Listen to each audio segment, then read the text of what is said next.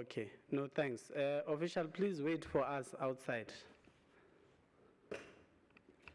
You'll be called in when your item is submitted or is being presented. Thanks for raising that, Councillor Mluli.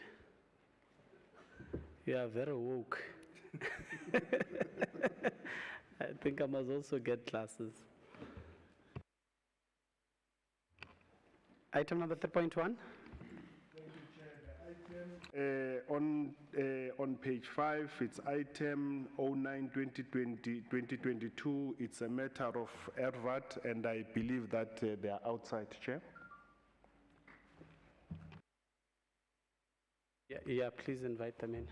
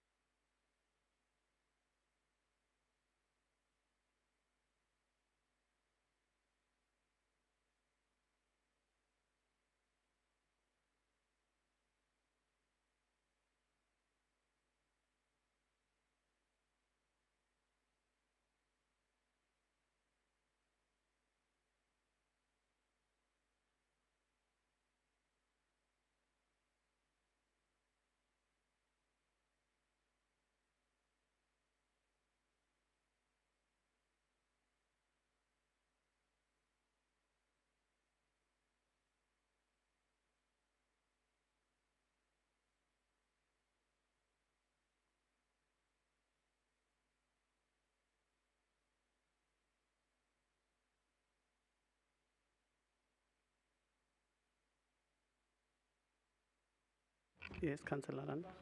Could just send us that link for the public hearing on YouTube. Yeah, because the one they sent me doesn't seem to work. The link? Yeah, please. Send it out to my community. Okay. They're having a party next door. CM, you did the things next door.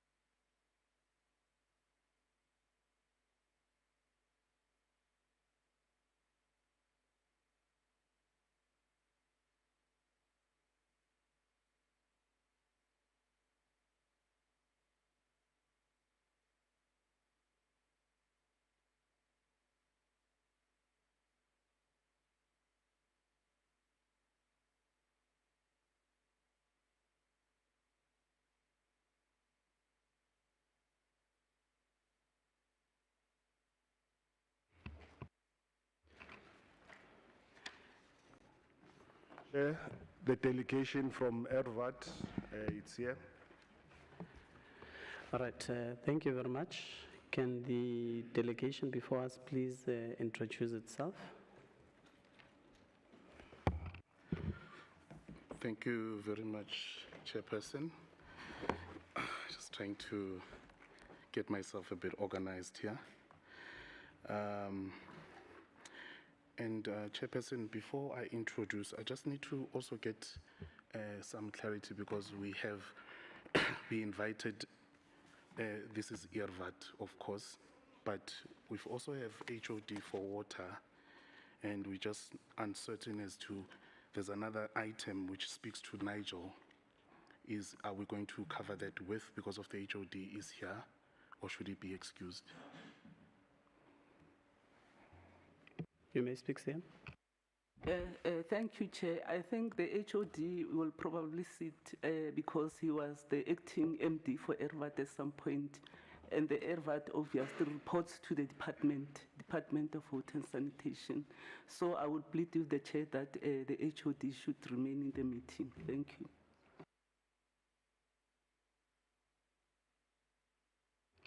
Okay, the HOD is also a shareholder representative, huh? Yeah, so he may sit. For that. I think second to that,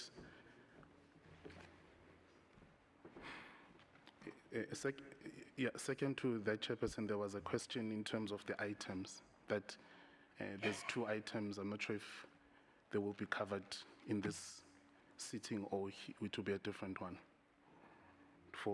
Because for water and sanitation, the HOD and myself were invited for the progress report on the recommendations made by the Committee Council on the alleged unethical behavior of officials based in Niger Water Services.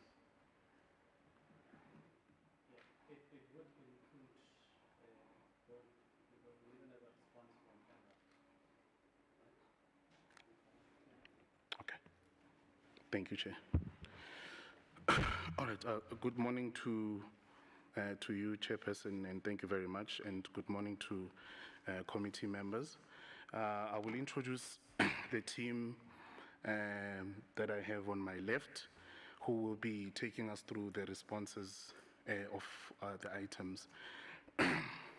On my left, I have our newly elected HOD for Water and Sanitation, Thokozani Masego. And then next to him, I have HOD for Scientific Services, who's the acting MD for ERVAT. I did mention to you, Chairperson, that there was an emergency that the current acting HOD, Kennedy Chihota, had to attend to a family emergency.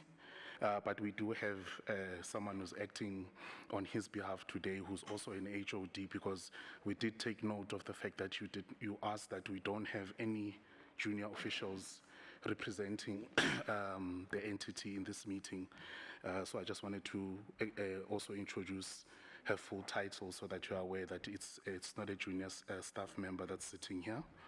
And then next to Alison, we have Tsunani Mahopa, who is the Senior Financial Manager. But she was also acting HOD for HOD for Finance from April 2021 to November 2021. So some of the information and questions and details, she was acting as the HOD at the time. So she'll be in a better position to assist in terms of the items. And next to Tsunani, we have Vimlo, who is HOD for Finance. I think I must just also make mention and say thank you very much for him to make time for this committee, because this will be his last month working for the city after 25 years, sorry, for the entity after 25 years, and he'll be retiring at the end of this month. Thank you, Chair.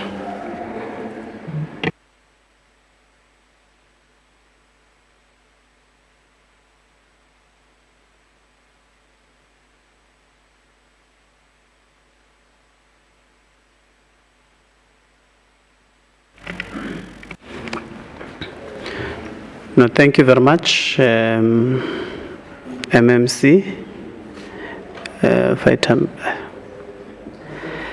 Councillor Mdluli. Maybe can the MMC, because we hardly heard the second rep after HOD Thokozani, the name of the second rep, and then the last gentleman that is leaving the seat, their names, full. Yeah, you may proceed. Speak closer to the mic as well, so that you are more audible. Sorry, I apologize. I thought I was audible. Is it better? Well, all right. Should I start after the HOD for water and sanitation? The two. Okay, it's Alison Chapman, who is HOD for scientific services, but currently acting on the capacity as MD for the entity, acting on behalf of the acting. So I do have Hollywood here, Mr. Mdluli, Councillor Mdluli, acting MD who is away currently attending a family emergency, who is acting MD Kennedy Chihota. So she's acting on that capacity, Alison Chapman. And then the gentleman, the far left, is Vim Low, who is HOD for finance.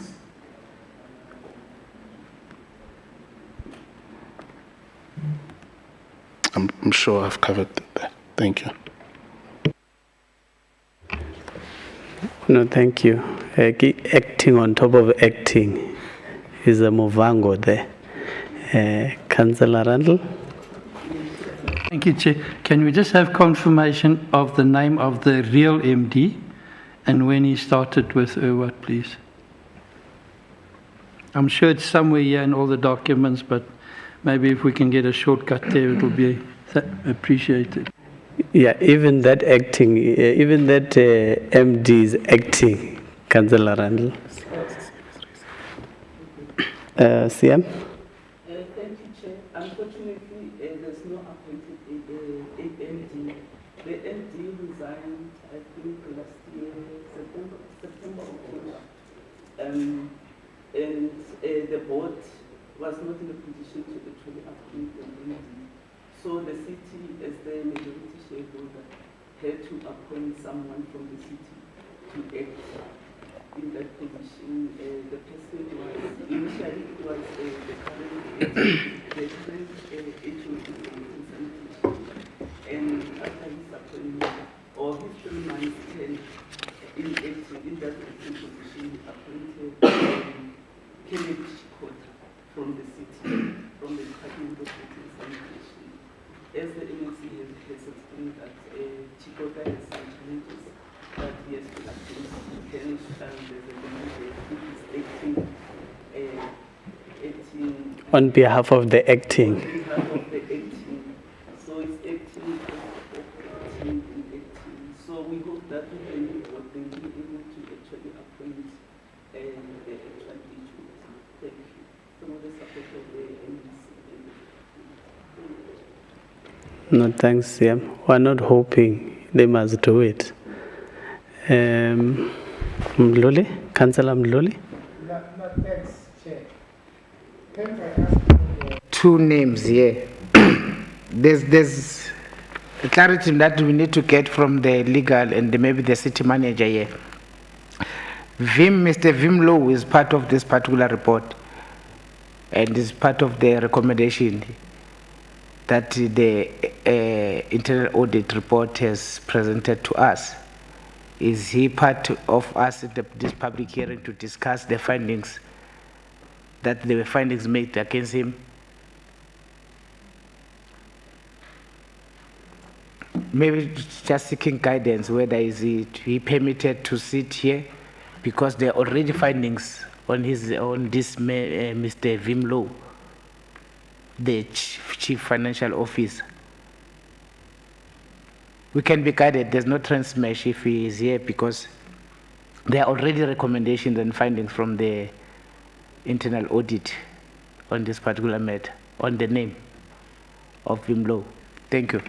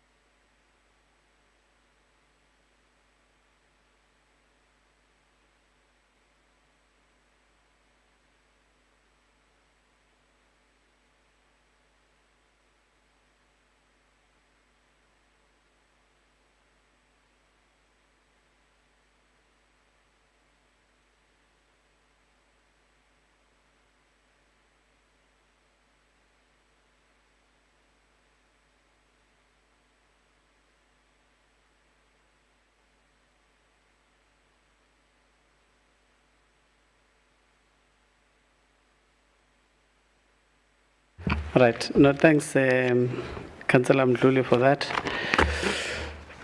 Perhaps just to get clarity from your submission, are you then, you want to question as to why he's here? Or are you saying that because there are findings of some sort in the recommendation that speak to him that he must be excused? I want to understand. Yeah. Yeah.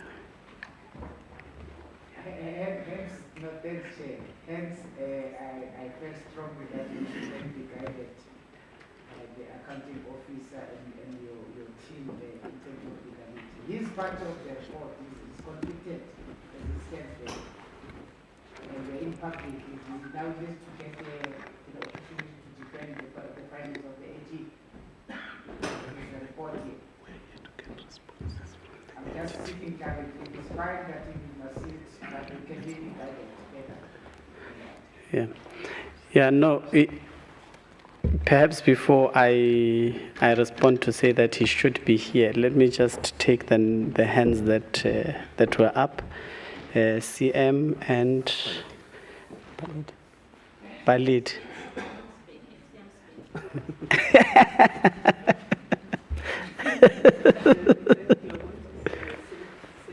Anyway, yeah, thanks, Chair. I think Councillor Mdluli's question should be answered properly. Mr.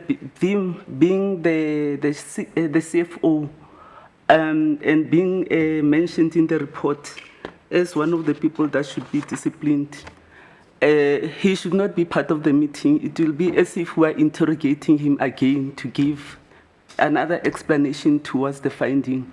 So I think the HOD for water and sanitation and the acting MD should be able to talk to the reports in his absence. Thank you. Councillor Mujapelo. Chairperson, and good morning, councillors and everyone. Chair, I concur with what the city manager has said, Chair. That's a point I wanted to raise, that it would be a bit unfortunate for Mr. Low, as he is being mentioned in the report, Chair, and as a result of that, he is conflicted. And it would be difficult, because we're not dealing with, we're not sort of questioning the perpetrators.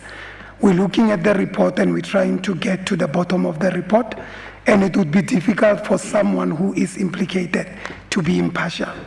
So, Chair, I don't think it would be fair for him, nor would it be fair for the committee. So I fully agree with the city manager and agree that Mr. Low should be recused from the meeting, Chair. Councillor Randall? Yes, Chair. Chair, if he's only going to speak to the responses and elaborate on it, that's fine. But if we as members suddenly raise issues from the report with regard to the responses, then he should not be allowed to respond. So I don't understand how you as a chair would then rule to say, yes, your members, your questions are permissible or not permissible, in essence, when he's actually getting a second bite at the cherry, or the other way around. We've seen the report, but now we're going to grill him as well, and I must support the colleagues that in essence, I don't think he should be part of this meeting. We have somebody that can read us the responses. No, thanks. So we're hopeful that we're going to get... Oh, I thought you were going to not speak after the CM. You may speak.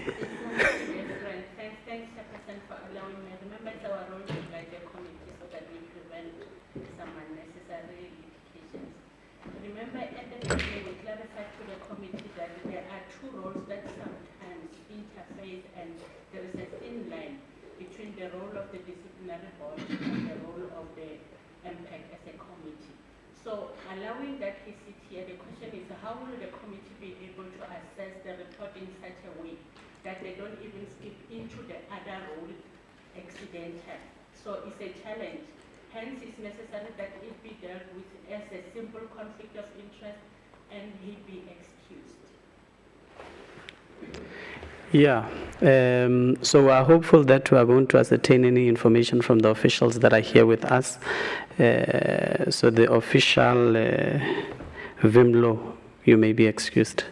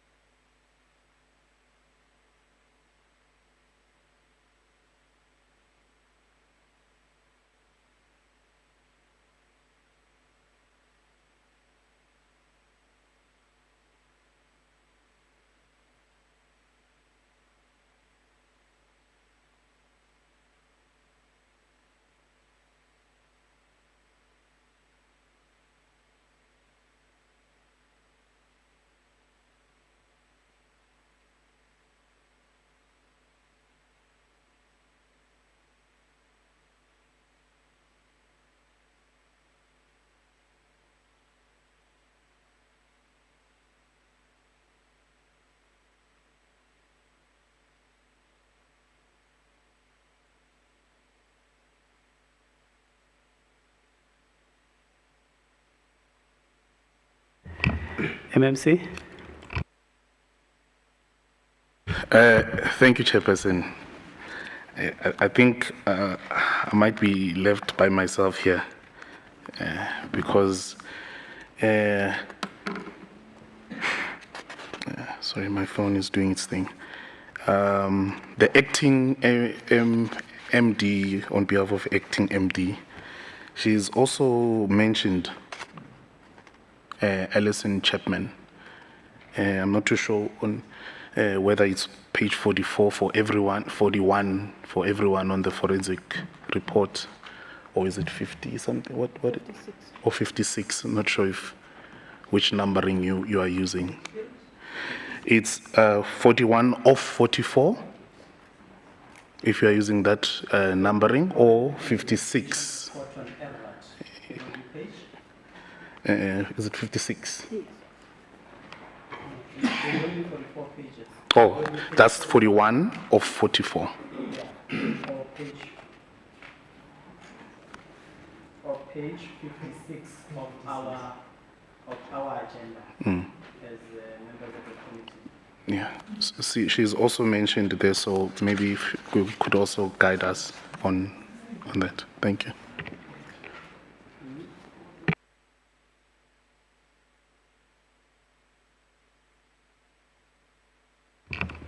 Okay, CM and then Councillor Mdluli and then Councillor Mojapelo. Yeah, thank you. As I indicated before, Chair, that we have the former acting MD in the name of HOD Thokozani Maseko should be able to assist with the answers. And there's also the other lady who is not mentioned. Unless you are saying all of them are mentioned, but we'll have to remain with the acting HOD and yourself, MMC, to assist the process. But it will be unfair, as we indicated, that we do not want to mislead this committee and allow them to act illegally in some of the issues, because the report is here, the people are mentioned, and in the process of discussion, they may want to defend themselves.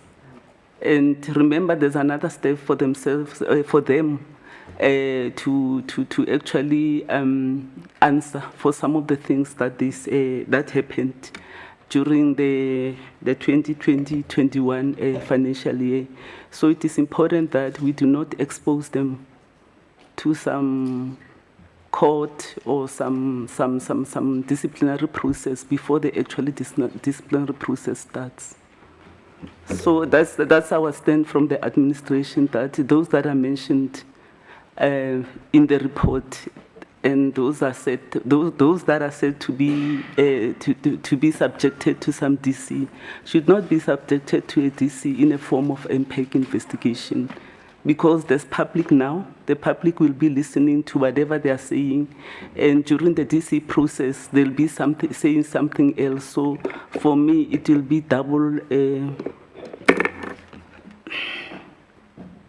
We'll be exposing them to a second disciplinary process if we do allow them to sit here.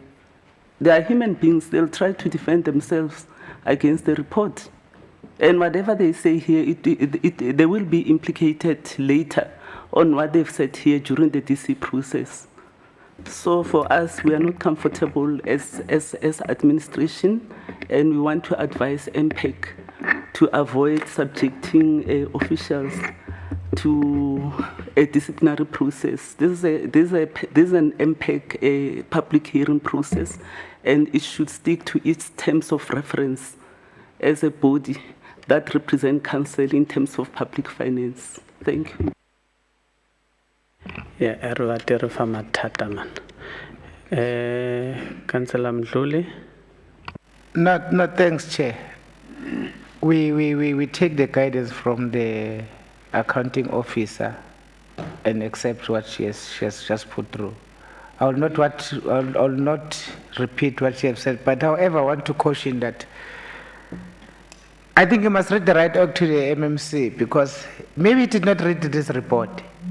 He bringing people that are appearing in this report. These are minor things that we're now turning this thing to be a kangaroo court of the very same people that are mentioned in this particular report. However, I will take it from you whether you are allowed to read the right act to the MMC, maybe to check in his team, because she is acting on acting.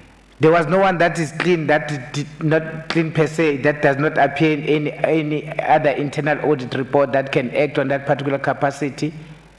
But that's a debate of another day. Can we be left with people that don't appear here, people that are going to be objective when they present the report?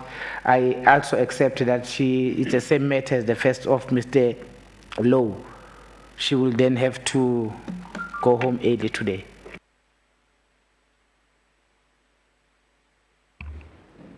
Councillor Mjapelo. Thank you, Chair. Yeah, Chairperson, Mr. Lowe is mentioned in the report by virtue of his role in the bid adjudication committee. And Ms. Chapman equally so by her role in the bid evaluation committee. So it's not rocket science, Chair. It's like they say, same difference. Ms. Chapman will have to be excused, Chair, from the meeting. I don't think it's a matter for debate. Thank you, Chair. MMC. Thank you very much, Chairperson. I must just maybe give some confidence to Councillor Mdluli that I'm not one of those MMCs that just don't read reports and expect people to come in and present, which I fully aware of all the documents. In terms of service, in the pink, Councillor Mdluli, I'm not so yeah. So I've read the forensic report. Just that was on a lighter note, just to give confidence to Mr. Mdluli, Councillor Mdluli, and the committee that I'm not that kind of an MMC. Maybe let me take the committee through the decision as to how we got members here. As I did mention that the acting MD, Kennedy Chihota, had to attend to a family emergency, and the person that he had appointed to act on his behalf was Alison Chapman. And with her being mentioned on the report, part of what we had decided was she will only do the presentation in terms of the question and answers. And we have another acting HOD also who was part for finance as part of individuals that were there, which is Tsunani as well, who was invited, who was going to assist in terms of answering the questions from the committee. She is not in the report herself, including the the current water and sanitation HOD, who was also acting MD for the entity at some point, which the city manager has correctly mentioned that he is the right person that can present for us. It was definitely not by me not reading the report, but we felt at the time, because of her appointment from the absent acting HOD, that we must respect that. But I think it's very clear that from Mr. Lowe's, recusal, it was then upon myself to also then make mention to the committee that we do have Ms. Chapman as well as part of the committee, so that I don't sit with the information and then we sit here with, as CM says, other illegal illegal proceeding. Thank you very much, Chair. And I would like to also just apologize to the committee for that oversight. MMC, can the Ms. Chapman please be excused?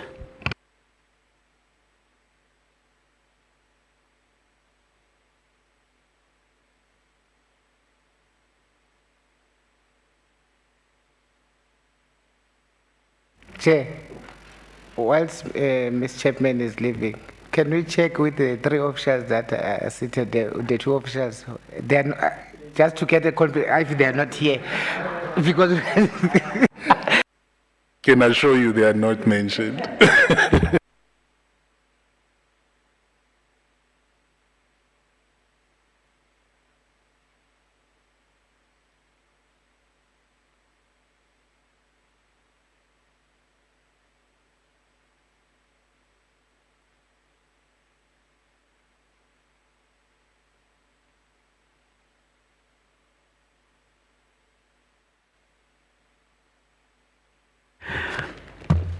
Councillor Lunat?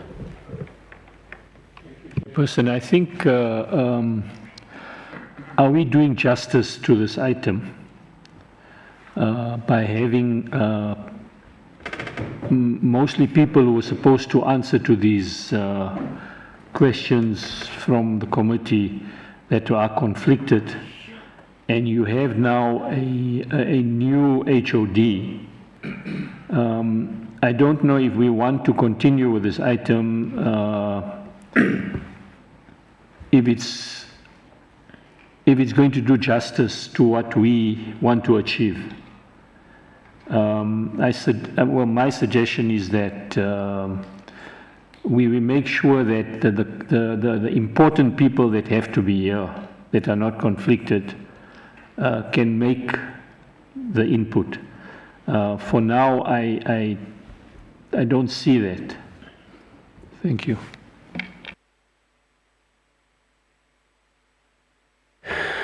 Okay, so Councillor Mdluli, Mujapelo, Randall, and Bia. No, thanks, Chair. Not to take on what you were supposed to respond, but by virtue of us as a council giving a benefit, trusting the HOD, I think the HOD is abreast with every issue that has happened in that particular department, is fit and equally enough that it can take us through, because a lot of work has been done in this particular item. It's not a new item, and what you call internal audit has done its work and it's final, and then we just need to get a report from the HOD. I trust and believe that is equally fit to the task, and with the MMC, with that pink notes, they've read these things, they know these things, they will give us proper answers. Thanks. Thank you, Chair. I think, Chair, we are blessed that the HOD, and also echo the congratulations to your appointment, HOD. We are blessed in that, Chair, the HOD was the acting MD, so he ought to know, Chair, and we should not have any worries. he's got double heads. As the HOD is a shareholder representative in the entity Nogal, and he acted in that as the MD. So, and the accounting officer did allude to that. So we should be at ease, Chair. And I think we're good to go. Yes, thank you, Chen. Just need to remind the colleagues and the members that this is a report from IRWAT, not individuals. And as whether you come in today or the day before, it doesn't really matter. You're in the company and you should be aware of what's in the report. And the MMC has already alluded to the fact that he's read the report. So I think we need to proceed. It's a company report, not an individual report.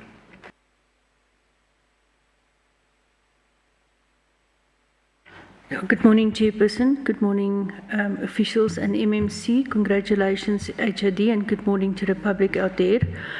Chairperson, I'm very concerned because I've looked back in all my previous notes with meetings and hearings with IRWAT. And it seems like every time we come to a public hearing, there are different acting people. And we don't get to the bottom of what is happening. Now, this internal audit report that forms part of this item, we also that was also tabled in last year's public meeting in May, and Mr. Engelbrecht at the time, the financial manager, attended that with the MD. And they were both implicated in the report. So I don't think we apply consistent rules here, but I do understand what the city manager have requested us to do. So, for me it is, I think with IRWAT we're just going around in circles because just about everybody there is implicated into something. Thank you.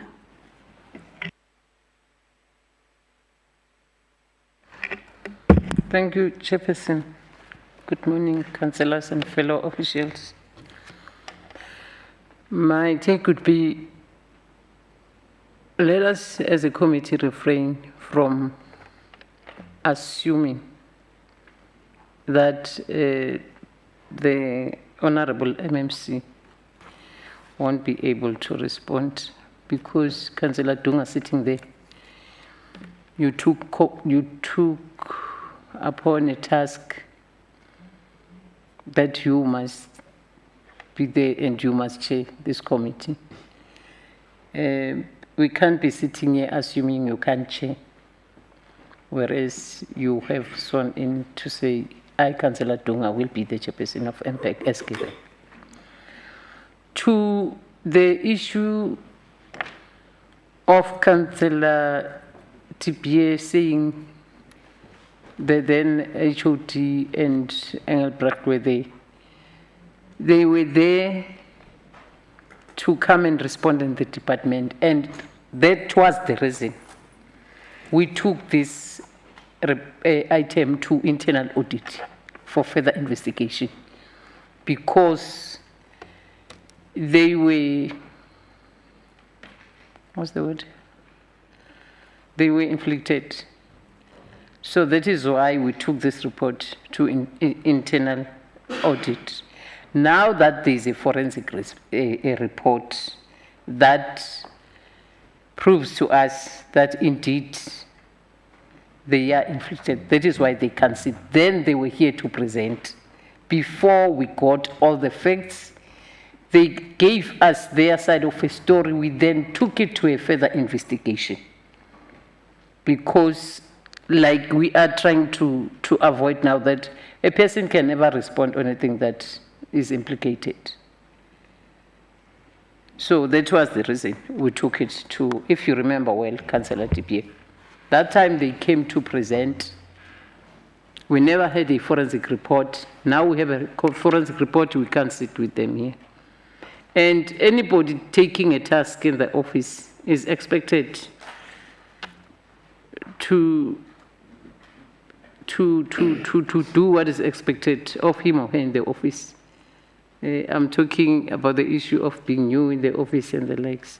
I know in most cases there are no handovers, but it's upon yourself that took oath in that office to say let me get people who were in the office, let me get what's on the table. By so saying, Chair, I propose that those that are now in the forensic report, it's correct that they excuse us. Thank you. Sorry for being late. I hope you got my apology.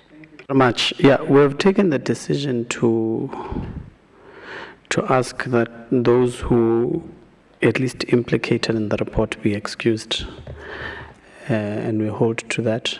And we have the firm belief that the officials who are here before us, including the MMC, will be able to deliberate and give us the information that we need as a committee to make our deliberations. More especially that the newly appointed HOD is a former acting. So one of the immediate tasks of even the board in itself would be to appoint an MD in the immediate. This thing of acting must only be confined to SABC. With that said, MMC, you may continue. Thank you very much. I think I might have just messed up there by trying to brag to Councillor Mdluli that I read the report. Now it seems as if I've got historical information about what happened to the entity, so the answers must come from me. But yeah, no, thank you very much. I concur with the committee members that the individuals sitting next to me will definitely and are competent in a position to assist and give the committee the correct information and background as to what had transpired and what is currently happening.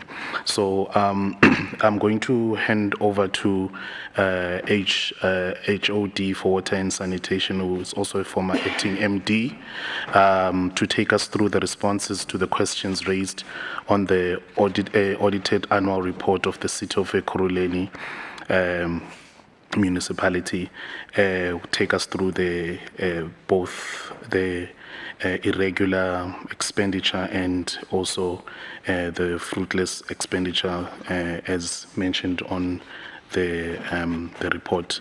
I'll hand over to the HOD. Thank you. To present to the committee. Thank you.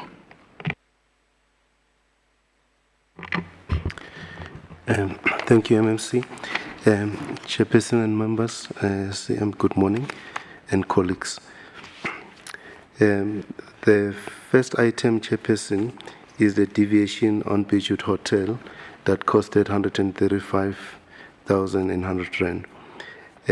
Basically, the committee requested that we outline what transpired for this expenditure that was incurred. What actually transpired there is that ERVAT, through its SM processes, approved a deviation for the hire of the venue for the function that included staff, senior management, directors, and the MC, and the MMC at that time for, I'll say, operational strategic objectives. And Chairperson, taking that the Thank you, Chair.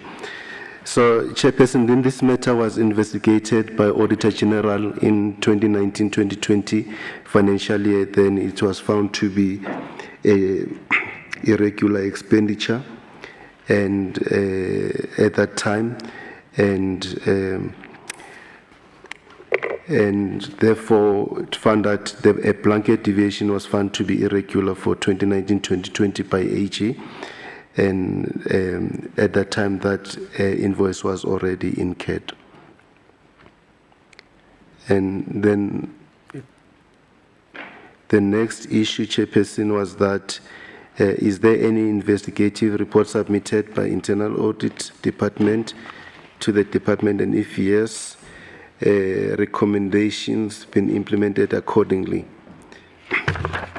And the response, Chairperson, is that the matter was investigated internally.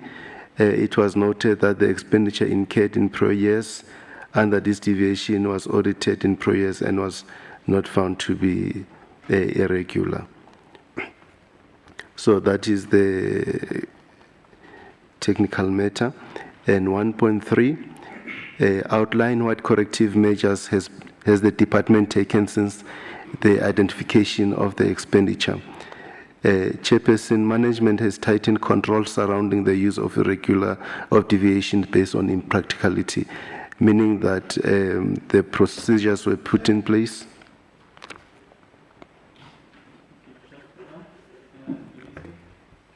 Chairperson, sorry to interject like this. I would like to request, Chair, we've received the report. We have read these responses, Chair. And I would like to appeal to the HOD, take us through, summarize, not to read to us. We can read for ourselves. I mean, we're going through question, then answer, question, answer. By the time we finish, Chair, I think, it would be a long time. So my request is that, look into the salient issues and let's get to the bottom line of the issue. Unless we had not received the report, Chair. All of us received the report and we've seen all these answers, Chair. Thank you, Chairperson. That's just my humble request and suggestion, Chair.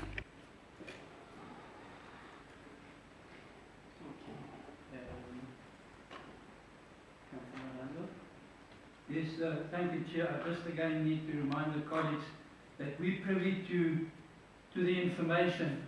We're in a public hearing here, and the public don't have access to these documents or the information we have.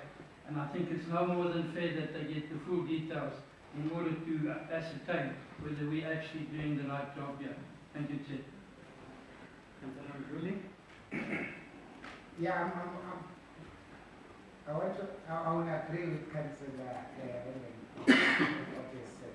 However, we have changed our we are here. The HOT can take his time and then take us through to this item, and so that the public will put their public into confidence. Not in a hurry. We can even take a break once we are ready those things. We are doing a great job. Thank you. Yeah, thank you, Chairperson. I would like to concur that the HOD take us through the answers on the questions that we asked for the purpose of the budget. Apologies for the disruption.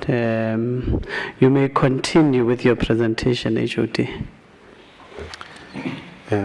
Thank you, Chairperson. And basically on 1.4, also we're saying that we've reviewed the SM processes, and also we've got controls to ensure that there is no blanket deviations that are issued by ERVAT. The other issue, Chairperson, was the issue of value for money. We're saying that on Annexure D and Annexure E, for the irregular expenditures for 15, 16, 17, 18, 19, that we've performed a value for money assessment is attached as Annexure D and Annexure E. Number 2 is the issue of irregular expenditure incurred by INSIGA of 9,379,125 rand, basically for 17-18. This resulted as when AG did the audit, they found that the contract was awarded at the lower CIDP grading, and the actual amounts paid were off, requiring a higher CIDP grading. And basically, what we're saying, Chairperson, is that the Bid Adjudication Committee award does not stipulate any totals as the tender was rate-based as in Annexure P. And also, the end-user department would normally indicate the value to be captured on the CIDP. However, as this was rate-based contract, the indicative total value was erroneously captured on the site by SCM contract clerk.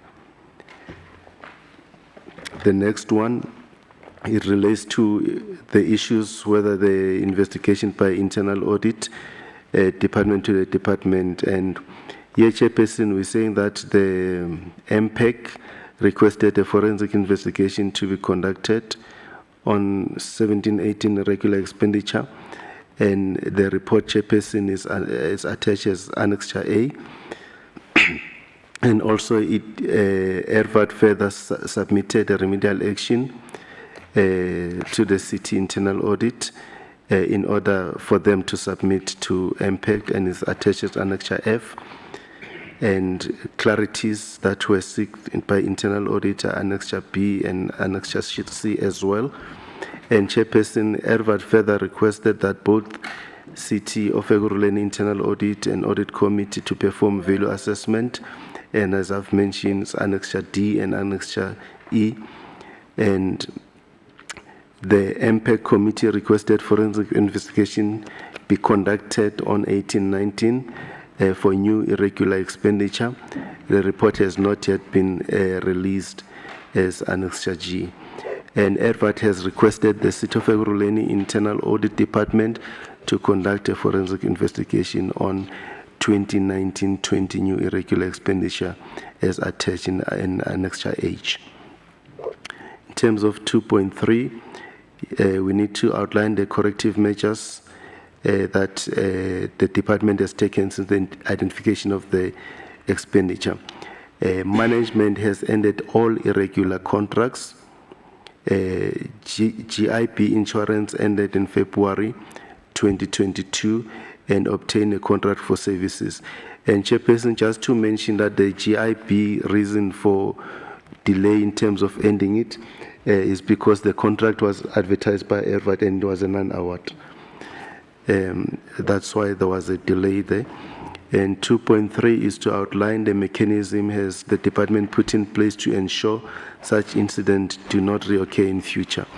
Management has implemented measures to adequately monitor the progress on the procurement plan in order to ensure that the process commences well in advance. And 2.5, we need to provide a report on value for money on the identified expenditure. ERVAT confirmed that in the best of their knowledge, value for money was obtained for all goods and services that were included in the contract deemed as irregular for 18-19, irregular expenditure, and is still under investigation, and the results thereof will be communicated timely to MPAC. All irregular expenditure for 15-16, 16-17, and 17-18 has been investigated by internal audit. A request has been made to both Ekurhuleni Internal Audit and Audit Committee to perform this value for money assessment in order to verify ERVAT's assertion that there was value for money in order to obtain an independent opinion on the matter, and as per Annexure D and Annexure E.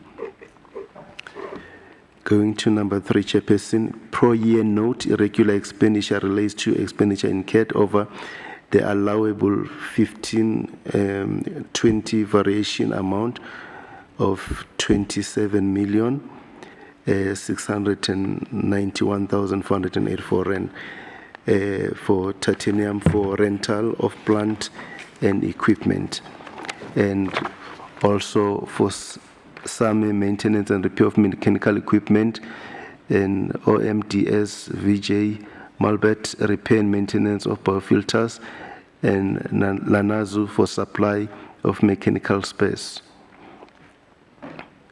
And this money that was found was for all those 4 contracts. Number 3, comprehensively outline what transpired for the expenditure to be incurred.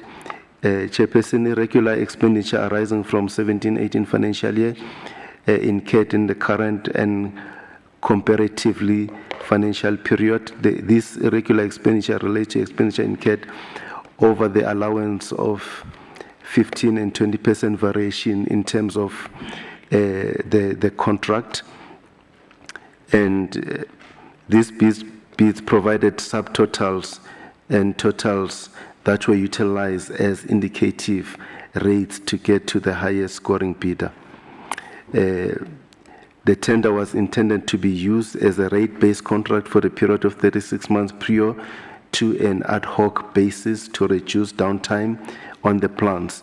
The award letter erroneously stipulated a rent value instead of referring to it as a rate-based contract. The BOQ provided the rates with subtotals and totals that the Auditor General incorrectly interpreted to be total contract value. So in short, Chairperson, the tender was rate-based, but the indicative total figures, that's what the Auditor General used to come to the total value of the tender. 3.2, in terms of, is there investigative report submitted by Internal Audit Department to the department? If yes, recommendations be implemented accordingly. ERVAT sought a legal opinion on possibility to terminate the contracts identified as irregular. The opinion advised that ERVAT has no legal ground to terminate the contract as the perceived error was not the fault of the respective bidders, as in Annexure R, in terms of the legal opinion. In terms of the measures taken in 3.3, all these contracts were terminated or expired and new tenders were awarded. In terms of outlining the mechanisms that the department has put in place to ensure such incident does not reoccur, ERVAT has amended its bid document template to provide rate-based tenders, and ERVAT has removed the totals from the bid document and pricing schedule, and now includes a clause that bidders' price will be evaluated based on calculating all rates priced on the tender document. And Chairperson, in terms of provide a report on value for money or identify expenditure, ERVAT confirmed that to the best of the knowledge of ERVAT, value for money was obtained for all goods and services procured that were included in all the contracts deemed as irregular, that the 18-19 irregular expenditure is still under investigation, and therefore it will be communicated timelessly to MPAC. Chairperson, all the regular expenditure for 15-16, 16-17, and 17-18 has been investigated by internal audit.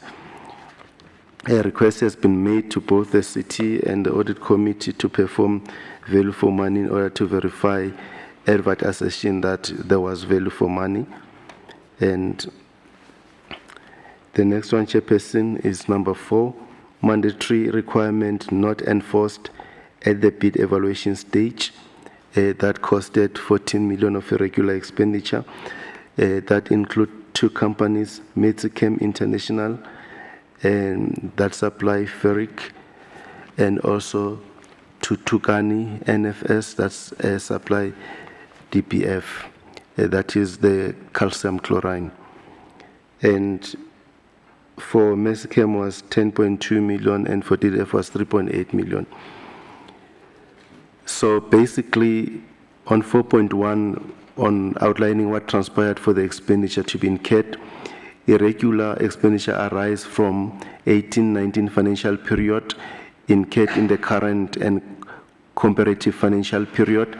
This irregular expenditure relates to the mandatory requirement not enforced at the bid evaluation stage. This tender was advertised following an open tender process. The first tender process resulted in a non-award due to bidders not meeting the mandatory criteria. ERVAT went out for the second tender that would have resulted in a non-award due to bidders again not meeting the mandatory criteria. The mandatory criteria required the following: that bidders dedicated or appointed suppliers must register with the South African Qualification and Certification Committee for gas practitioners. The second one was that bidders are required to conform to the following standards and must submit proof of the National Road Traffic Act of 1996 for dangerous goods legislation, including training. At that time, the management during the bid evaluation stage disregarded a technical requirement which was not included in the approved and advertised bid spec, but the tender document issued to the bidders provided for this mandatory requirement. Chairperson, that took the BEC decision to disregard this requirement, and then they awarded the tender. When this bid was evaluated or verified by Auditor General, then it was declared as irregular. 4.2, in terms of the investigation report submitted by internal audit department to the department, and what are the recommendations that are implemented. Chairperson, the MPAC committee requested a forensic investigation to be concluded on 17-18 irregular expenditure, and the forensic report was concluded and sent to ERVAT Board of Directors as Annexure A, and further submitted a remedial action report to the City of Ekurhuleni in order for them to submit to MPAC, and is attached as Annexure F. ERVAT has sent a clarity-seeking letter to City of Ekurhuleni Internal Audit, and is attached as Annexure B as well as Annexure C, which was subsequently response. ERVAT further requested both the City and Internal Audit Committee to perform value for money assessment in order to verify the assertion of ERVAT in terms of the value for money as attached as Annexure D and E. The MPAC requested that a forensic investigation be conducted on 18-19 new irregular expenditure. The report has not yet been released, Chairperson. See Annexure G. And ERVAT has requested the City of Ekurhuleni Internal Audit Department to conduct a forensic investigation on 1920 new irregular expenditure as in Annexure H. On 4.3, to outline the corrective measures that have been taken on the irregular expenditure identified, Chairperson, for both those services, new tenders have been awarded following a supply chain process. 4.4 is to outline what mechanisms has the department put in place to ensure that such incident does not reoccur in future. ERVAT Chairperson has appointed new PSC members and BEC members with operational experience and insight to the scope of work required, and representing various sections of ERVAT to ensure that the required provisions are provided for and are applicable to the respective bids.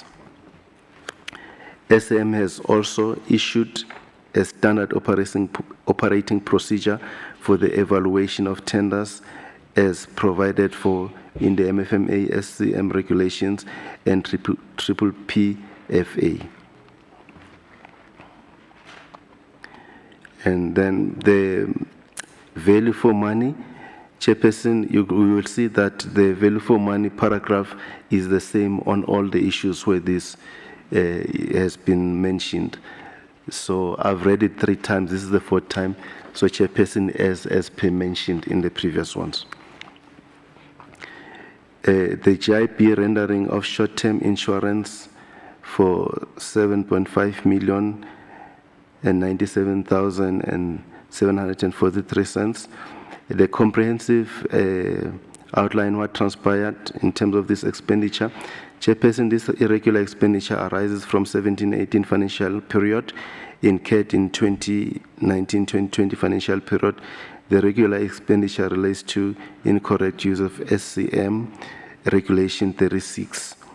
ERVAT conducted an insurance coverage review and discovered that it is not adequately covered in the 17-18 financial year. ERVAT was insured for 2.1 billion, which was the net book value of the assets, while the replacement value was 6.5 billion. Therefore, ERVAT entered into discussion with the City of Ekurhuleni regarding onboarding onto the city's short-term insurance contract. This culminated into an official request to the city manager SC Annexure L. The City of Ekurhuleni then indicated that ERVAT should rather proceed with its own insurance procurement process, and was willing to assist with regard to developing the scope of work. The annual increase on the short-term insurance cover has been also as follows.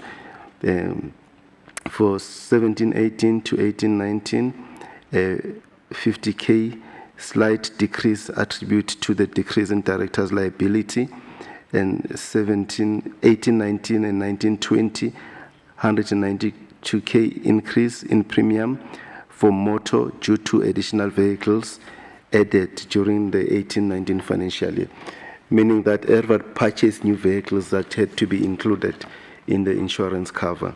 In 1920 and 2021, 300K due to significant increase in asset base as a result of ongoing projects in 1920, like Olifantsfontein, meaning that there were capital assets that were constructed by ERVAT that had to be brought back to be secured. And Chairperson, the tender process is estimated to be finalized by the end of February 2022. Chairperson, the next question is also any investigative report submitted by Internal Audit Department to the department? If yes, we have to mention what recommendation have been implemented. And Chairperson, the MPAC requested a forensic investigation be conducted on 17/18, and the forensic investigation has been conducted, is attached at Annexure A. ERVAT submitted remedial action report to the City of Ekurhuleni Internal Audit in order for them to submit to MPAC, and is attached as Annexure F. And also ERVAT has sent clarity seeking letter attached as Annexure B as well as Annexure C. ERVAT further requests that both the City of Ekurhuleni Internal Audit and Audit Committee perform money assessment in order to verify ERVAT assertion in terms of value for money as Annexure D and Annexure E. And Chairperson, the MPAC committee requested that the forensic investigation be conducted on the 18-19 new irregular expenditure. The report has not yet been released. See Annexure G. ERVAT has requested that the City of Ekurhuleni Internal Audit Department conduct the forensic investigation on 1920 new irregular expenditures. See Annexure H. Chairperson, in outlining the corrective measures, the department has then, since the identification of the expenditure, management has tightened controls surrounding the use of deviation based on impracticality. Management has ended all irregular contracts, GIB insurance ending in February 2022, and obtained a new contract for the services. Irregular contractor under investigation in order to ensure appropriate consequential management procedures are implemented. 5.4 is the outlining of the mechanism the department has put in place to ensure that such incident does not reoccur in future. Management has implemented measures to adequately monitor progress on the procurement plan in order to ensure that procurement processes are commenced well in advance before the tenders expires. And also a formal tender process was initiated on the 30th of September 2021 that resulted in the non-award to non-responsive bidders, and the new process was initiated on the 8th of December 2021 and closed on the 21st of January 2022, and currently in the process of being awarded. And Chairperson, the paragraph 5.5 remained the same as the previous one in terms of assertion, in terms of value for money, that the city requested internal audit to get an independent assessor to get that figure for value for money.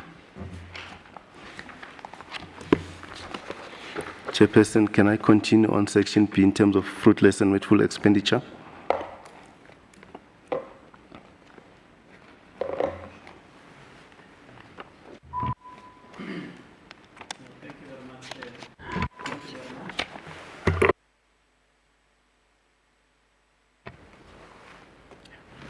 Yeah, now let's deal with the first part of it before you get to the fruitless and wasteful expenditure that was identified. So we'll deal with the first one of irregular expenditure.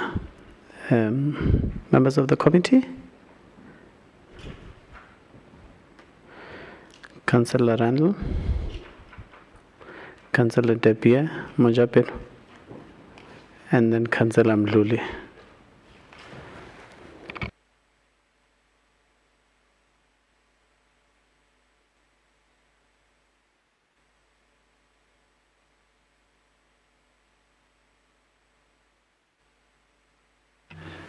Thank you, Chair. It would be correct to say we're starting with the infamous Birchwood Hotel. Chair, amounts don't just arrive there. Violations of protocols and processes and conduct of people create those amounts. My questions are based on that premise, that that amount got there because of the conduct. And I don't think our oversight is limited to just looking at the amount. It's our right to inquire how did it get there. First of all, it's interesting to note here that when the IRVAT plans an event, they ask for 3 quotations. And I would think that's fine. But then for unplanned events, it's not practical to ask for 3 quotations. Now I would ask the question here, and they need to look at the whole setup. How do you suddenly decide one morning that you're going to take everybody to the Birchwood Hotel to have a strat plan meeting to discuss objectives? Surely that should be a planned event. Or did maybe somebody just feel, hey, we need a weekend off with some R&R and a bit of refreshments chuck in on the side here. And then we go to the second part and it says, it was previously investigated and not found to be irregular. So the only thing this means is that for all those years, this irregularity has been perpetrated. Not just this once-off amount. For all those years, it's been perpetrated. And then what really interests me is management has tightened controls surrounding the use of deviations based on impracticability. What does that mean? I'm really trying hard to understand what does that mean. Was it impractical for them to have control over the situation? Or did they just go ahead because it wasn't practical for them to try and work within the confines of the regulations? They say there was value for money. And then they talk about 215-16, 216-17, 217-18, and they say that's being investigated. And what is interesting here, and you'll see it further down the questions, they then talk about 218, 219, which is not finalized yet. But they immediately follow that up to say, but 2019, 2020, there's more irregularities. And just now one of our colleagues suggested, we send this thing back because there's not enough people here to talk on it. Most of the stuff is 4 and 5 years old. And I think the members of the community deserve that these issues be dealt with promptly. It can't sit around here for 4 and 5 years. Why are these reports not finished going back 4 years? We go to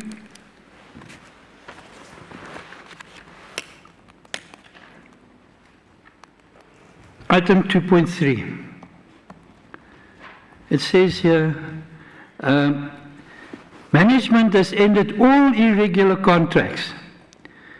And then it ends off by saying irregular contracts are under investigation in order to ensure appropriate consequence management procedures implemented. Are they saying there are more contracts that we don't know of here? Can they maybe clarify that for us? The value for money reports. It's interesting to read the correspondence from the MD's office where by inference he is now actually requiring the internal audit committee to deal with these issues and to determine value for money, which is not the function of the internal audit, that's the function of the company. They deal with that stuff. We need some clarification on that. We go to item 3.3. They talk about contracts that have terminated and expired, and new tenders awarded. Now, they said they couldn't terminate contracts because of legal implications, yet here they say terminated, expired, and new contracts. Maybe they could just clarify that as well. 3.5, 2018-2019, still under investigation, report not available. And what is rather ironic, they're going to make it available timeously to MPAC. It's 4 years ago.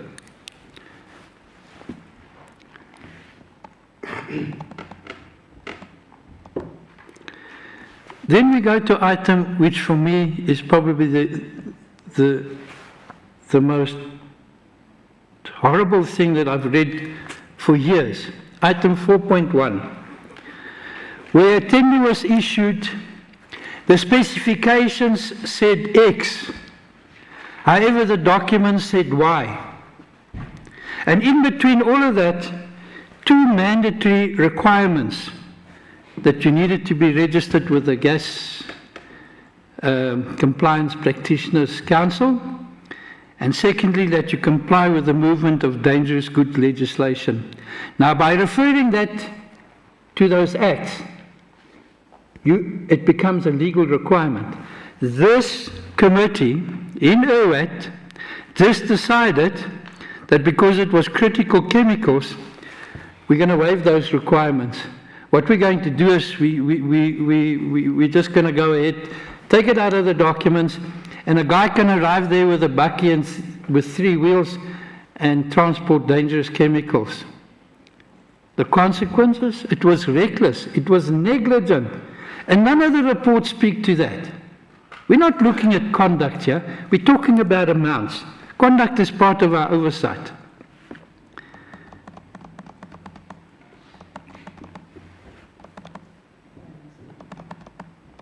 Then we come to the insurance matters. It's rather ironic that they point out that the insurance cover that that IRWAT had at the time was for about 2.5 billion rand. However, the replacement value of the assets was 6.5 billion rand. So there was a shortfall of over 4 billion rand there. But nowhere have I seen that that's been corrected. Oh yes, they got rid of this contract and that contract, and then they tried to palm it off on the city manager's office to piggyback on their insurance portfolio requirements, and they were firmly rejected, and I can understand why, because they could see it was a mess, and now you want to come and implicate us here. But what has happened in the interim to the difference in the replacement value? Was that ever covered? I don't see it anywhere here. We're talking about little increases of 50 bucks here on this premium, but we don't talk about what are we doing about the assets. Then we come to this item B, the expenditure of 126,960. And it's broken down into 3 items. 77,000 rand plus made to a fictitious bank account on a fictitious request on a fictitious employee. How is even that possible? How is it possible? We're looking at penalties levied by SARS because we didn't do our returns properly. We talk about interest charges incurred because we didn't pay on time because of cash constraints. And it comes back to my original contention. How does... Oh, should we not carry past Item the B, yeah, I think you are done with your submissions in terms of regular expenditure. Sorry, let me just check and make sure that I'm done, Chair.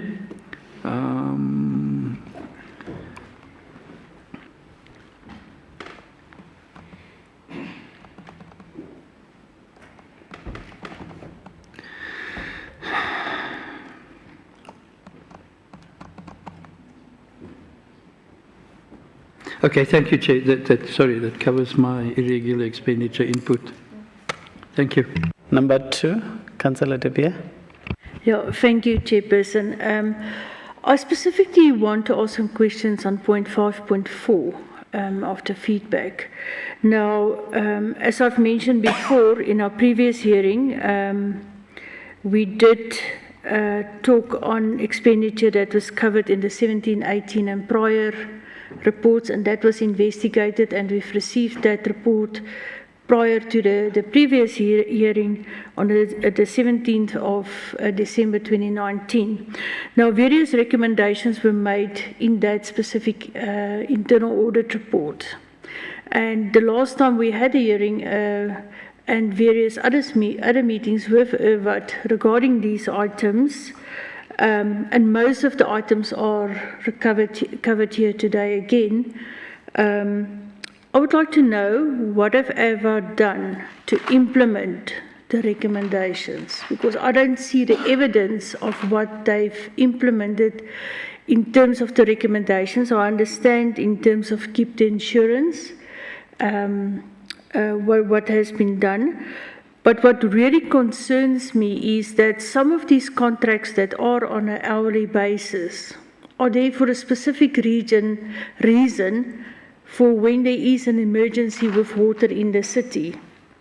Now, surely if we don't have a mechanism to address emergencies in the system, in the city, because of all of the contractual arrangements, then that is a huge concern for all of the citizens. So I would like to ask the officials to please indicate what have you done, first of all, in terms of implementing the recommendations, and second of all, what have you now done? What contracts are now in place to deal with emergencies in the city?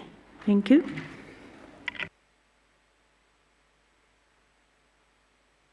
Next, Councillor Mjapel.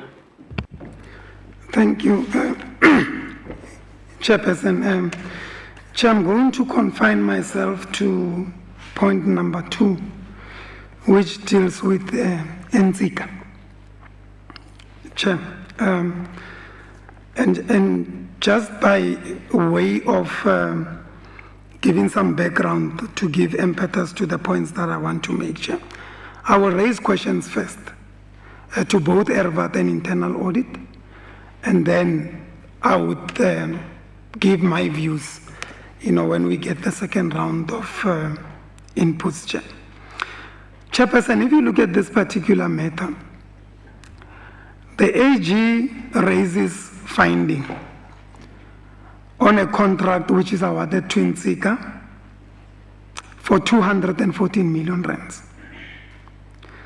And the bone of contention is that the contractor's CIDB is 7ME, mechanical engineering, which is an equivalent of 6MEPE, which stands for potential imaging.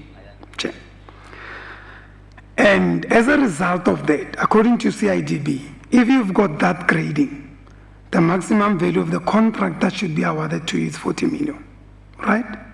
That's why now the AG said you've awarded the contract to a person that does not meet the requirement in terms of CIDB. And if you look at the report says the CIDB should have been 8, which is actually wrong. It should have been 9, because 8 is up to 130 million. So if that argument stands to say the CIDB is an issue, the CIDB should have been a 9.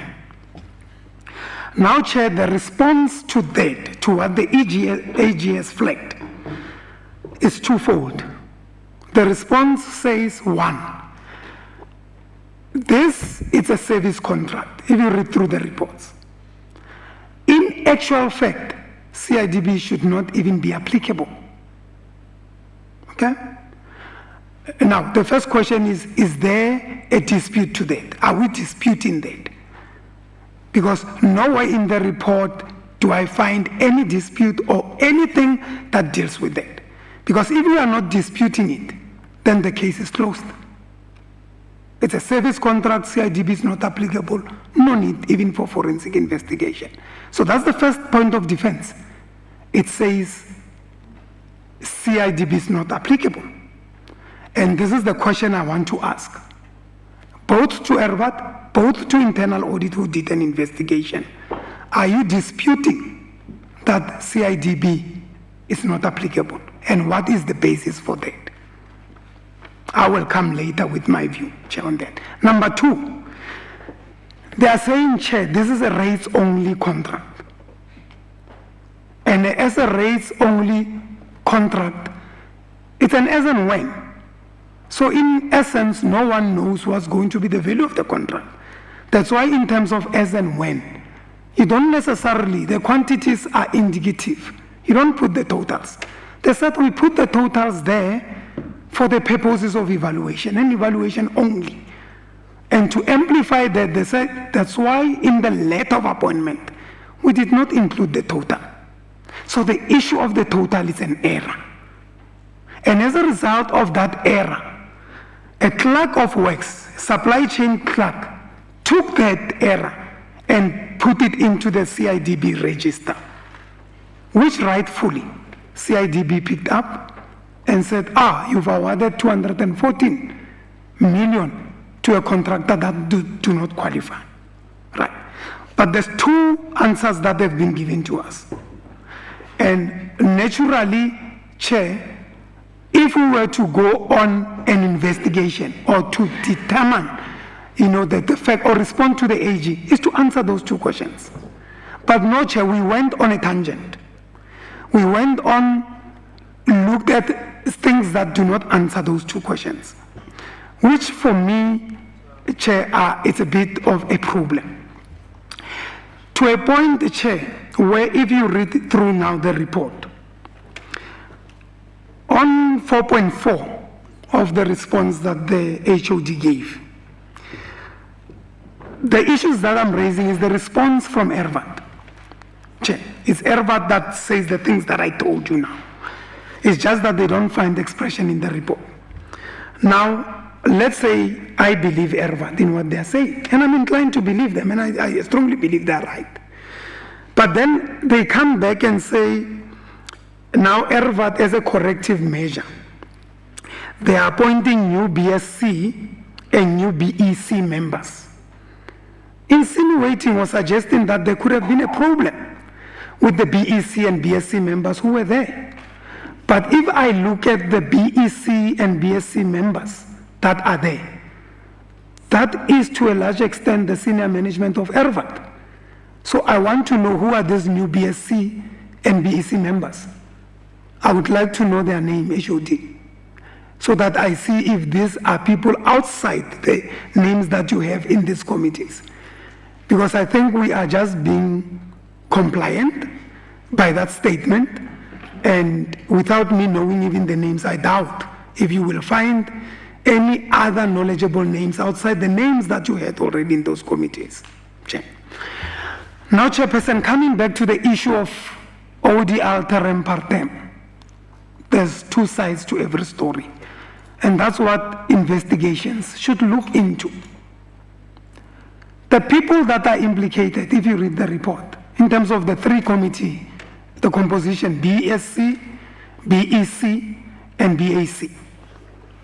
And I think, Chair, just for purposes of this discussion as well, just to summarize what these three committees' responsibilities are, so we understand. BSc develops the specifications, Chair, to make sure that they are unambiguous, they are fair, straightforward.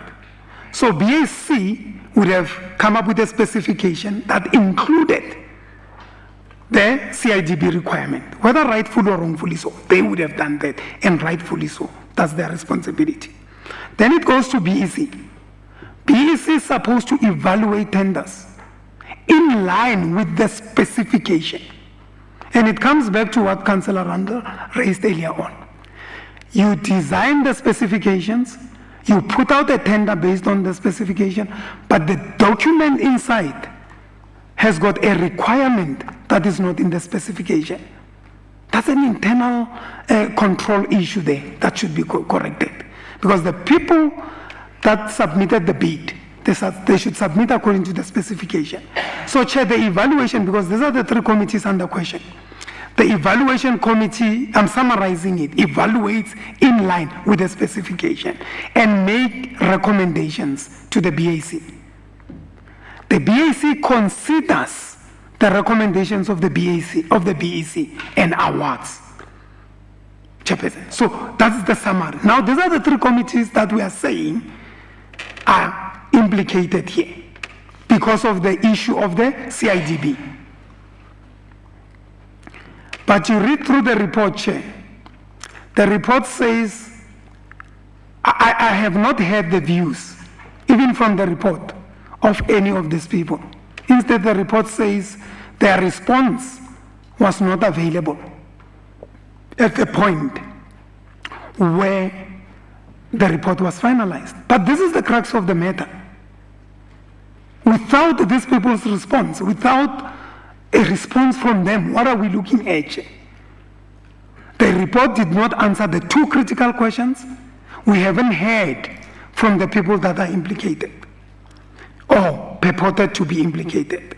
And we are quick, Chair, to recommend disciplinary processes. And the MD then comes and say, be careful, because you could attract the MD of ERVAT, CEO. There could be issues of litigations here. So let's hear the other side of the story. The response is that no, we received the inputs that we received from the two other people that are mentioned, Chair, in the report, but the actual people that are implicated, we still don't know that side of the story. Chair, no, it's not only the issue of litigation alone that we are risking. It's the issue of fruitless and wasteful expenditures, because these disciplinary processes, if unwarranted, they come at a cost, Chair. And I'm raising this, and I've asked the questions, Chair. After I get the questions, I would like to make my inputs in terms of my understanding of this whole report as it relates to INSICA and the issue of the CIDB, Chair. Thank you. Thank you. Councillor Mdluli. No, thanks, Chair. Mine, I'm going to be brief on this one because, and then also try and lobby the members of the committee that this response, as they are at the highest level as they are, these 5 questions, these five responses that are from the department, even though that they are drafted by Mr. Kennedy and so forth, I doubt that the HOD will be able to break it through. But what has assisted us here is an internal audit report, because I wanted to focus on an internal audit report on the basis of everything that has been happening in this particular entity. Because the internal audit report is mentioning names, Mr. Engelberg, Mr. Lowe, and other things and so forth that will need to be dealing with that. It's just that now it then confused me as a member of the committee of which part of the aspect I should then be focusing on the basis of this high-level response, or on the basis that we should then be going to an internal audit report, because the internal audit report it now supersedes. It's now put hold. It's now put these responses from the department on hold, not on hold per se, but it then becomes the super document that we need to be guided on the shenanigans and anything that has happened in ERVAT. And then I will then proceed, Chair. I'm not sure whether I will then be exceeding in terms of maybe jumping into the what Councillor Rendell wanted to jump on, because my study was on the basis of that I must limit myself on the findings of the internal audit, of which they put cracks on this high level response and then make recommendation that we shouldn't be going with it, other than us as members of the committee focusing on what has been read and what has been we have been reading here as members of the committee. In terms of the responses of the department, the internal audit did a marvelous job and find that, because I was going to be, as I said that I'm going to be short on this one, I was going to go to the last part on this particular internal audit report on saying But the documents, you needed documents, the very same responses, they don't tell us the documents that were missing. We could not, the internal audit were not even privy, were not submitted with the documents that they needed from Mr. Engelbrecht and so forth. What were then be their findings? Because on the previous MPAC committees, we made they made recommendation on recovery of all of those things. And what then informs this particular department not be to operate as they are not part of the seat. They are not in consultation with the group CFO. They are doing as they wish in that particular country of theirs. That was, I wanted to base myself on the internal report and then accept the findings and then take and accept what the responses from the department that they've given to us as they are. But then what punches holes to them is the internal report and it's give us the recommendation and conclusion of what then needs to happen in this particular department, other than asking, because we will not change what the internal audit report has provided that in terms of of what they've recommended, other than asking the HOD on saying, please tell us on number 2 why the issues of Beachwood, how many rooms did they get there and so forth, why the deviation and so forth. The internal report is loud like a thunder. It's giving us a recommendation of which we as a committee, maybe I'm lobbying the committee that on Monday we should then take a decisive stand on what needs to happen. Because I'm also worried about this internal audit. It does not say how we're going to recoup, how we're going to remedy the situation. Because Arvet, the way they are, there is a committee, they're going to continue as their entity, as their own country. They are running their own country alone in that particular site. I think I am done because I will accept what the response from the HOT has been said, reading on behalf of the manager, and I will then come back and focus on the recommendations of what needs to happen before they leave, of what needs to happen and how can we bolster the recommendation of an internal audit. What he has read to us, what he has said to us, it has holds from the internal audit report that have been provided to us. I will come. Yeah, no, thanks. Perhaps just before we also ask internal audit to respond to some of the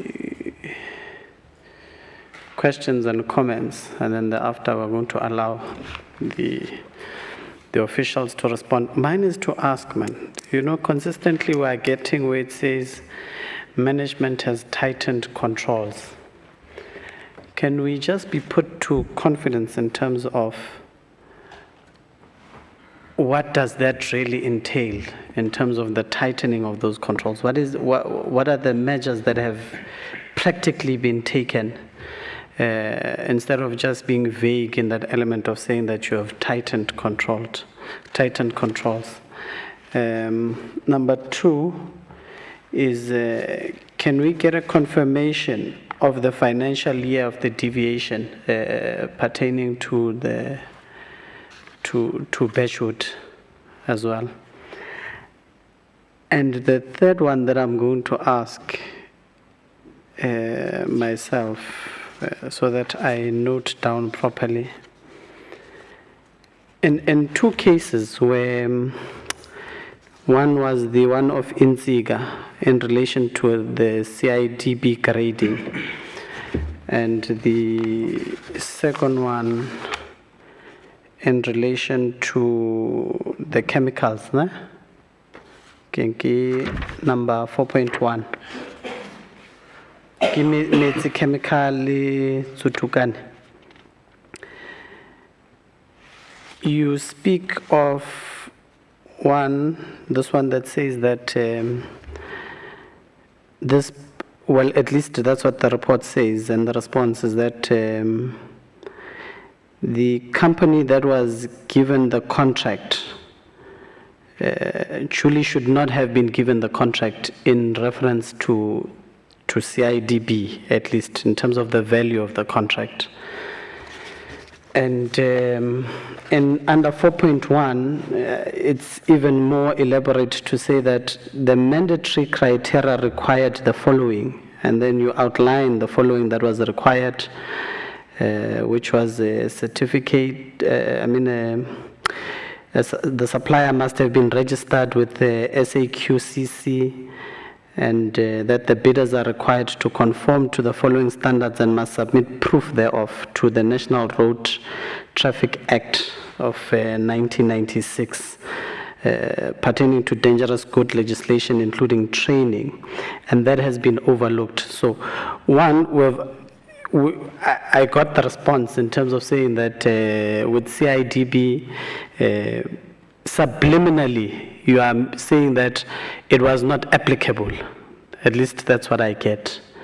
I just want you to confirm that to us, to say that, are you as an entity saying that to award this particular contract to NSICA, CIDB was not, the levels in itself was not applicable? Number two is to ask that this particular contract, in terms of the risk analysis of having awarded a company that did not at least have the mandatory criteria of these two, what was the effect and what did it put on the exposure of the city and the contract in itself with SAQCC and not conforming to dangerous good legislation, including training?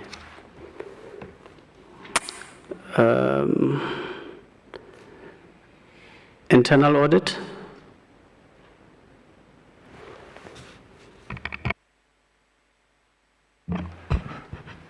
Thank you, Chairperson. Good morning, members of the committee, city manager, and colleagues.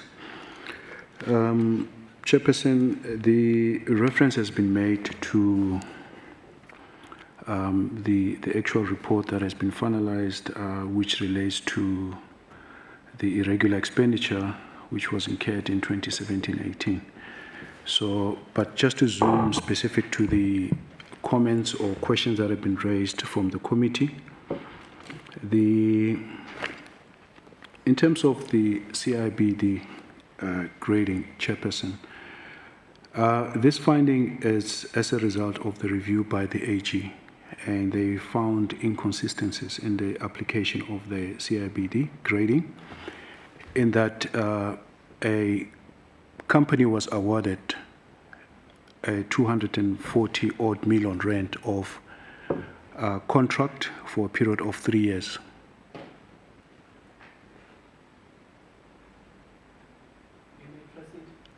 Okay, Chair. Is there a point of order? Yes, Chair, we are getting feedback from community members that they can't hear what some of the members are saying. So just again, please try and speak closer to the mic. Because remember, we have communities out there in the street. Thank you, Chair. Chair, basically what AG was saying, that the application of the grading was incorrectly done, and hence the amount or the appointment of that contract was a service provider in relation to that contract was irregular. So for the contract, the value of the contract was 214 million, so to speak. Then just to come back, I think what the committee need to note is that the budget for that contract, as approved by the company or by ERVAT, was 100 million for 3 years. There was a budget of 100 million that was approved for 3 years for the particular contract. In this case, they have awarded 214 million over and above the budgeted amount which was approved. So now, coming back to the grading, we have illustrated in a report that the grading was incorrectly applied. It's unfortunate that, Chairperson, that the report is not read together with the annexures, which will provide evidence to what we making reference to. So we do confirm through the review of the bid specification, the BEC report, as well as the BAC report that indeed there was incorrect application of that. So we came to that determination and conclusion to that effect. So in that regard, we stand correct, or we do concur with the Auditor General, and we've highlighted how this has come about. It was through during the bid evaluation phase. The second point, Chairperson, which was also mentioned, was the right of reply to the persons that have been implicated in a report. Yes, the right of reply, Chairperson, was sought from internal audit, and we had indicated at the time to the MD that during the investigation, procedurally, we do interact with everyone that was part of the value chain, and we had requested their inputs, and they've given their statement in terms of the report. The report is based on what they have indicated to us. So they did receive the right of reply in terms of that, Chairperson. And also there has been reference, Chairperson, and which we can also provide numerous correspondence with the chairpersons of the bid committees, in particular the BEC, as well as the BAC, where we have requested on numerous occasions before we had finalized the report to indicate to us how did the company in Sika was awarded 214 odd million rand contract when there were irregularities noted. None of the bid committee members, Chairperson, had responded at the time, so we can provide evidence to that effect that they have been given an opportunity to give their side of the story. So hence we're sitting here, and their names have been mentioned in the report. Chairperson, I think I'm not sure if I've covered all the questions or concerns that have been raised by the committee. I'll submit, Chairperson, at that end. Thank you. All right. Thank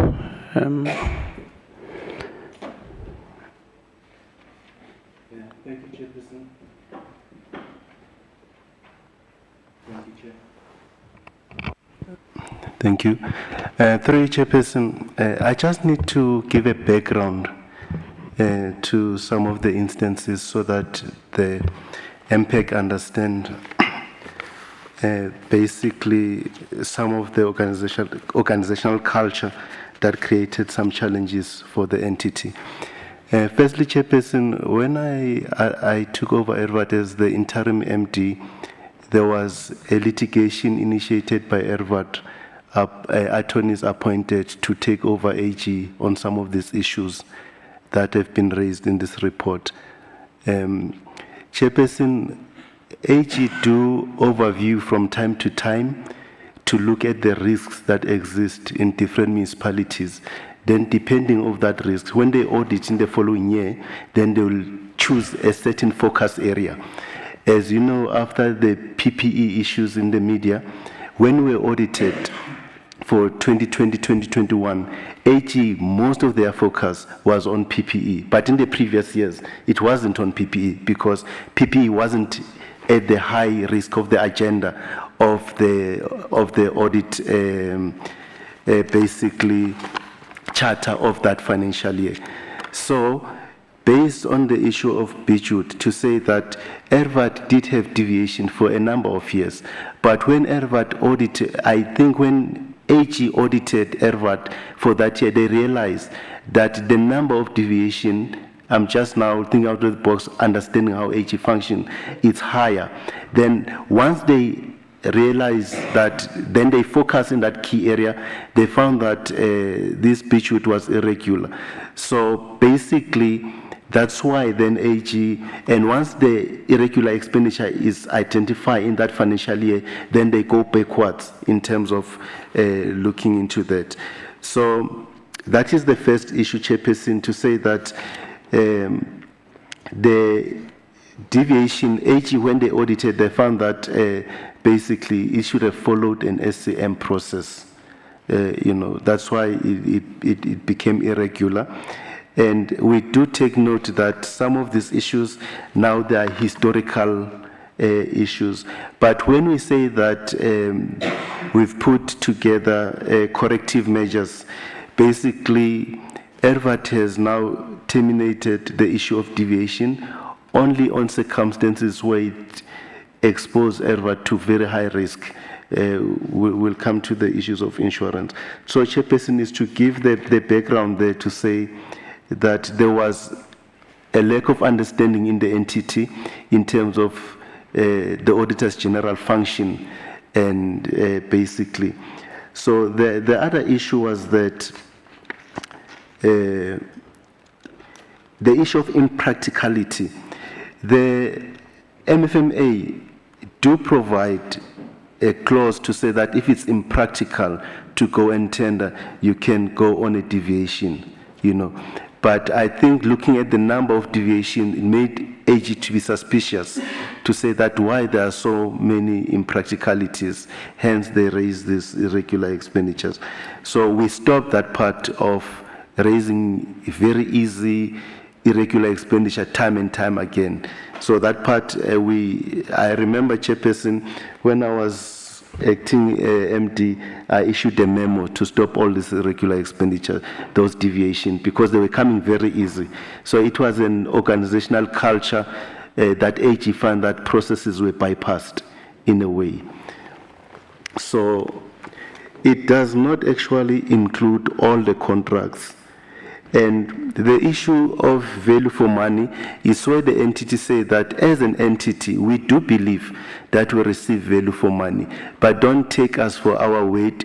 It can be independently verified. If internal audit accept the explanation from the entity through the portfolio of evidence that is value for money, then there'll be no need for independent person to verify. Is solely dependent on internal audit saying that based on the representations that you've made, we are satisfied that there was value for money. And basically, Chairperson, once the contract has been identified irregular, meaning that that irregular expenditure, it's a living risk that the entity carries. And basically that risk needs to be managed. The way to manage is to terminate that irregular expenditure and then go on the new process that complies with all the weaknesses that created that irregular expenditures. You must start a new SM process to ensure that you meet the compliance requirements, because you cannot continue. It's going to grow in terms of value, then it becomes an issue. On 4.1, Chairperson, on the two mandatory criteria, I think that technically the tender was supposed to be non-awarded. I think that the colleagues were overwhelmed by the risk of all the plans being non-compliant and so on. Technically, the tender was supposed to be non-awarded. It was going to be better if we are defending irregular expenditure in terms of Section 36. Basically, or emergency procurement. This is one area where impracticality applies. It was going to be easy to defend impracticality than to defend basically exposing correctly. I'm answering you also, Chair, the risk of appointing people and then removing some clause, because others, if those clauses were not there, others they would have applied also. So I think in this one, it was going to be much, much better if we were defending impracticality, because it was an impractical after 2 non-awards than basically evaluating on excluding other clauses. The issue of insurance replacement value, Chairperson, this issue, basically, it was a challenge because one of the key important issues is that when internal audit or audit committee they raise that there is this risk, it needs to be managed. And that risk means that you've already made aware that there is a risk and you need to develop a mechanism to manage that risk. So, like the example of the issue of the losing state assets, it can be through fire or through riots and so on. So if those state assets are not covered at their true value, meaning that when you claim, you're not going to be able to replace that asset, you know. So once that risk has been identified to the entity, then the entity must act. Unfortunately, not proper processes were available in terms of covering those risks, and not ensuring that we've got full cover was going to be a more act of negligence from management after they've been identified that they've created, for example, new assets that they required cover. So, Chairperson, in the corrective measure is that in the new bid that have been advertised, then those clauses are there that new asset can be added, you know, moving forward. I think also it was an oversight as a living organization not to include in the bid that should we construct and bring new assets, they need to be covered in that regard.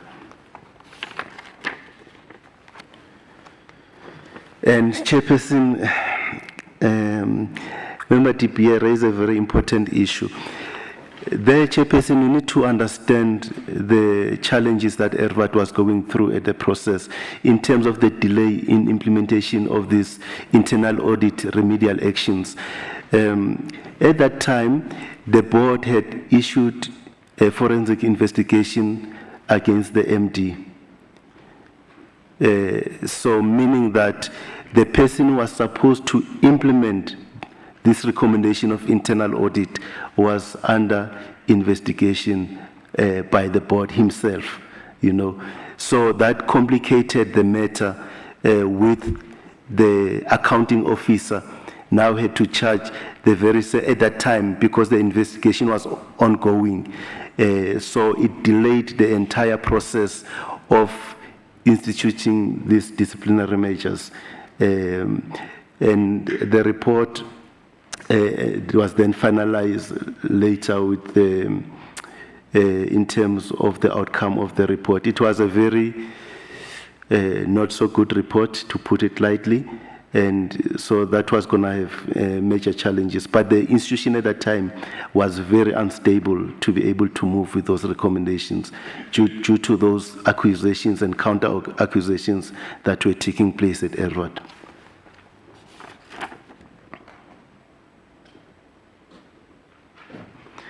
Chairperson, the issue that was raised by Councillor Mjapelo of the CIDP, we do believe that CIDP was the requirement on the format and the way the tender was advertised. It was a requirement. It's exactly the previous one where the BEC decided to overlook the two requirements. You know, in the manner and the way the tender was advertised, yes, it was the requirement. And Chairperson, with AG, you can put your argument. It's either they accept it or they do not accept it. You can put the best argument that other person can reason with you and say is right.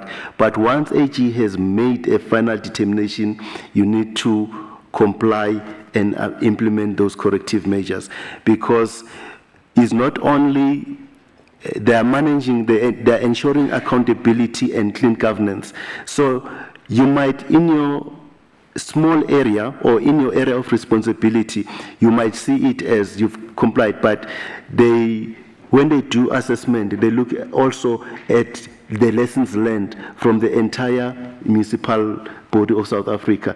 Then they try to implement, to push that the entities, for them to be compliant without doubt. These are the measures that needs to be implemented. So you can argue as much as you would like to argue, but once AG has resolved, there is a point where you cannot argue to a certain direction. I'm going to ask my colleague Tsunani Chairperson in terms of giving the names of the new BSc and BEC members. Then we'll finish the other questions that you've raised. Thank you. Thank you, Ms. Maseko. Chairperson, the new BSc and bid committees are rotated on a yearly basis. So as per the MFMA, the bid committees need to be rotated on an annual basis, and the accounting officer needs to appoint them. So what we were referring to when we said that there's new people, it is the rotation thereof. In addition to that, we've undergone training as per the recommendations of MPAC previously. All D-band managers and upwards were trained on bid committee training by National Treasury and on MFMA. That is to alleviate future occurrences or reoccurrences of these issues. The names of the BAC currently is Mr. Lowe, the CFO, Ms. Allison Rodney Barnes, as well as Ms. Tlabiwa Debbie. The BEC currently, so if you look at the report, 3 of those people are actually have left the company in the BAC. So there has been quite a change in the BAC. In the BAC, it's Sipho Mateza. There's also Ella. Sipho Mateza is the senior manager for projects. Ella Mukyaba is the acting HOD for maintenance. Lizette Leibach, which is a manager in the supply chain department. There is also Tseko Musiari, which is a district manager in our operations department. In the BSc, the names of the people are Brian Vuma, which is a manager in the projects department. There is Mr. Jack Rogers, which is also a manager in the maintenance department. There is also Mr. I just need to clarify who else is in the BSc, but there has been quite a few changes with regards to those bid committees at the point. But I think the major issue there was the training with regards to MFMA principles and the manner in which we must actually tackle these issues that arise during the procurement process, during the procurement processes. All those members and a lot more members that might be part of the BEC and BAC and BSc committees have been trained with regards to those. We've also committed to make sure that ongoing training occurs. Doesn't necessarily have to be external training, but from National Treasury or external service providers. However, it's training internally with regards to the SEM regulations and how to apply all these principles. We further beefed up the SCM department in terms of the recruitment processes. During the year 2021, there was a moratorium that was placed by the board on all vacancies to be advertised. That resulted in a lot of capacity constraints for the department, especially for the SEM department. We've now started advertising, and we've made quite a few appointments in the SEM department. There's a new SEM manager, and there's a specialist that's responsible particularly to look at compliance in order to make sure that we are compliant in all our procurement processes. So we do anticipate that going further, we shouldn't have these problems that we had during the 17, 18, 18, 19, and 19, 20 financial years. Thank you, Chairperson.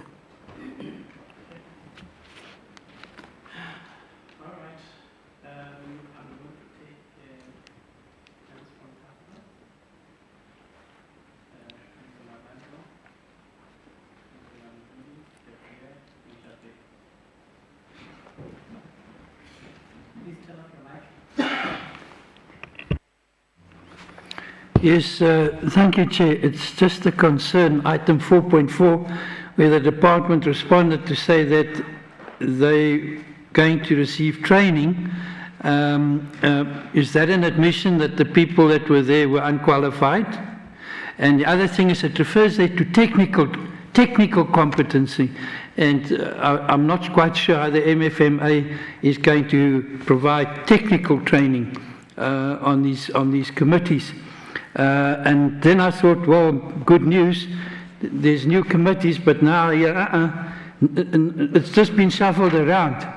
So has the technical side of the training been completed? And what did that consist of? And the people sitting there now, are they now competent? It's just, can we have some clarity on that, please?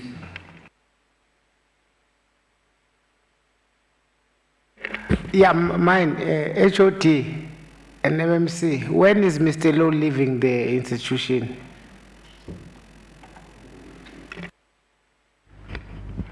Yeah, thank you, Chairperson. And I'm glad, Chair, that the point, that I wanted to put across was confirmed, Chair.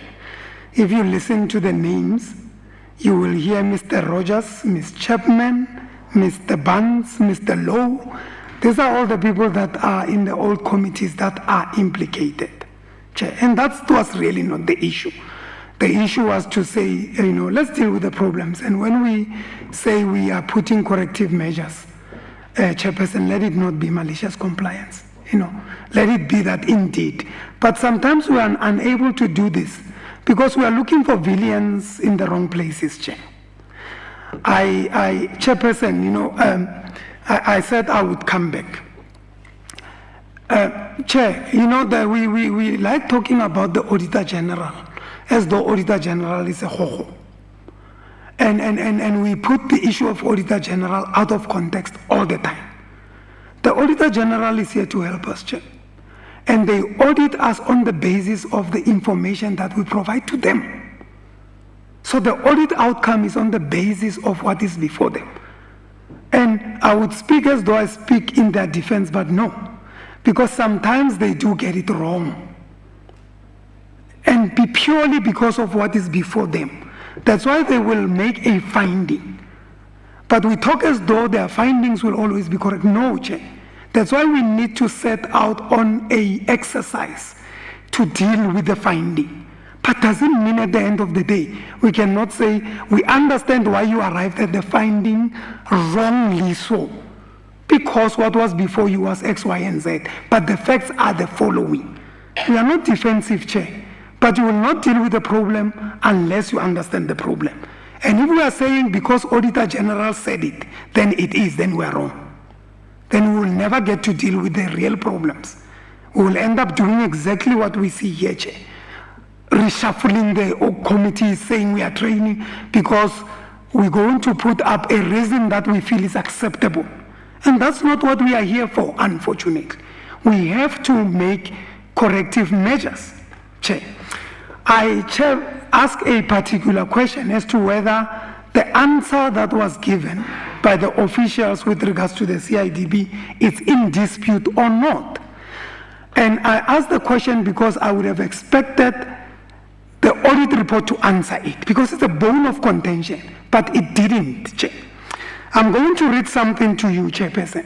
It's a practice note number 13 of CIDB, which I will share with yourselves. And I'm going to read an exemption just to amplify my point.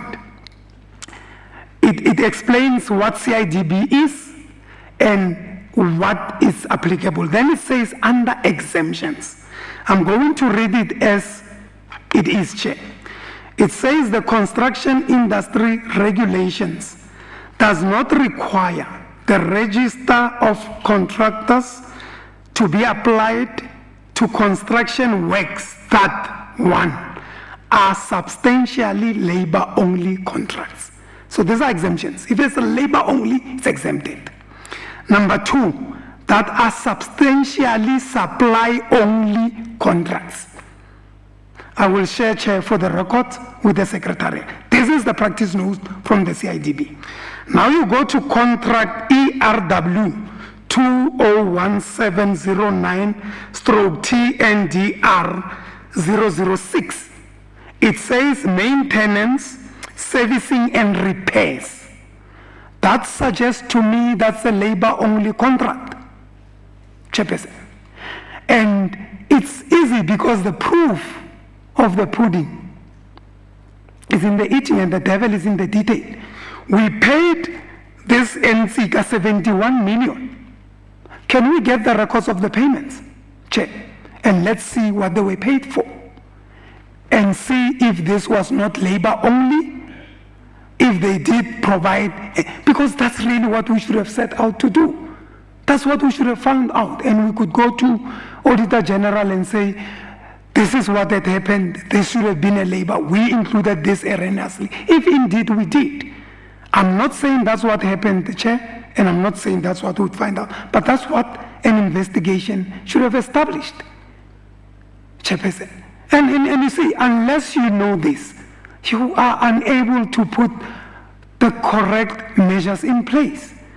And it would seem, though, Chairperson, I always want to give people benefit of a doubt. A person comes and say, I made a mistake. And mistakes are allowed, Chair. People are allowed to make mistakes.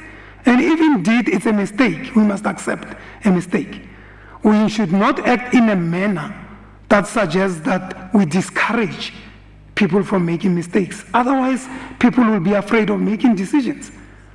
We are here to establish the facts, to deal with situations where there's wrongdoing. But we should not at all create an impression that officials are not supposed to make a mistake. And you make a mistake, you'll be subjected to a disciplinary process. Because it's not a nice thing. And Chair, that's all I'm pleading for.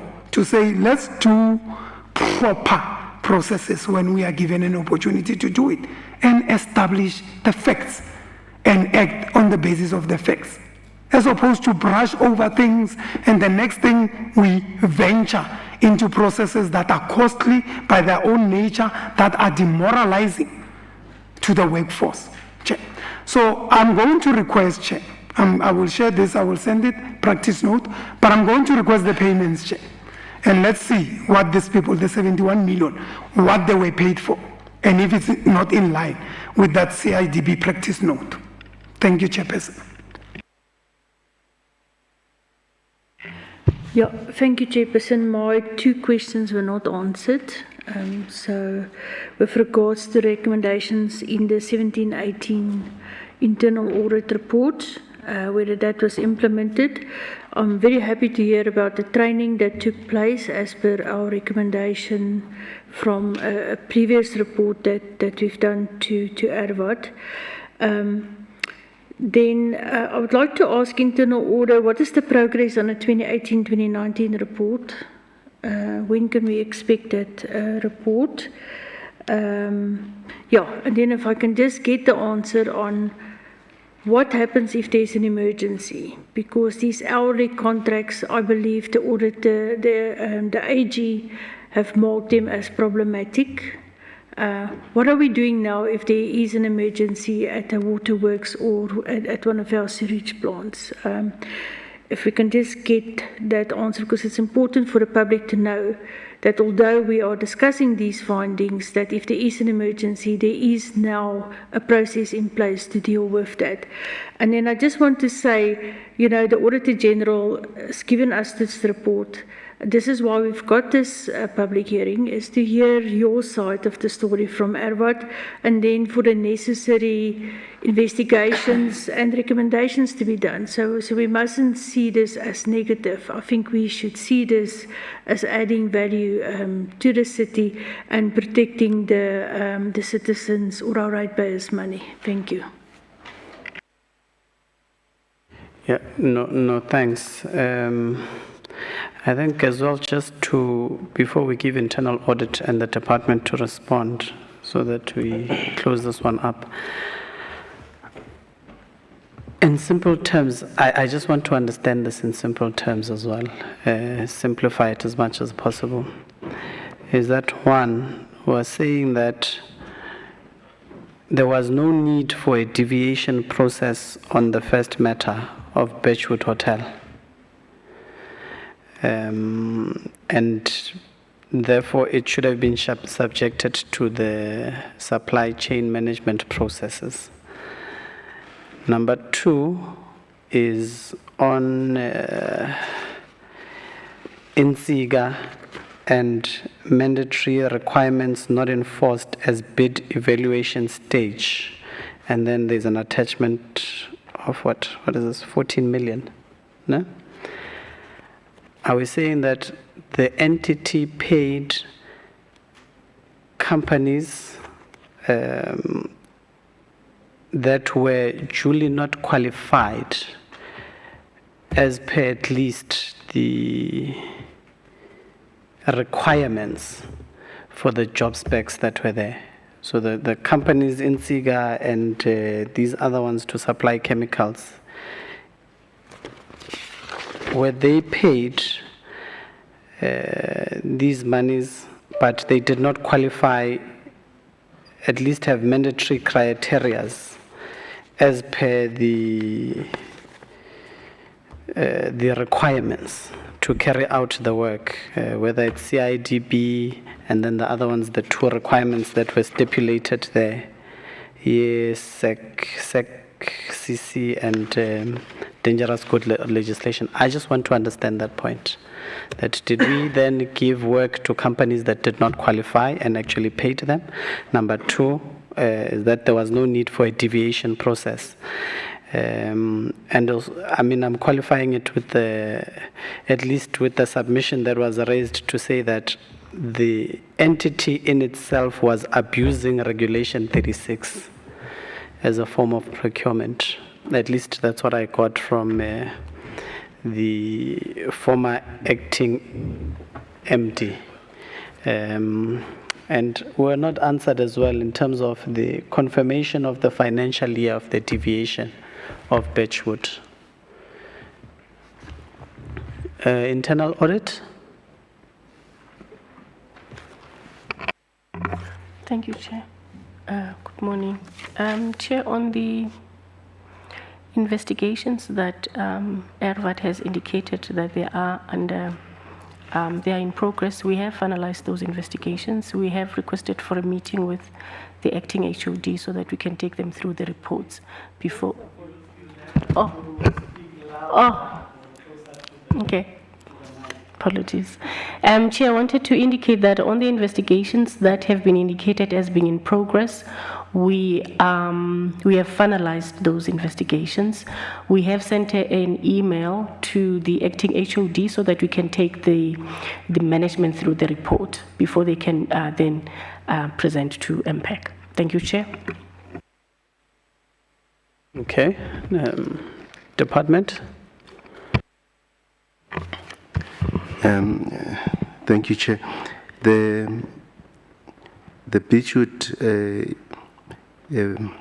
deviation occurred in 1920 financial year, and the training part, I'm gonna ask my colleague will respond to it. Chairperson, Mr. Lowe is leaving the institution at the end of March.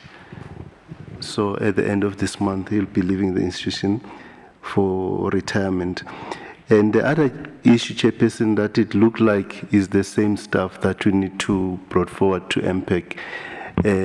My colleague Zunani has touched on it, that the board for a certain number of time issued a moratorium on the appointment of staff.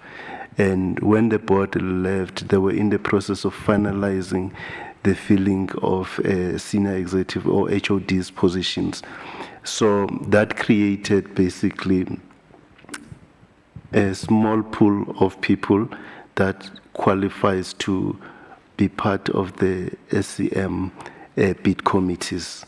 You know, as we speak of now, we've got 4 HOD vacancies that which is very key for ever to be sustainable, that those issues are looked at. So that's why it looked like even you see these names being rotated in that regard. And the other issue is the issue of the findings. It's correct that, and I've emphasized this matter, that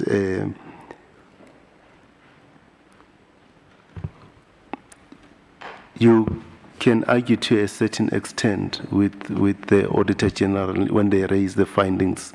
You know, it comes to the point where all parties, they agree that they differ, but when AG said that this is a finding, they're not accepting any argument or whatever you bring to them. It remains a finding.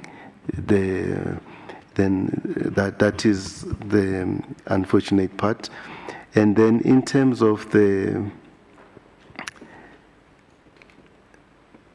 we've alluded, Chairperson, that we agree with AG in terms of the CIDP requirement due to the fact of how the bid was actually, it was the requirement of the bid, you know. So because it was the requirement of the bid, we should have adhered to those requirements. While the implementation, as Councillor Mujapele has alluded, should have not been, that requirement should have been there, you know. So that is the challenge that is created. And in terms of emergencies, how do we deal with emergencies? Due to those issues that have been raised by Auditor General, creating deviations and irregular expenditure, ERVAT has embarked in appointing annual service contractors, you know, so that if there's emergency, they are able to attend to these emergencies, because now they have as and when required contractors to attend to those emergencies from time to time.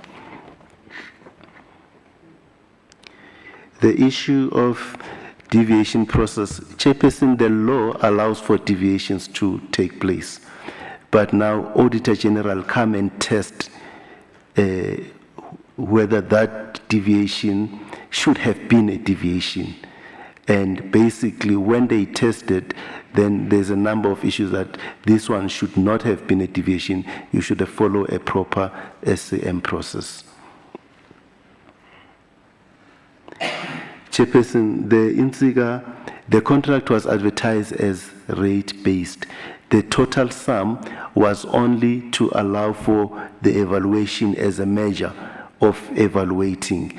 The lesson learned from this one, as the detailed responses that we've brought, is that to avoid that happening in future, the rate-based contract will not going to have a total, you know, it's going to be only rate-based. And Chairperson, the issue of, yes, I think at that time management, they panicked basically. Then some of the requirements for the certification and the Road Act for transporting of hazardous chemical, basically it was, when that was reviewed, that bid, was that none of those suppliers would qualify, meaning that there will be no supply of that, and then technically we should have non-awarded that bid and go for emergency procurement due to impracticality, that we needed the chemicals to function, but we had no time to go on procurement. Thank you, Chairperson.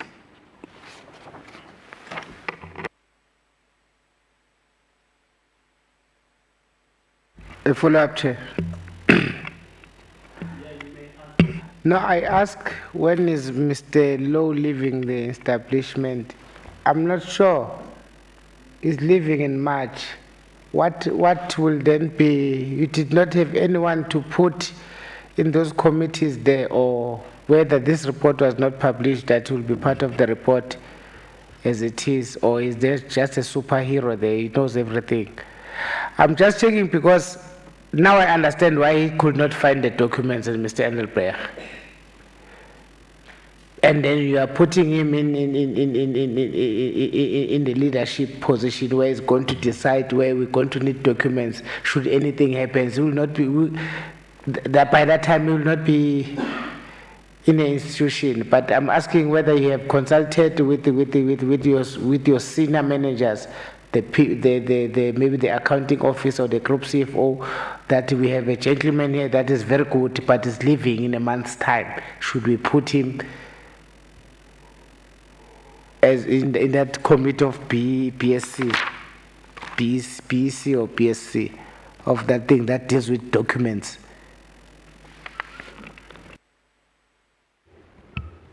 You may respond.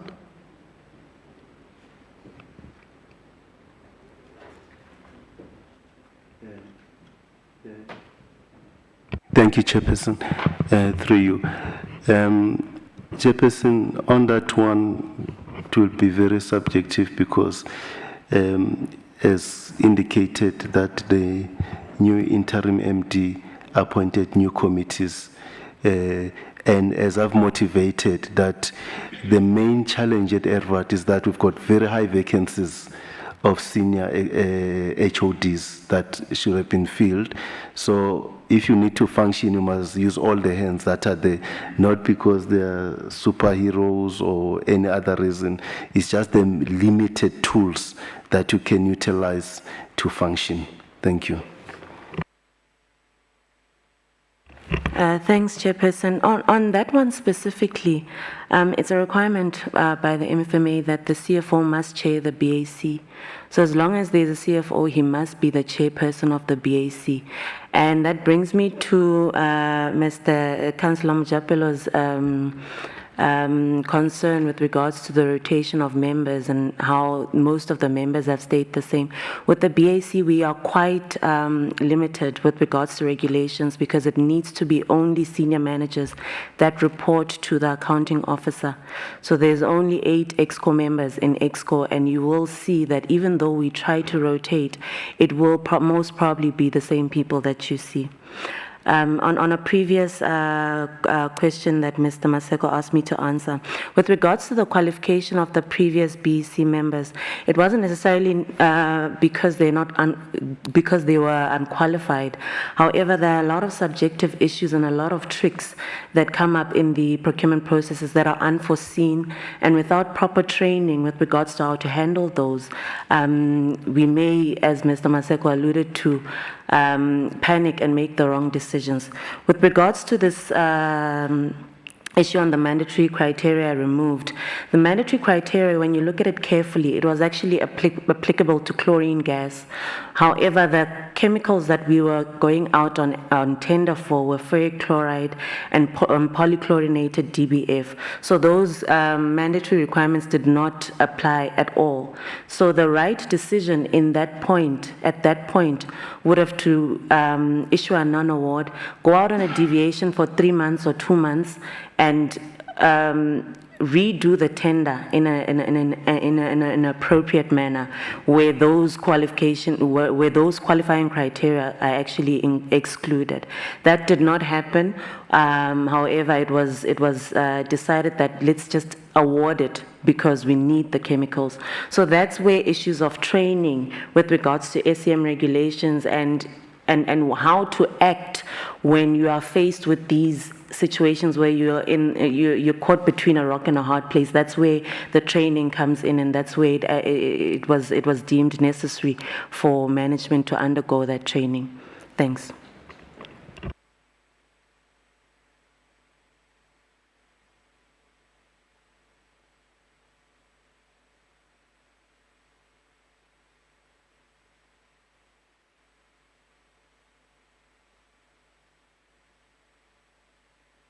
All right. No, thank you very much. We may proceed to the second part of the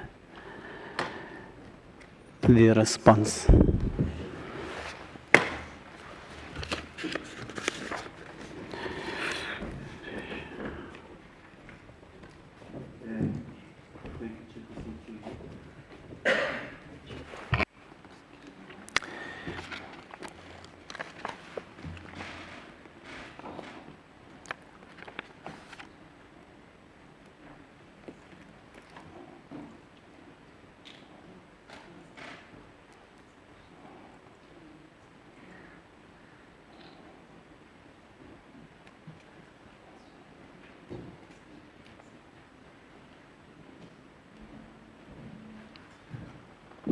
Thank you, Chairperson. Chairperson, in terms of fruitless and wasteful expenditure, of 126,960 rand. Basically, it's been broken down on those 3 instances: payment into the fictitious account and penalties on SARS and VAT return submitted, and also interest charged on the serious SOE and SARS. And Chairperson, the response there was that basically the investigation was done on the 77,836, of which the empty salary was put on the fictitious account, and formal investigation to be confirmed. And Chairperson, the 26,263.19 cent investigation was done internally, and the system is in the process of being configured in order to ensure no manual intervention is involved. And the last one, also the investigation was done internally, and average cash balance was approximately 2 million at the 30th of June 2020. This was due to late payment of USDG invoices, as well as acceleration of CAPEX expenditure. And this unfortunately led to some service providers being paid late to try and keep a positive cash balance. Some invoices bore interest as a result of this. And Chairperson, we also state that ERVA's liquidity has since recovered with the cash balance of 260 million as of 31st of December 2021. This is mainly due to this relation of CAPEX. Chairperson, what was meaning there is that ERVA exhausted their reserves because they were front-loading the CAPEX projects, and that caused basically some interest being incurred there.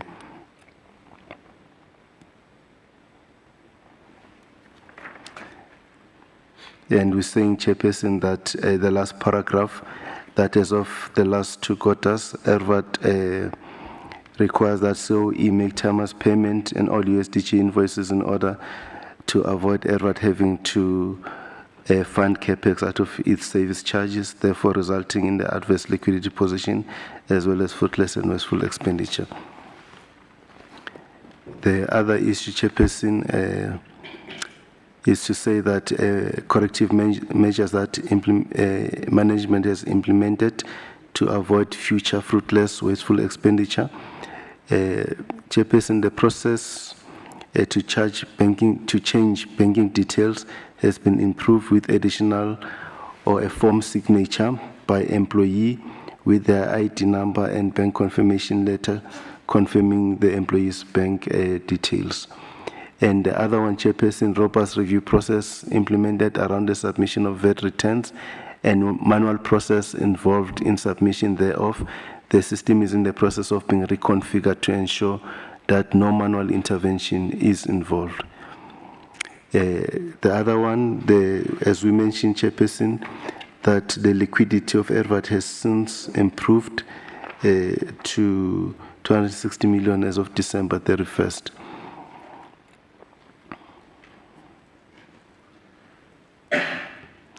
And also we've engaged the city to ensure timeous payment in terms of the USDG to avoid adverse liquidity position.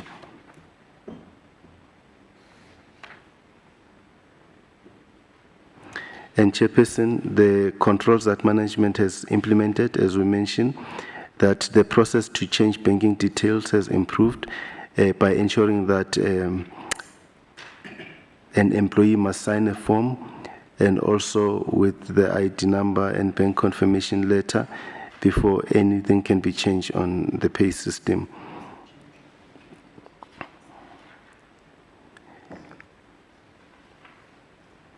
And also the robust review process in implementing around the submission of VAT return has been reviewed. And we mentioned that the liquidity ratio has improved so that we meet a commitment timelessly.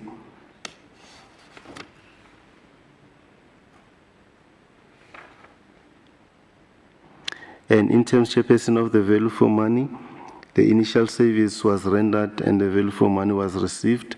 Interest portion is due to late payments and late receipts of payments from the city on grant funding, and that's set aside by to pay contractors. Thank you very much, Chair.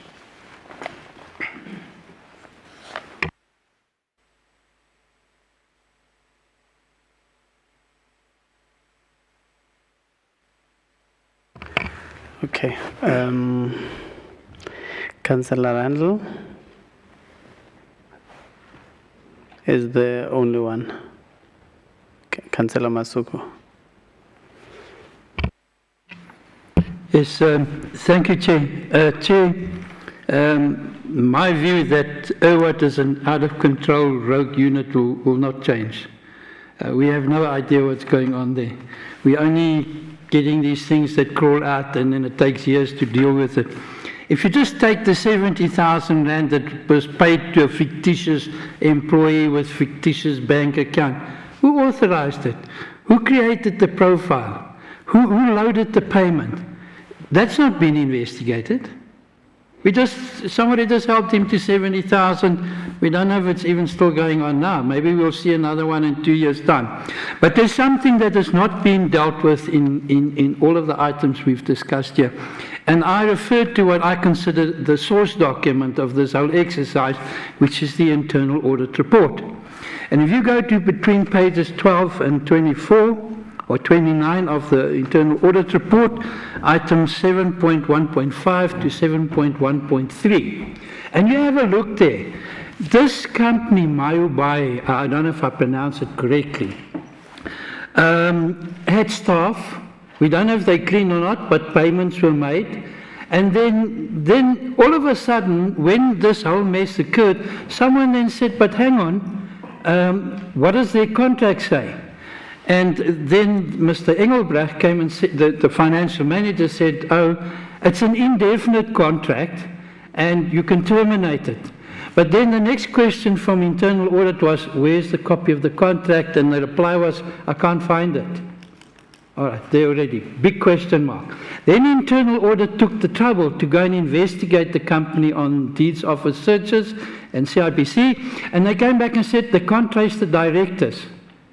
But just like this, the contract stopped stone dead, but here comes the thing, Mr. Twala then decided that he's now going to be the white knight, and he creates a company to employ the retrenched employees and making statements that he's complying with the CSI, the company's social investment policy, which Mr. Engelbrecht on 2 occasions confirms does not exist, or he can't find the contract. So we just leave this Mayubai alone, but what happened to the employees that were taken and put into this benefit company by Mr. Twala? Where are they? Who are they working for? But the worst thing of all is that Irwat could not go out and solicit bids and tenders and get services in place because there were complications with the benefit company and everything stood still. There's nothing done about that. It just mentioned. Are we going to investigate this further? Yes, Chair. Excuse me for just halting with it. Yes, Chair. You are now speaking on the forensic investigation report into the regular expenditure. We're on item B of the fruitless and wasteful expenditure and the response by the department. On the yeah. The first one was the 70,000 rand to a fictitious person. That's where I started just now, and I was told blame this way. Yeah, and the second one would have been the 28,000. Which I alluded to is that it's mentioned lower. It's in the forensic report, but it's not covered anywhere in Irwat's responses. What happened to Mayubai and the benefit company created by Mr. Twala? Where are those people? Who are they working for? So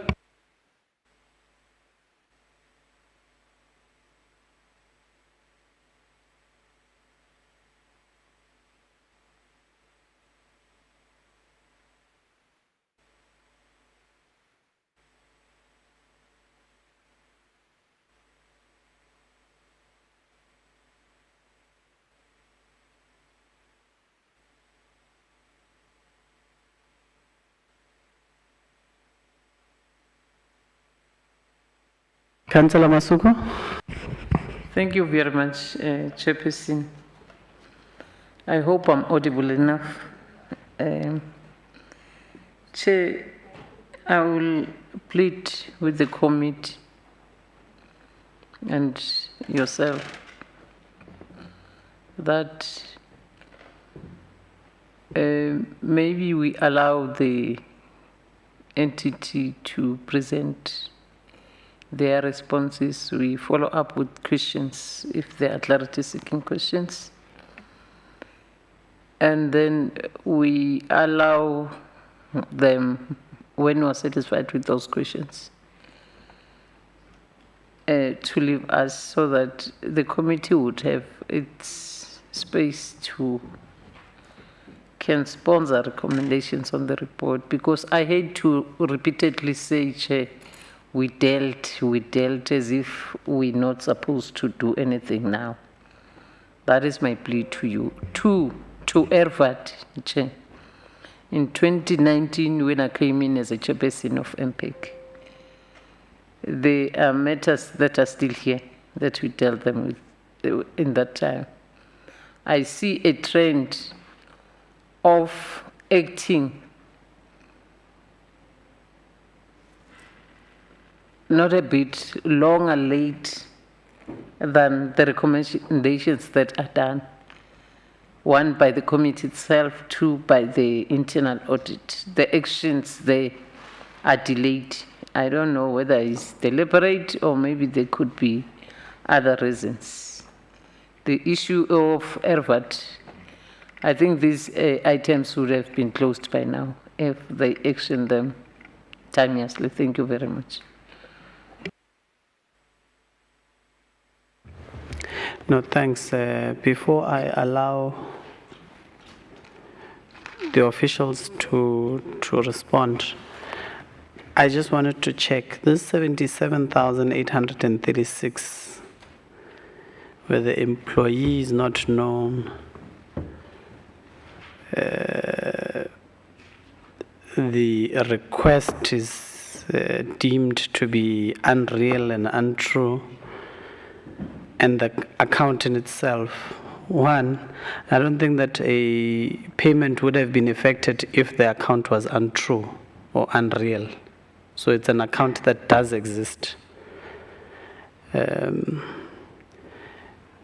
to whether it's something that would have ordinarily been in the database of the institution or it was filtered in would be a secondary thing, but it's an account that is inexistent. Otherwise, either the payment would have bounced or some sort. And there's that maybe the untrue element speaks to that. It's an imposter of a bank account that is unknown to the system.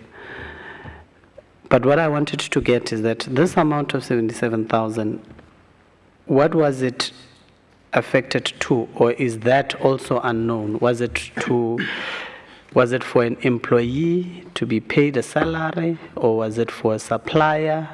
In terms of the supplier database, what was it for, at least in accordance to how you look at your accounts? That's just my only ask. And so this is clear that, at least in accordance to the response, that someone from the outside, is this what we are getting, from the outside, was able to penetrate and manipulate the system of ERVAT and ultimately make a payment to a bank account without being part of the system of ERVAT in itself. Thanks.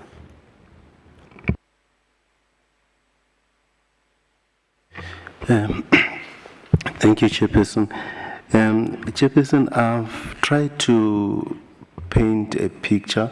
Probably I need to go a little bit deeper into it to say that, Councillor De Beers, most of the challenges that delayed implementation of this recommendation or concluding of these matters is that ERVAT as an institution, you had an MD with part of the executive and other executive against the MD. So there was accusations and counter accusations.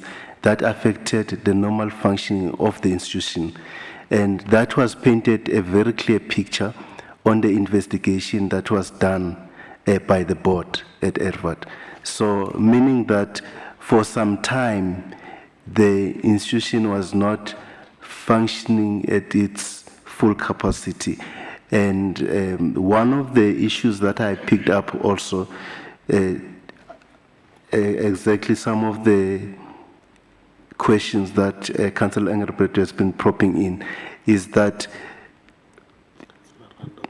Councillor Rango, thank you very much, MC. Apologies for that, was that the ERVAT had a very weak control measures, and we started working with the internal audit to start developing operational procedures to ensure that there are controls in terms of avoiding some of, I will say, compliance matters that an organization of maturity of ERVAT, they should be in place already. In terms of the detail in fictitious payment of the MD salary to account, I'll ask Madam Mahopa through you, Chair, to elaborate on that. Thank you, Mr. Naseko. Chairperson, on the 77,000 fruitless and wasteful expenditure, it's what we call a spoofing attack. So an email comes in, it's from Zunani Mahopa, but it's a fictitious account. It's not the real Zunani Mahopa account. So that's what happened, and the employee was actually requesting the HR department to actually change their banking details for their salary.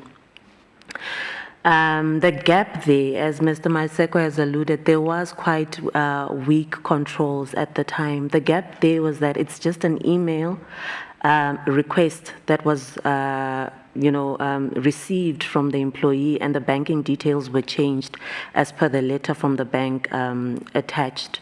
At the end of the month, the employee contacted the finance department to say, I didn't receive my salary. What is happening? And upon investigation thereof, we realized that it was a spoofing attack.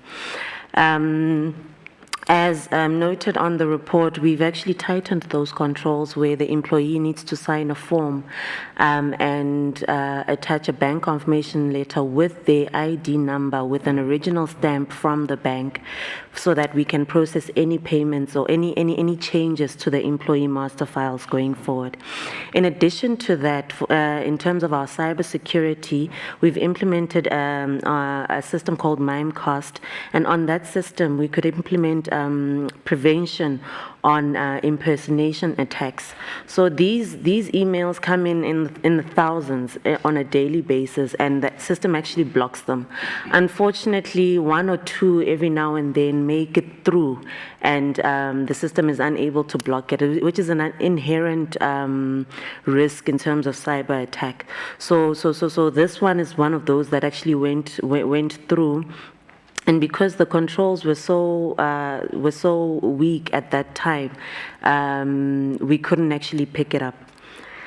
In addition to that, we've created awareness with regards to cyber attacks through company news flashes, as well as posters on the notice boards on all our premises on just what to look out for, and create a culture that is aware of potential spoofing and cyber attacks, etc.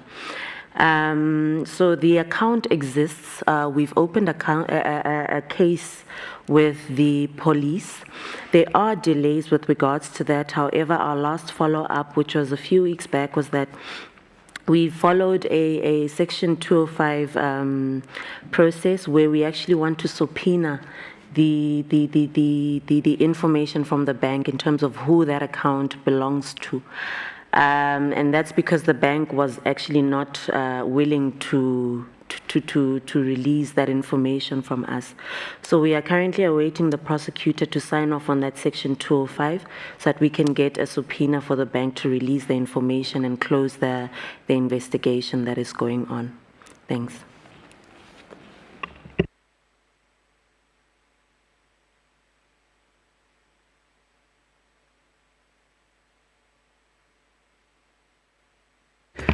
Okay.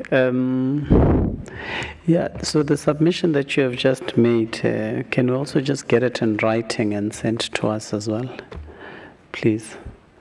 so that when we make our deliberations, we consider that as well. Councillor Randall and then Councillor Mdluli. Chair, it's astounding that a company like Irwat has a staff member who wants to change something on its bank account, doesn't fill in a form and go and give it to payroll. They get an email. The person getting the email can't walk to the employee and say, is this correct? Did you send this, fill in this form? It's standard practice. You change anything on a payroll, you fill in a form and you sign it. Yeah, we do it here in Ekurhuleni. You're part of Ekurhuleni. How can you respond on an email like that? Now, my question is, what about other things that came in like that? We didn't check for it because we only had one amount to focus on.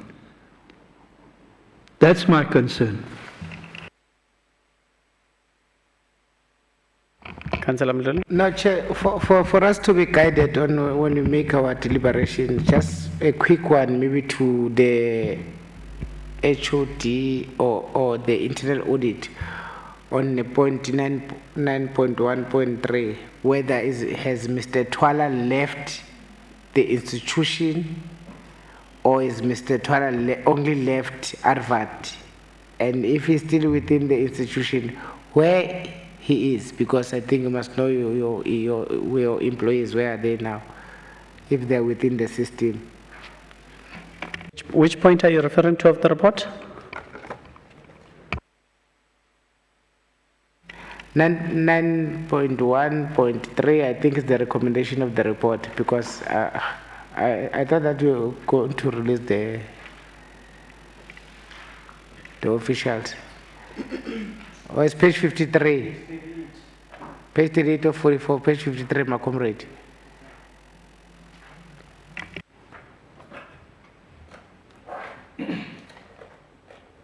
Just for us to have a background, whether is Mr. Because there was no recommendation about him, that he has left the institution or only left the Ervat. He's still within in Ekurhuleni. You think he's in real estate?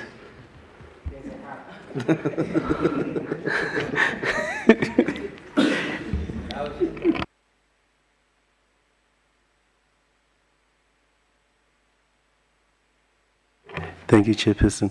Chairperson, Mr. Tola is on retirement. Thank you.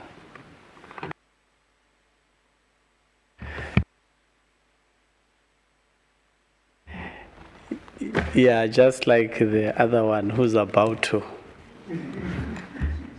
All right. Yeah, no, thank you very much to the department. Is there any other thing that you want to say to us, MMC, before we close off the matter? No.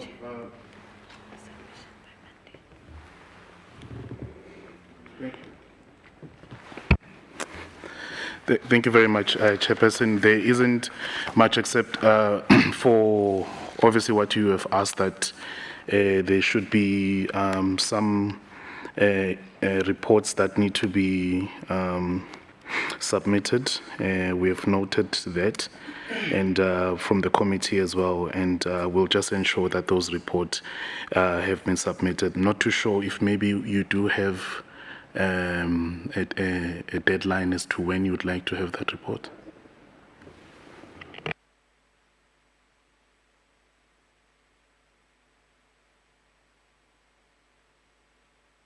Yeah, so it will be the latest we would expect these would be Monday morning, 9 o'clock.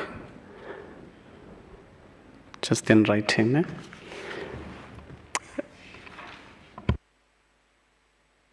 No, also, Chair, through I beg your indulgence, I think we should then commend the department for their prompt and patient with us, for their prompt response and other things. It's unprecedented, especially the MMC with your new team. I think we're going to work very well.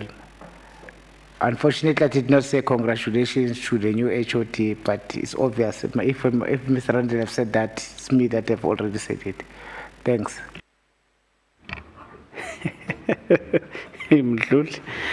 No, thank you very much. Thanks to the entity. Sabonga kakhulu for hitting the call, coming through and responding. We are now going to go on a 30-minute recess. We should be back 1:45. No? 1:45. We'll be back. Lunch is on the other side. You may be excused.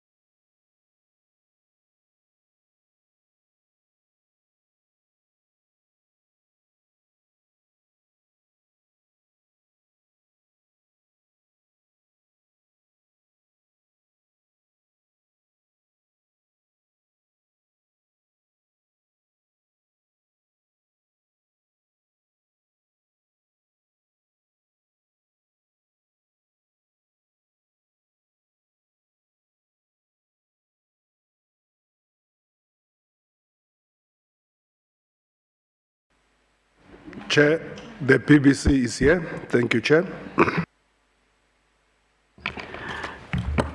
Thank you very much.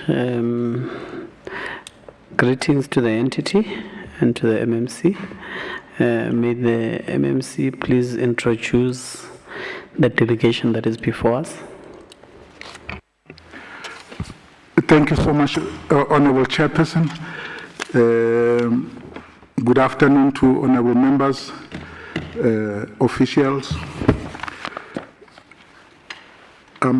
My name is Alco Ngobese, the MMC for Transport and Fleet. Next to me on my right, Honorable Chair and members, I have Mr. Jele. He's the team leader. We also have Mr. Sandy Makula, who's a risk manager. And we have Hugh Scalela, who's also an acting financial manager. So I'll hand over to you, Chair, and you can guide us accordingly.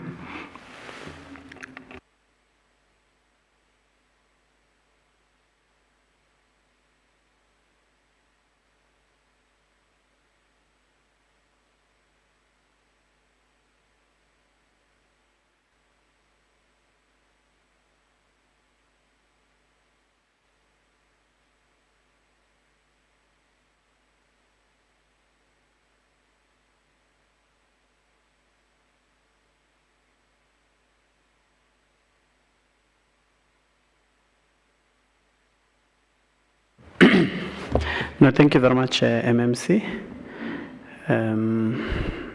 You may proceed with if there is any introduction and respond to us, at least on the letter that we have sent to the entity itself. Thank you, Chairperson. May I ask Mr. Jele and the team to respond, please?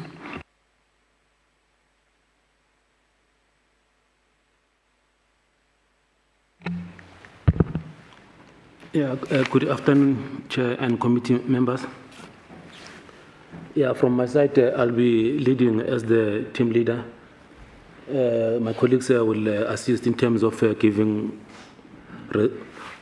responses.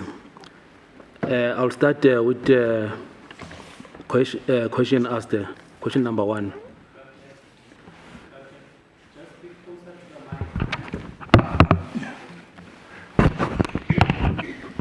Okay, thank you, Chair. Yeah, I'll start with question number 1. The question was comprehensively outline what transpired for the expenditure to be incurred. I'll start with 1.1. Chair, before I proceed, I would like to indicate that in terms of 1.11, this item served here before at MPAC. Even item number 1.12, also this item served here at MPAC before. But I can proceed and give a short background in terms of payments that were made to Santam. This one is with regards to payments that were made on a contract that expired. So when I joined PPC, I discovered that payments were made on a contract that expired. And even on 1.12, which is the which are payments which were made to escape dynamics. Even on this one as well, the contract when I joined PPC, I discovered that the contract has expired. So in terms of these 2 items, when I discovered this, I immediately terminated the contract. So basically, it's about payments which were made outside the contract, and with regards to the contract which was not in place. I'm not sure if I can proceed and go to 1.2.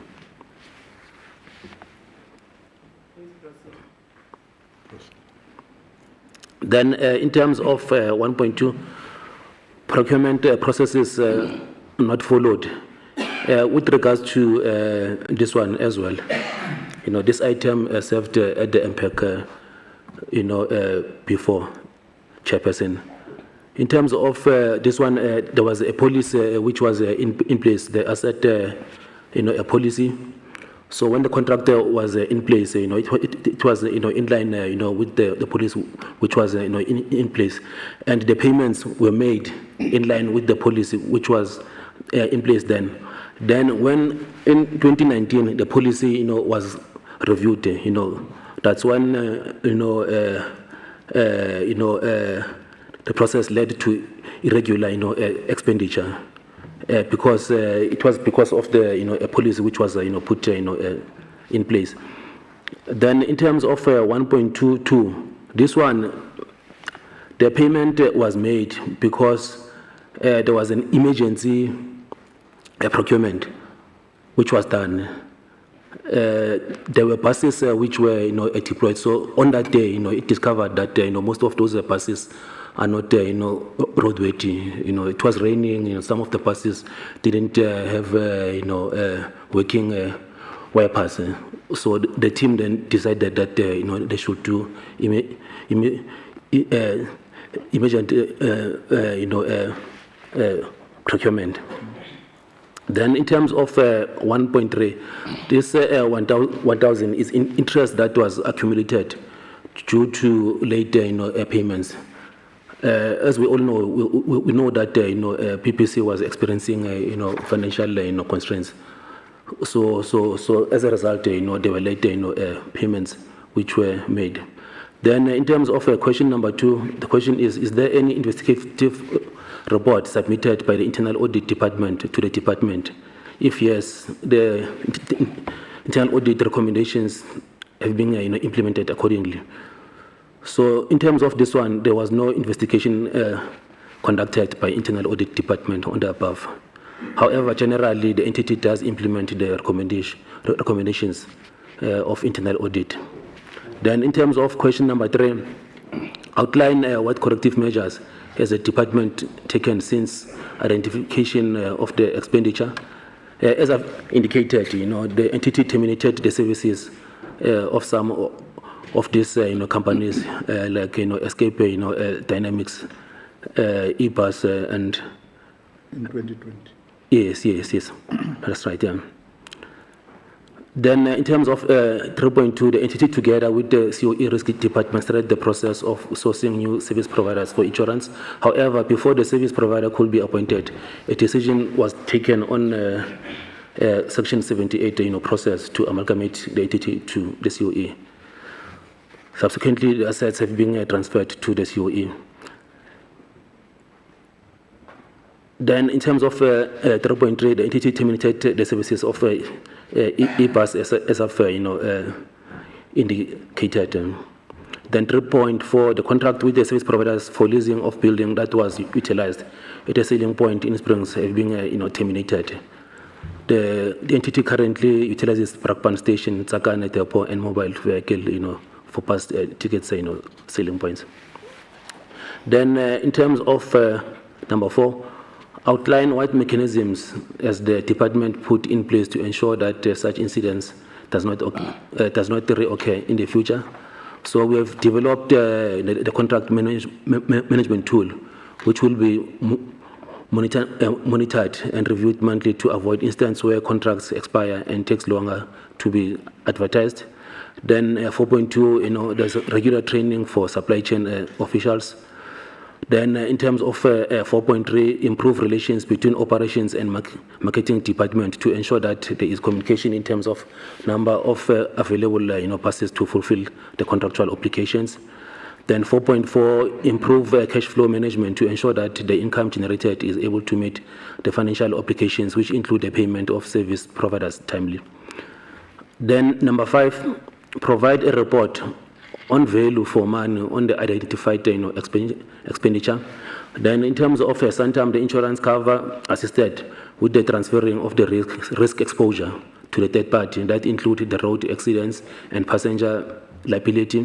5.2, the repairs of our Wayfarer machine assisted with ensuring that operations does not get disrupted in terms of revenue collection. And then in terms of 5.5 value for money on hiring buses was the service that was rendered to the church organization and the retained trust. Furthermore, there was revenue generated which assisted with the alleviating of the financial constraints of the entity. Thanks, Chair. So I'm not sure if the colleagues can add sure. Yeah, thank you very much. I'm going to now take hands from the members of the committee. Councillor Randall, Councillor Mdluli.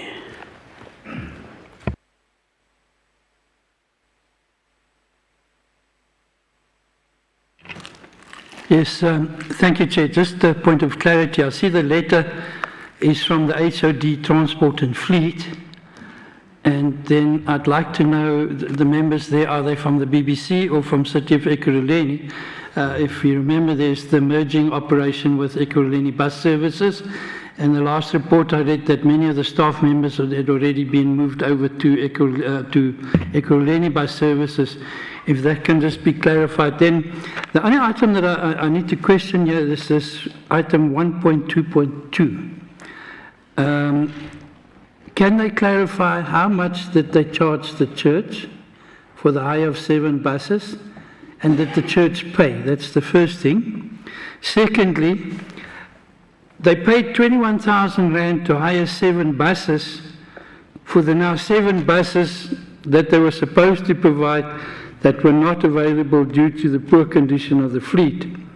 Does this 21,000 represent the cost of the 7 buses, or did it cost them extra to hire the 7 buses? What happened to the money that the church paid, if they paid? And as I understand it, normally if someone hires the bus for a day, they pay in advance, if that is correct. If we can just get clarity on that, please. Thank you. No, thanks, Chair. I also would like to seek guidance from the panel there, the legal team and the researcher and the accounting officer. Maybe they should guide us in this particular item because there's no forensic report that is here. We now, as a committee, forced to accept the response that we were given by the team leader, by the officials of the BBC, of the transport department, without any detailed investigative forensic report on what the AG has indicated, has outlined in his report. Because I don't see us getting the jinx, because we now, if we don't want to believe what the responses are saying from the official, we will not be doing justice to them, because this is how far they can give us the particular report. I will propose that and lobby the committee that this item should then be not discussed further, should then be taken through intentional chairperson and the guidance of the committee, that it should then be taken to MPAC, so that this contravention of SCM policy and then the value for money should irregular and fruitless should then be investigated by the internal audit, and then the report, I think, because I doubt it could be then be. It took some time that the internal audit should then be investigating the matter, so that when this response are coming from the department, we know what the internal audit has found and than what the department is telling us. If we're not taking it to the internal audit, we should believe their response and say that thank you very much. That will then be the suggestion. Can we be guided on that? CM? Thank you, Chair. These regular expenditures were reported now during 2020-21, and it is the duty of MPAC in terms of, for your terms of reference, to report this, to refer this report for investigation to internal audit, because there's no way that you are going to write off the amount, whatever fruitless or wasteful expenditure that is being reported, without actually subjecting the report for investigation. So I support what Councillor Member Mdluli is saying, that we should refer, the committee should actually, after your deliberation anyway, that you should refer the report for investigation. Thank you.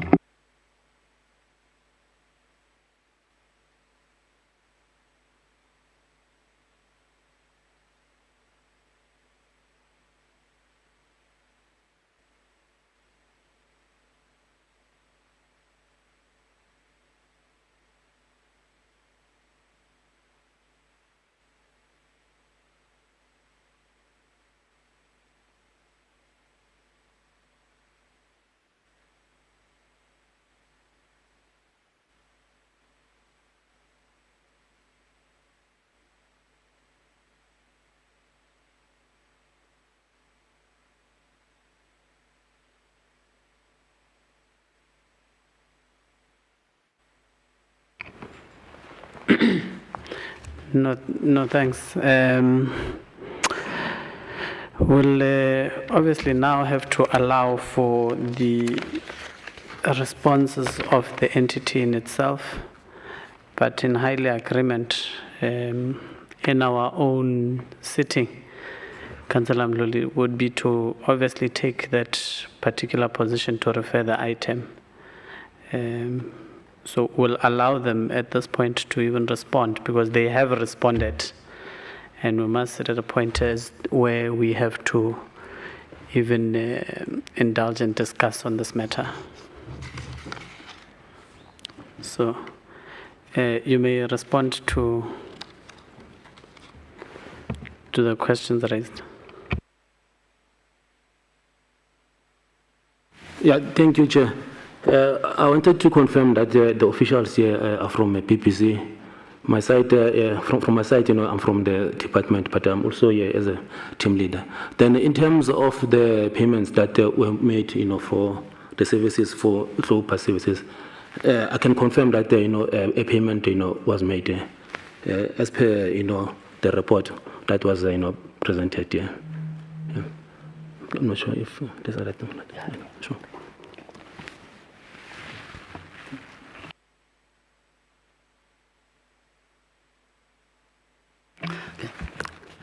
Thanks, Chair. Good afternoon, honourable members and chairperson and officials. With regard to low buses, my name is Sandy Makula, Risk and Governance Manager at BBC. With regard to low buses, initially the church booked 21 buses from BBC. And then on the day when the service was supposed to be rendered, that's when we realized that 7 of our buses are not in good condition. And at that time, the church has already paid the money to BBC's account. Therefore, we had to source those 7 buses as a matter of agency, because the trip was supposed to be undertaken before midnight, and then it was raining. As the team leader has alluded to earlier on, that some of our buses didn't have windows and wipers. That is why we had to quickly outsource these buses from the service provider, so that we can augment our bus capacity to 21 buses that have been hired by the church. Thanks, Chair. Councillor Mdluli and then Councillor Mjapilo. No, thanks, Chair. Since we have allowed the answering of this question, but however, I think we are in one gospel that this matter should then be referred to internal audit. But I just wanted the clarity before this matter, in fact, with our deliberations on Monday. The team leader said that this, he said that this item 1.1, when he was starting to respond, has been here on MPAC. What does that mean? I'm taking from what he has indicated. He said that this issue has been here in MPAC before, and in fact can maybe take us into confidence. What does that mean? Whether it was discussed or the same very issue of irregular and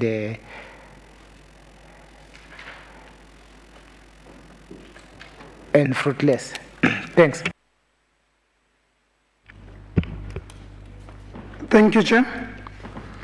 Chair, I was looking forward to the response to Councillor Randall's question, which has not been forthcoming, Chair, with regards to the 21 buses. And in my understanding, the question was, is the 21,000 that is cited here for the 21 buses or just for the 7 buses? And I think it's twofold, Chair.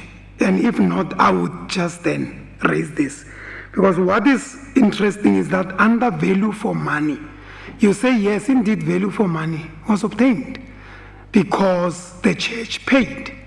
And I thought the second question was, how much does the church pay vis-a-vis what you recover? Because you seem to have leased this bus to rent them out. So you lease them for how much and rent them for how much? Are you subsidizing them? Are we making money or losing money out of them? Because we have to qualify the value for money as well within the context of it could be a municipal responsibility to say we rented 1 rand chair per bus, but we lease them at 70 cents and the 30 cents is our subsidy, something like that, you know, when we quantify the value for money. So please, for my own sake, maybe the 21 buses, is it the 21,000 irregular expenditure relating to all of them, or is just the 7?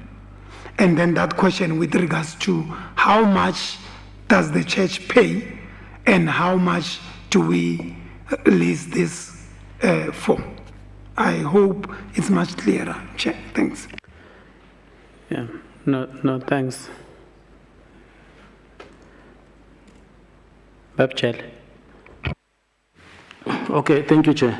Yeah, in terms of 1.1, I would like to confirm, Chair, that 1.1 served before at MPAC, 1.12 served even 1.21. So all those, 3 items, were addressed at the last day, MPAC. Then in terms of bus services, I would like the colleagues to give responses because they've got detailed background in terms of what happened. Thank you.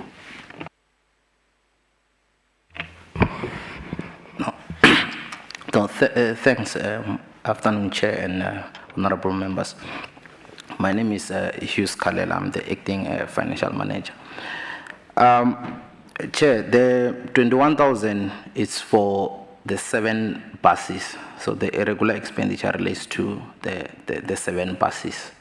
The church paid for all the hiring of the 21 buses, but the amount in question is the amount that BBC outsourced the services to another service provider. Yeah, thanks, Chair. Oh, no, thanks. I had forgotten the second part. There was a value for money. Indeed, it was profitable.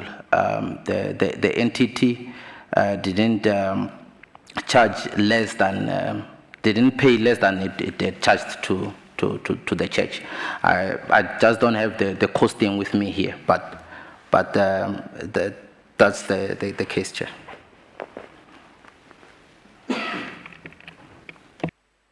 Okay, yeah, it makes it difficult to engage further, right? More particularly in the absence of any report, because my question would have been, what was the invoice in itself, the amount, vis-a-vis what was paid, and was the 21,000, was there payment beyond the 21,000? And we only found that the 21,000 is irregular. I don't know if I'm making sense in asking that. So when you paid money to TK Glow Bus Services, 21,000, was it just 21,000? Or was it more than 21,000, but the irregular expenditure is 21,000?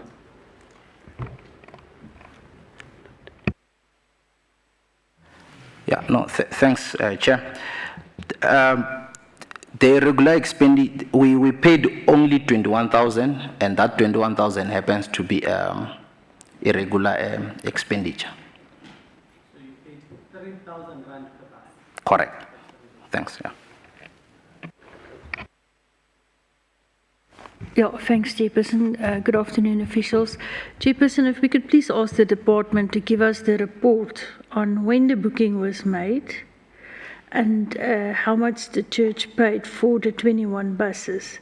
So we can just look at this whole in the information in total, because I find it interesting that at the last minute we realized that there are some of our buses that don't have wipers or windows. Surely there must be somebody that's either a compliance officer or a quality officer that go and check the buses on a regular basis and give a report. So when a booking comes in, we already know that we only got 14 buses working, and at that point, we either have to fix the other 7 or we have to rent them in. So I think we need to just get a report on that. Thank you. Councillor Randall. Yes, thank you, Chair. My understanding is the church hired 21 buses, and as you calculated 3,000 a bus, that's 80,000 rand. However, we then found out we've only got 14 we can give them, but we've already now should have been paid the 81,000. Why do we now go and pay an extra 21,000 for 7 buses if we've already received money for 21 buses? Something here doesn't make the arithmetic sound too palatable. Did they hire 21 buses, and what was the amount they received? Then we found out they're 7 short. We go and hire the 7, and it cost us 21,000. So that means we either charged the church less, or the church paid us in full, and some of their money didn't go towards the 7 buses.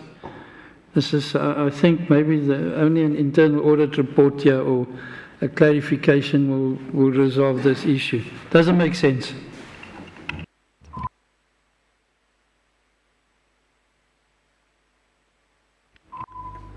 Yeah, thanks, Chair. I'm also tempted to add this value, Chair, which will, in my view, assist when the formal investigation report comes, Chair. It's not something that perhaps could be answered now, but it's something that the colleagues can take with and look into it. Because the more we deliberate, Chair, on this, the more now questions comes to the fore. The one point is, which then the report here is silent about. One then assumes that the 21 buses initially would have been Brakpan-owned buses. But the report is not saying that. It's an assumption that one makes. And if they were our own buses, Chair, and only to learn on the day of the delivery that they're not roadworthy, then that begins to question our internal processes. To say, did we not know? Could we not have anticipated? The issue of, I'm not sure if the 21 were also leased or they belong to us. And if they belong to us, internal controls should have been in place in terms of quality control, roadworthiness. To say we've got a fleet of buses that is ready for combat, unlike learning on the day when we're supposed to do work. And effectively, normally, Chair, that's when often people that do audit says, by virtue of lack of planning, sometimes you create your own emergencies. Because this could be, I don't want to make assumptions, but the report will tell us, Chair, so that we understand who owned the buses, where were they, what was the condition, why could we not make the determination before, the day where suddenly there's an emergency, which is self-created emergency, if this were, but all these things will be answered. I'm raising them so that when the report comes, it looks to those issues as well, in terms of accountability and responsibility. Thank you, Chair.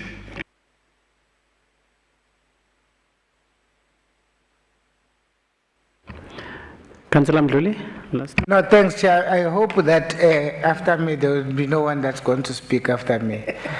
MMC, that was on a lighter note. MMC, please, man, coach your team that this report, we are in a hurry to receive this report from audit, or from internal audit, that they must cooperate, they must make means that they cooperate with our internal audit. We don't want to get any hiccups and frustrations through you, Chair. That's why I'm addressing the MMC, that this matter then should now be closed and be referred back to, that all these three gentlemen should be present when the auditor, the internal audit do their investigation. There must be no documents and even in the invoice that we mentioned that will be involved in the flood. As it's raining, we don't know that maybe the documents might be in the floods. Thanks. Yeah, we're just going to, okay, perhaps before I give you the final say, before I speak, lastly, because then no one speaks after me. I'm going to allow the CM to speak. CM?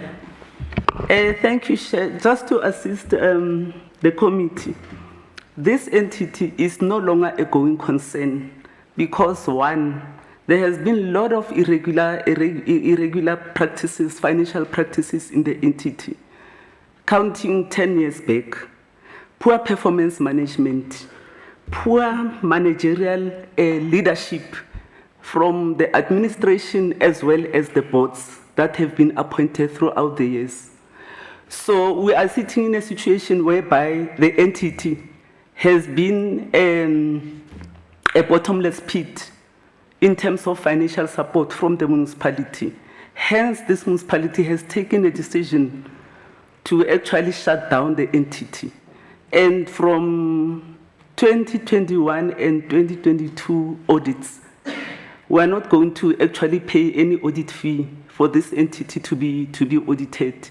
For now, we'll advise the committee to actually deliberate on the matter and refer the matter later for investigation. But there's no leadership. There was never a leadership in this entity. Thank you.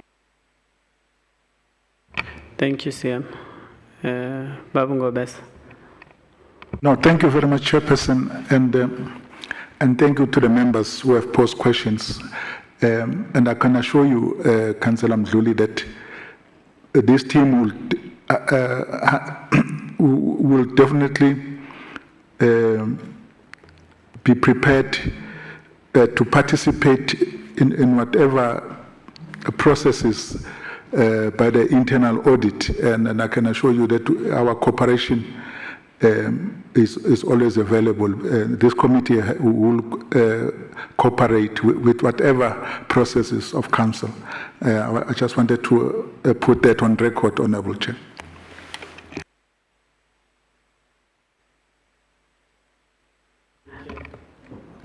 Just a special request. Okay.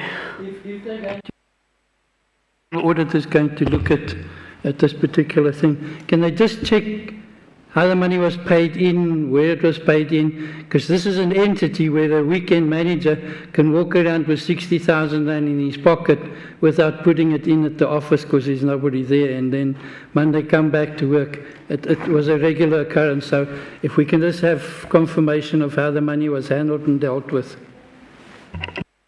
That's for our own deliberations on Monday as a committee.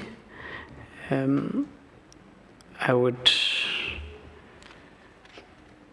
think we are done with this item. We are done with it.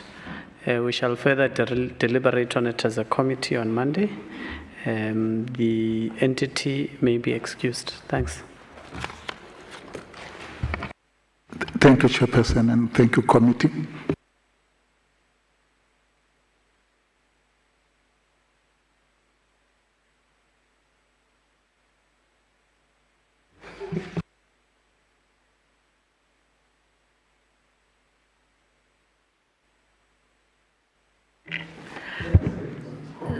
Sorry, Chairperson, did you ask the department to submit the report to us in order for us to deliberate? Councillor, I would presume that it would come as part of the report in itself, the internal audit report at least. Jefferson, I just thought I heard the city manager said we're not going to pay for a report because it's not a going concern at this stage. So surely the department can send us the information so that we can have it for our meeting on Monday. Yeah, no, I think the audit refers to something else, but Ospalit, please assist. Let me clarify that for you, Councillor. What CMO is talking about is in relation to external audit process. The previous financial statements that were submitted at the liquidity level, which means were the last for the entity. She wasn't referring to the internal audit process of investigation.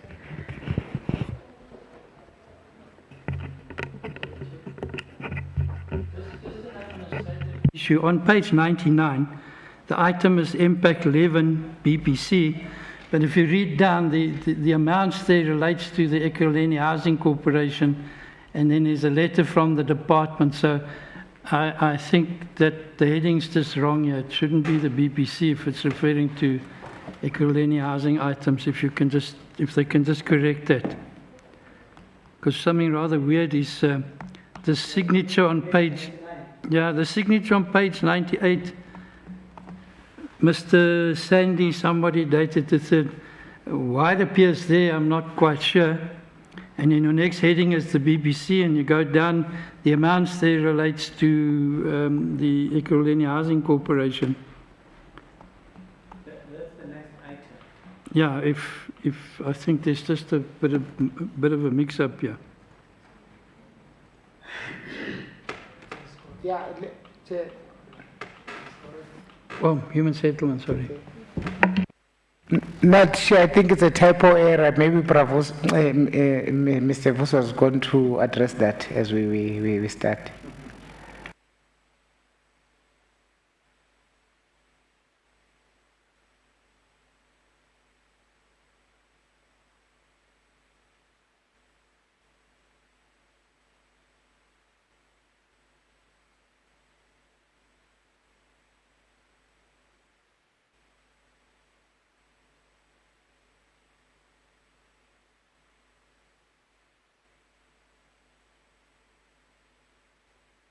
Yeah, it's a type error there by BBC. It should say EHC. Okay. The next item, Babus. Thank you, Chair. We would have wanted to correct that instead of making sure that it reflects the Ekurhuleni Housing Company, we have typed the BBC. But the item 11 refers to the BBC, of which it refers to the EHC, Ekurhuleni Housing Company, which is item 11, Chair, and they are outside the Ekurhuleni Housing Company, Chair.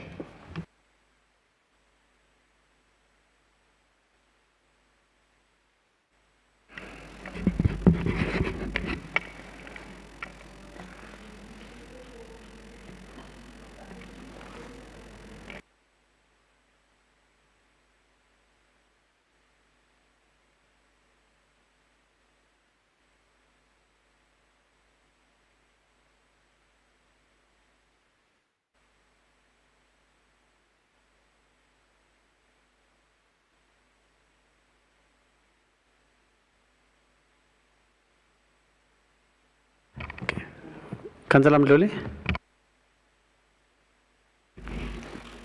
I'm not sure whether it's I was hoping that before you can call the department, we could then check whether even this particular item has a internal audit report that we can then deal with it, so that we can deal with this part of internal report when they are here as the department of EHC. The only internal report I see, internal audit report I see here is on the sports and recreation and culture. I might be wrong. Can we be? Because I don't understand the presentation that they've given to us. That is too plenty of spreadsheet. Yeah, you look at page 102.2. It does say that there is no investigation report. Perhaps that would assist in terms of guiding us how we will deal with the item when we bring them in.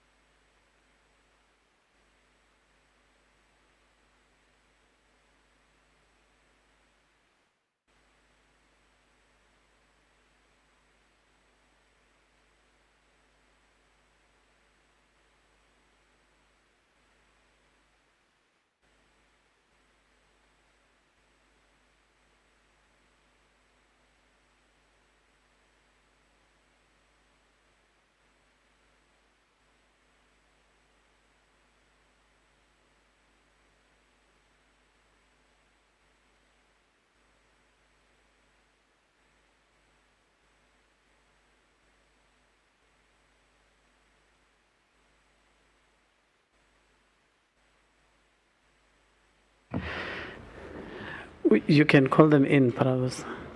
Yo, did I say bravos?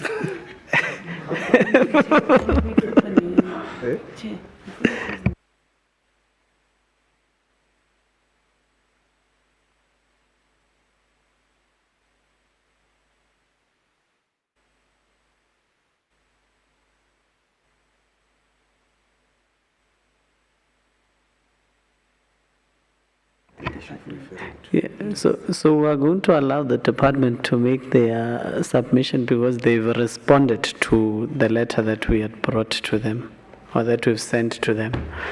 However, what we must note is that there is no investigative report. So our deliberations on Monday as a committee will have to take that in mind. And even when we engage the department now, is to be in understanding that there is no investigative report on this particular item of EHC. But because we had written to them and they've responded, they are compelled to be here and to make a presentation of their responses.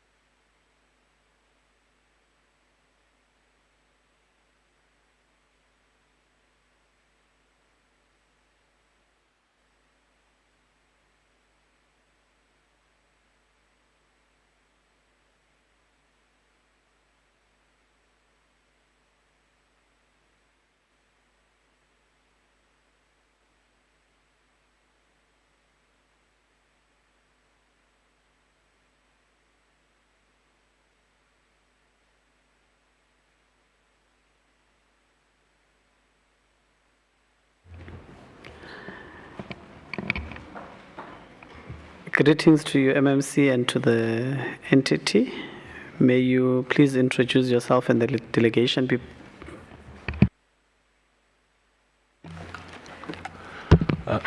Good afternoon, Chair, and to committee members that are present, as well as officials. I'm MMC Peterson, MMC for Human Settlements. With me, I'll start on my right, Chair. Or let me start on my left. So on my left, I have HOD for Human Settlements. On the corner, you can. Good afternoon, Chair and members of the committee. It's Andile Mahlaluche, HOD for Human Settlements. Good afternoon, Chair and members. My name is Nandi Pamadiba. I'm the chairperson of the board of EHC with effect from 1st March. So I'm still going through initiation. Thank you.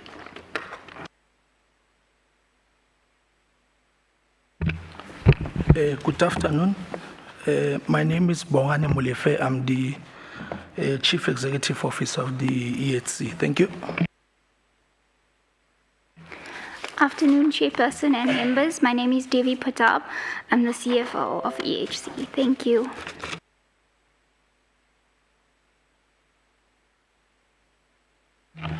Thanks, Chair. That's the delegation that's with me. No, thank you.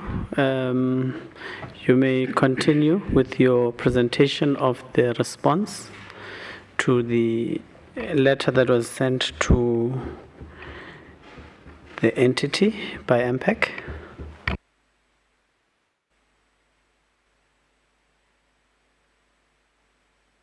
Thanks, Chair. The CEO will take us through. Okay, thank you, Chairperson. Greetings to members of the committee, the city manager, and the colleagues who are here. The first matter that we have been called to account on relates to the contravention of the SCM policy, in which we incurred an expenditure to the amount of 4.577.844, which was classified as irregular by the AG. So the first question seeks us to explain to the committee as to what actually transpired for that expenditure to be classified as irregular. The first thing I need to bring to the fore of the committee is that this is a prior year matter, and in that respect, it did serve before the MPAC, of which at that particular point in time, there was a portion of 378,000, which was considered by MPAC, which was recommended for write-off by council. So the figure in question now relates to the accumulated amount during the contract duration, because the contract was 24 months contract. So I thought it is important to give. So then what is the nature of the irregularity? The nature of the irregularity is that the EHC went through a bid process in which we appointed a company, Govongovo, if I call it correct, trading, for the provision of services from the 1st of June 2020 to 31st May 2022. So then the AG, when they came, post the appointment, when they were reviewing the entire supply chain process, what was deemed to be non-compliant was that the advert was placed for a period of 21 days as opposed to 30 days, as per the provisions of the supply chain management regulations, Regulation 22(1)B in particular.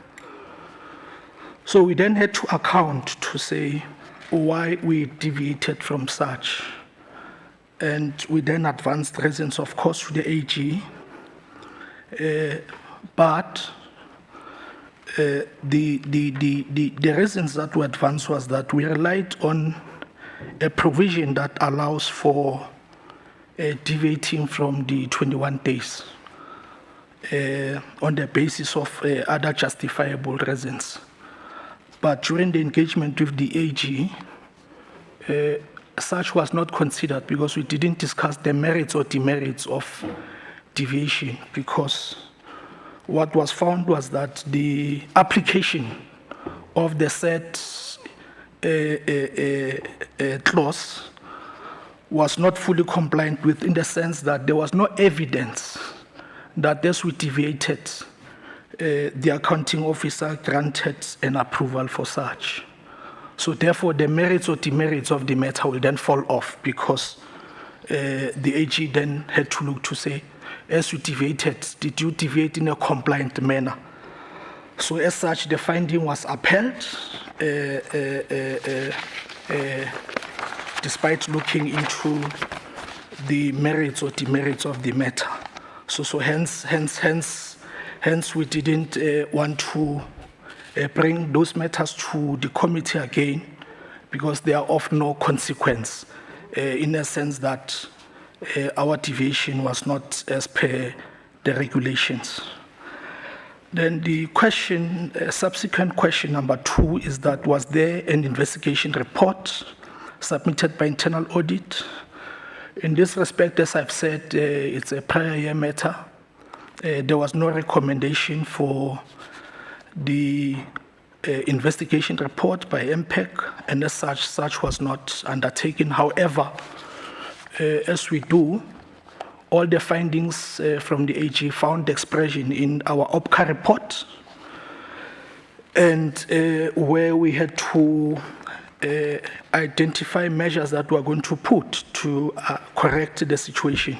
So such forms part of the EHC 2021 OPCA, and there's an OPCA committee in the city. So the internal audit has evaluated the measures that we've put, and the finding was deemed as resolved from their side. However, they've indicated that it's a matter that they will keep on the radar screen to see the effectiveness of the controls that we've put in place. So the question then says, what corrective measures have we taken to correct the situation? At that point in time, when we considered that here we are confronted with an issue of irregularity, the default position, I suppose, was to say, in order not to in order not to expose ourselves to further irregularity, let's immediately terminate the contract, despite that it was not declared invalid. But you can see that such consideration couldn't be feasible, because we need to provide security on an uninterrupted basis. And we then said, let's initiate the process where we go for early termination, so that we give ourselves a proper time to initiate another bid process, so that you limit the exposure of the quantum of the irregularity, because the irregularity has already been incurred. And mutually we have agreed with the service provider, and we did look into the timeline of 31st of October to terminate the contract through mutual agreement. And we did then initiate a new bid process. However, during the adjudication of the new bid process, the bids that we received or that responded, the amounts were excessively high vis-a-vis what the entity has, and it was then declared non-award, which then compelled us to continue with the service of the service provider, further exposing us to the quantum of the irregular expenditure.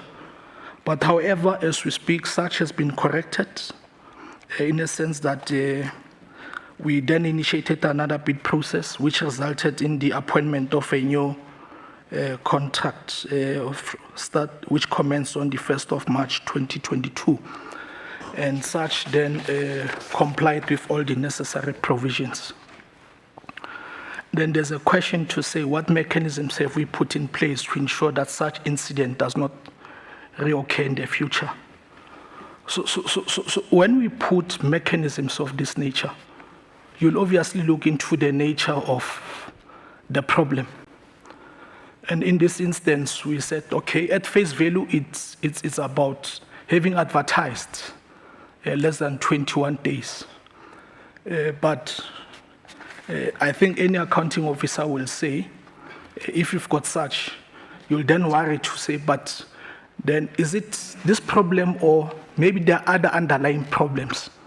So in this instance, a view was that we might be dealing with this, but there are other underlying problems. So mechanisms that we therefore put in place should be such that they are holistic, that you don't address this particular problem only. And as such, they must then be understood within that context. That one of them was that we then said, let us ensure that we do refresher courses for all SCM officers, and to update the SCM policy and procedures through internal training, because such are expressed in the policy. So this was a failure of application of the policy. And to then be decisive that all tenders should be advertised for a prescribed period, and as a default position. But however, on top of that, which is not expressed in the report, we've got what we call an SCM dashboard, which then shows the services that ought to be procured within a particular financial year.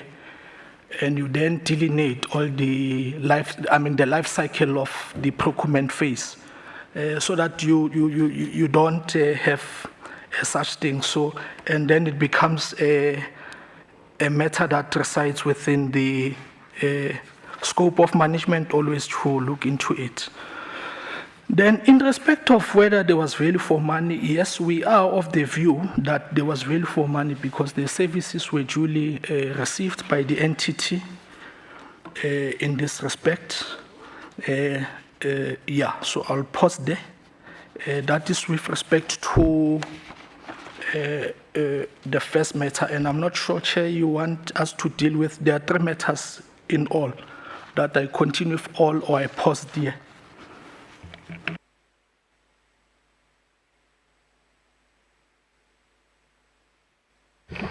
No, thank you very much. Let's deal with this first one, and then once we're done and exhausted it, we'll move on to the next one. Are there any questions and comments? Councillor Lunat. Anyone else? None. You may speak. Thanks, Chairperson. I just want to know that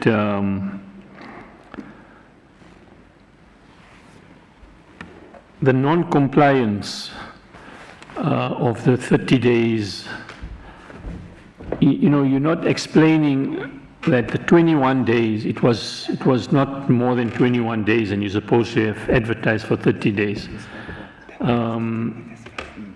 There should have been a reason why that was done. Was it just an oversight, or was it to give leverage to a certain service provider? So I just thought that we need clarity on that, because I don't see an answer. I see mechanisms put in place so that this doesn't happen in future, but I don't see a reason why the 21 days, the 30 days were not observed. Thank you.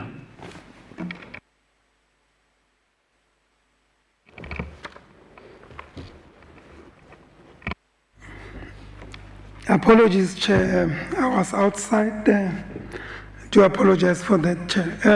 I've got a few questions, Chair, on this particular matter. And I would like to align, Chair, with the question that has been asked. You know, as much as this might come across as a minor breach, the issue of 21 days versus 30 days. Chair, this is supposed to be common knowledge. And as a result, one then would wonder what would have compelled the department to deviate from that. I mean, it's standard practice, it should be 30 days. And if one would go for 21 days, why would we go for 21 days? Secondly, linked to that, Chair, which is also common knowledge and common practice, is that if you deviate from that, MFMA and supply chain policy says the authority is there to do it, but the authority lies with the accounting officer. You are saying in your presentation, CEO, that you could not provide proof. Providing proof is one thing. Whether the proof is there is another. Was the accounting officer's authorization sought? And I'm glad the accounting officer is also here. Was the accounting officer's permission to deviate from the normal required period to a lesser period granted? And if not, why would we do that when it's supposed to be a straightforward thing? And then the last one, Chair, I would have loved to get the exact time that the CEO indicates that MPAC wrote off part of this. Because one would have expected at that point to prevent the recurrence of the irregular expenditure, because we knew already it was tantamount to delaying now the eventuality, because we know the position of the Auditor General, and if we continue, we know we are at fault, right, Chair? And what then makes this even worse when I say you are delaying the eventuality? Ultimately, you terminated the contract earlier than the required period. So why could it not be done at that point when we regularized the irregular expenditure and prevent further recurrence? I've heard your reasons stating that for service delivery, but I want to take you through the timeline. The contract was initially for 24 months, right? Which was supposed to run up until end of May 2022. But the contract was terminated by mutual agreement on the 31st of October 2021, which is 16 months into the period of the contract. Okay. And in terms of point number one, you are saying, I missed it, Chair, but I'll remember it. You are saying it was by mutual agreement that it was terminated, which I assume is the 31st of October, right?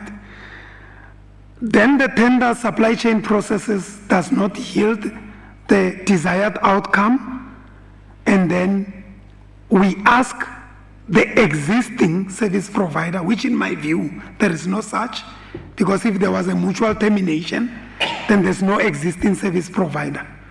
Then you say 4 months. I want to know which is that existing service provider, if the termination was effected. And secondly, the 4 months, the shape and form contractually, that the 4 months was granted, because it couldn't have been an extension. Was it a 4 months new contract? And how did we arrive at that if there was a termination? I was trying to follow your timeline, but then I realized 31 October we terminate, and we say 4 months runs from November to February. So that is post the termination. So if you can explain to me the 4 months, how we enter into it, because it's not an extension if the contract, the horse has bolted, isn't it, if we terminate it. So how then do we enter into this particular contract? Thank you, Chair. Yeah, no, thanks. We'll leave the entity to respond. But I just wanted to just get a feel from the entity in itself, in your own understanding, when we speak of the the 21 days as opposed to the 30 days of advertisement, does it give prejudice to any other company that would have ordinarily wanted to participate? And if so, to what extent? In your own understanding of the processes and procedure. Thanks.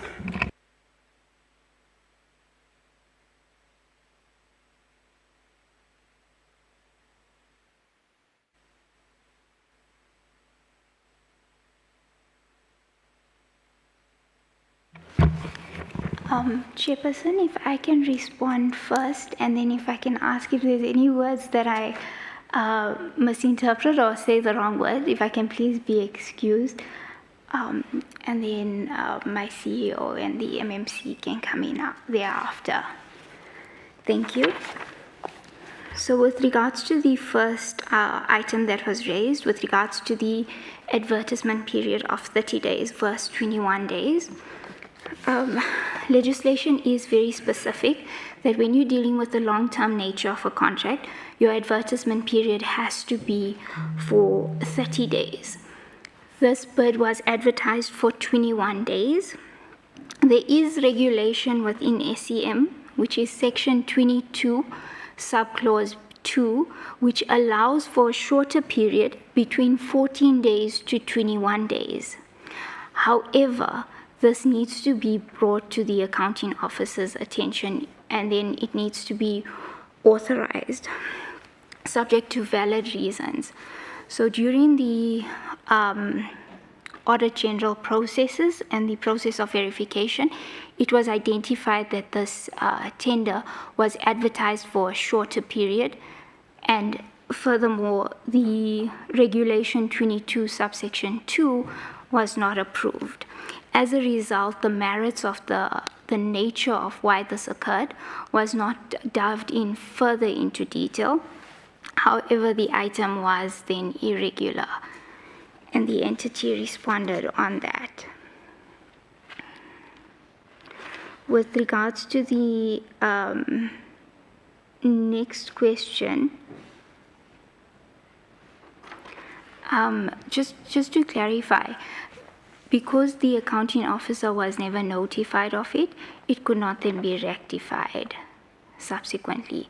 So the minor breach couldn't be treated as such, and that's why the irregular nature was accepted as such.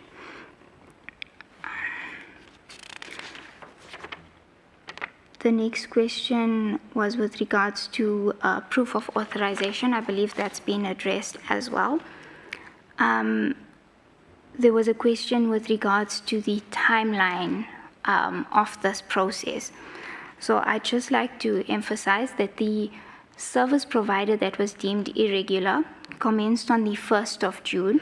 So that means during the financial year ending the 30th of June 2020, there was 1 month in which the irregular expenditure was occurred, and that is the 378,000 that the accounting officer made reference to. I'd also like to highlight that the Audit General published their report on the 31st of March 2021, taking into cognizance that there was an extension allowed in terms of the audit deadlines as a result of the national state of disaster. At the timing when we received the audit report, we were already at the end of March, and that's why such a significant time period had already elapsed, resulting in us incurring further irregular expenditure, which equates to the 16 months. And then in terms of the entity's means that we had available to us to limit the irregular expenditure, it was our first option to engage with the supplier in order to reach a mutual termination date, or the other option was to approach the High Court. We were fortunate that we were able to agree on a mutual termination date, which was detailed as the 31st of October. The question that led thereafter was, before we reached the end of the 31st of October, we had already evaluated our responses from the procurement activities, and it was determined that we could not appoint a new service provider, and that's why we extended the already existing irregular expenditure in order to ensure that our complexes still had security. It was deemed an essential services for us. And then, Chairperson, to move on to your question with regards to the prejudice, this tender was advertised on the Government Gazette. It was advertised for the 21 days. I do not believe that anybody was prejudiced because of the nature and the fact that it was on the Government Gazette. So it would have had sufficient transparency thereof. Thank you. No, Chair, I think it's one point just to amplify that was asked by Member Mojapelo, that in terms of our report, we are saying the procurement activities resulted in an award, which was determined at the BAC meeting of the 22nd of October. So at that point in time, it was before the actual date of the 31st of October. So meaning that the contract was still in place till the 31st of October.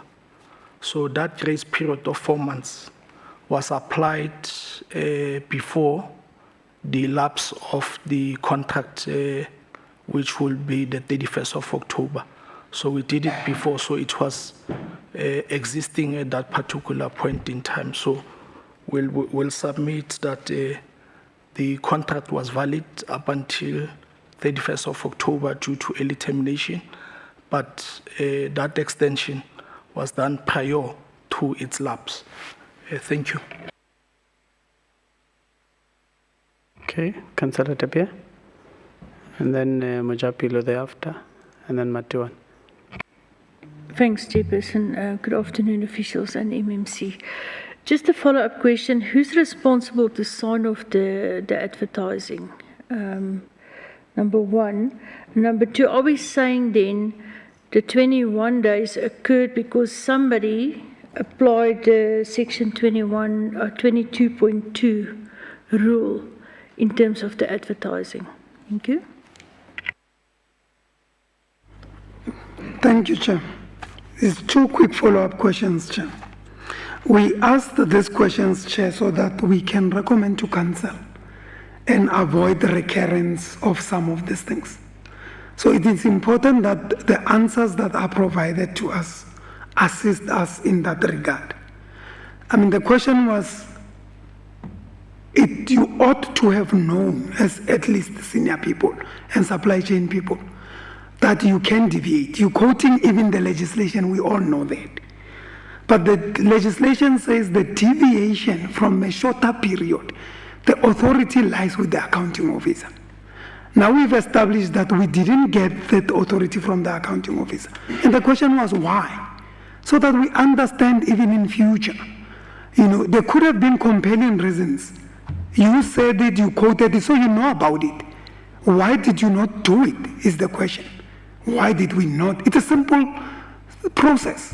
Go to accounting officer, we want to invoke this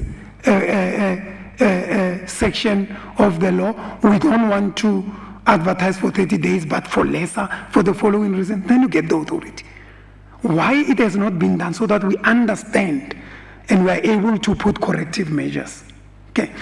Then the second part, I think the CEO touched on it because I didn't understand. So you are simply saying then the contract was not terminated on the 31st. It's just a statement, but the actual termination did not take effect on the 31st of October. It didn't, right? From your response.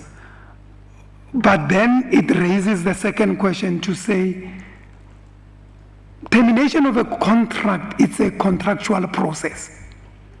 It just doesn't happen to say, we agree contract was supposed to end in May 2022, we will, no, there are processes.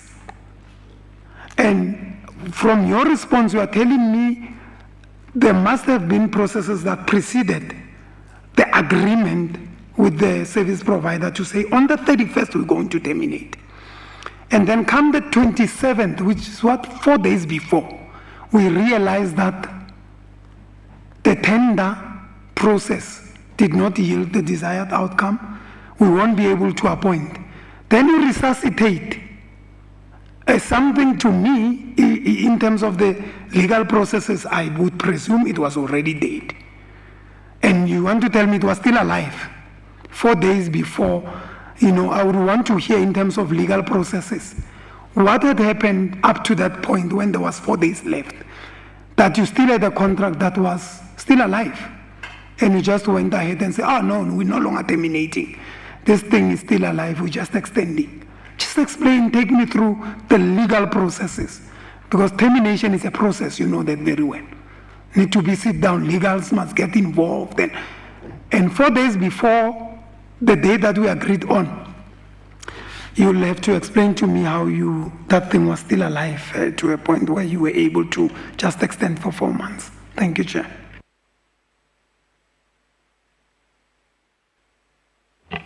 Yeah, Nkosi Chairperson.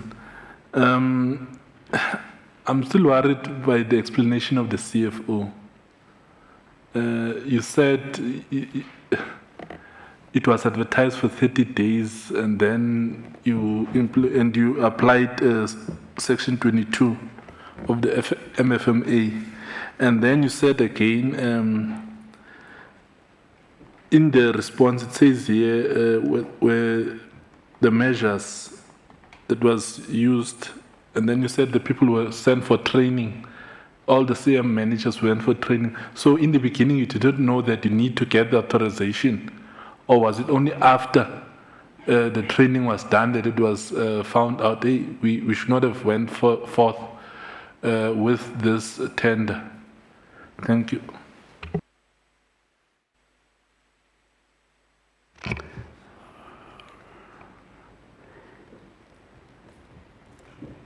You may respond.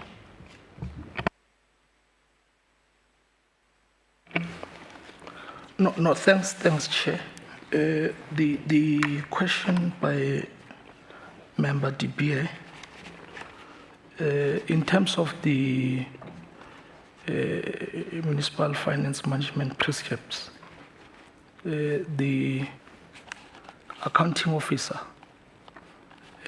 approves the bid specification, and after that approval, then it's a function of administration to facilitate the actual advertisement of the approved specification.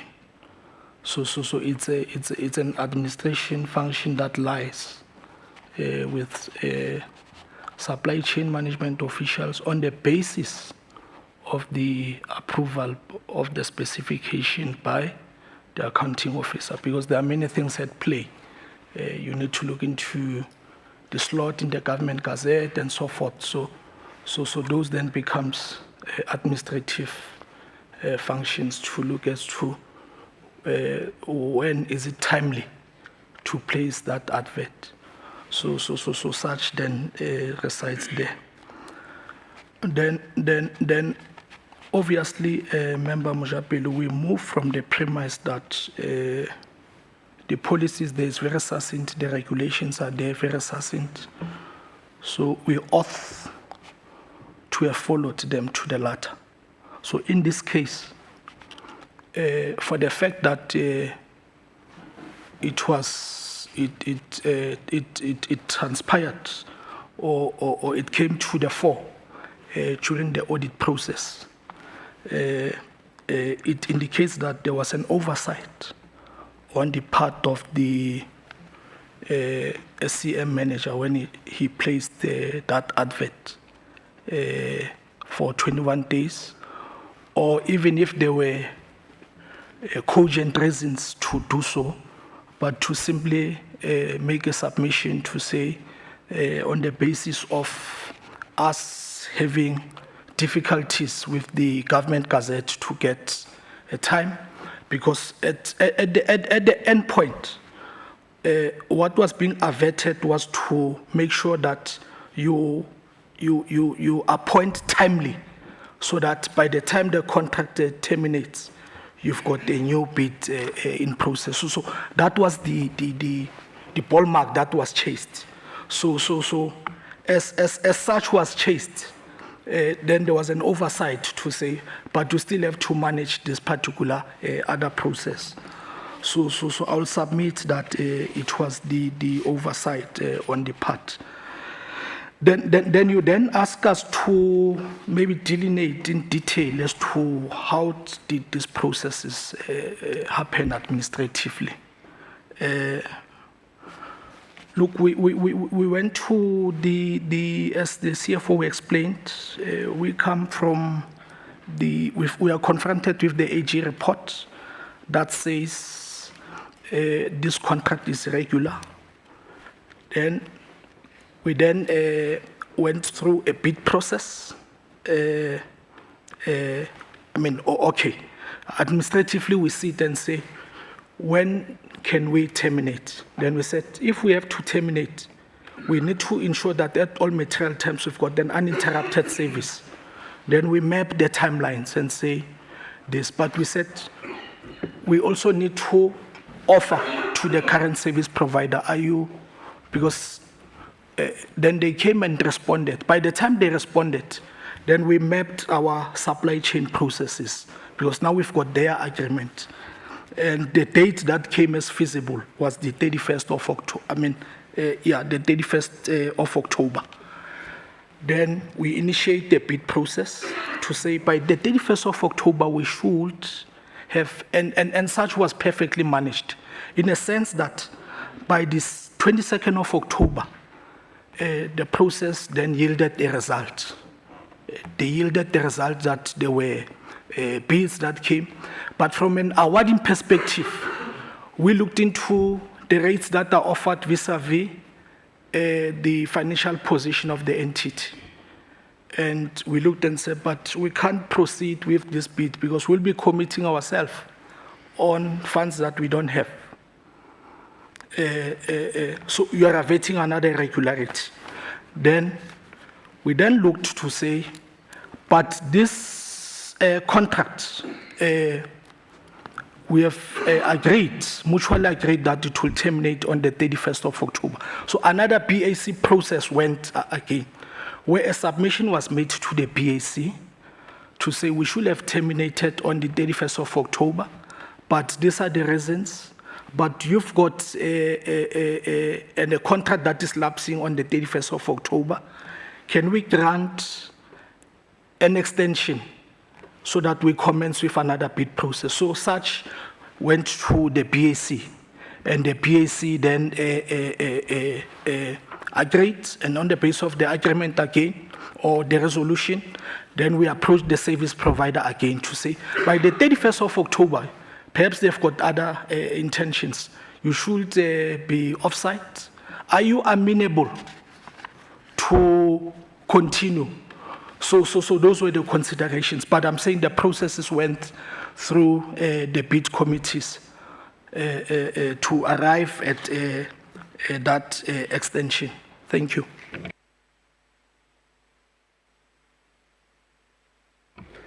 Thank you very much. No further questions on this matter, no? Councillor De Beer? Yeah, Chairperson, I'm a bit confused because if it is the accounting officer's duty to determine the process for the tender, is she saying that one of her administrative staff made then the decision to put the advert in for 21 days instead of the 50 days? Thank you. Quick response.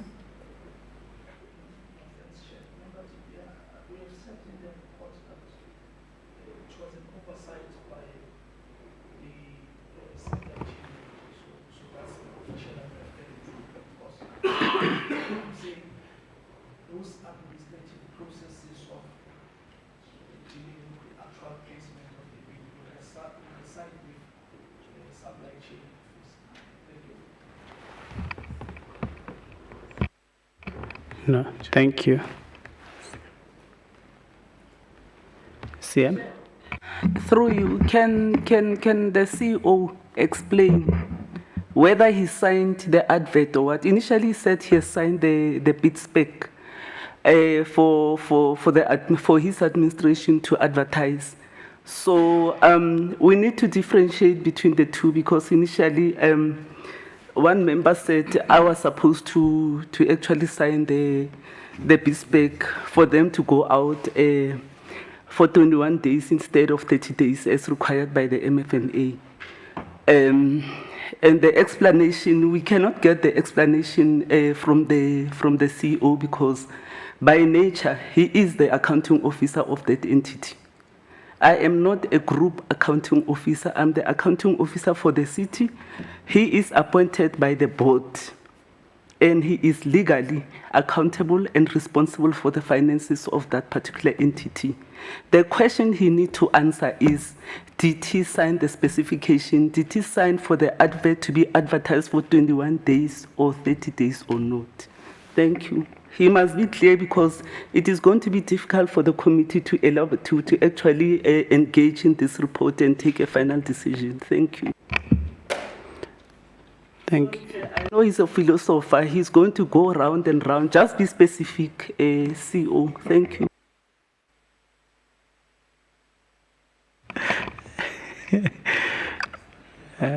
Philosopher Mlefe, you may speak. No, thanks, Chair. I will be less abstract.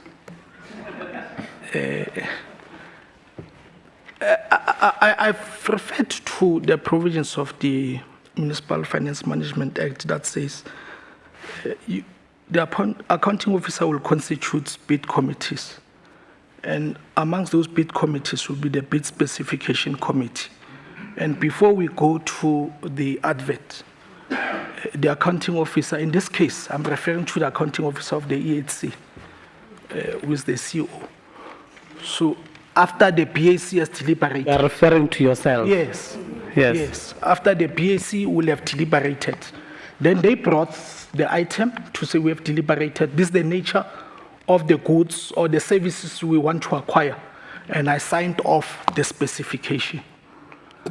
And on the basis of the signed off specification, then there's another process, which is an administrative process of inviting for prospective service providers. So I'm saying that becomes an administrative function that you do on the strength of the signed specification by the accounting office.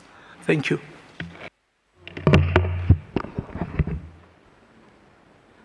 Sorry, Chair, I'm not creating a dialogue. So you signed the specification to advertise for 21 days, yes or no?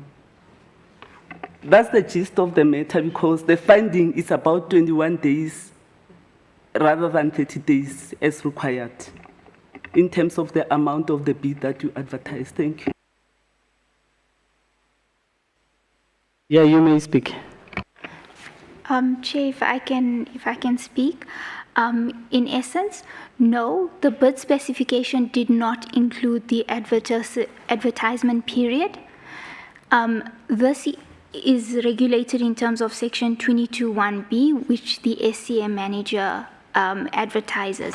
Should there be a deviation from regulation 22(1)(b), it then requires a submission to be made to the accounting officer in terms of regulation 22(2), and that was not made for a shorter period. Thank you. Chair, then who signed for a shorter period for advertisement, so that the committee should actually know before the deliberation, because it is not clear who signed. The accounting officer is there, he approved the specification did not have the actual contractual period in terms of advertisement. So who actually signed the advert to be placed on the board for 21 days, not 30 days? That is the gist of this irregular expenditure from AG. Just in one sentence, Molefe. No, in one sentence is that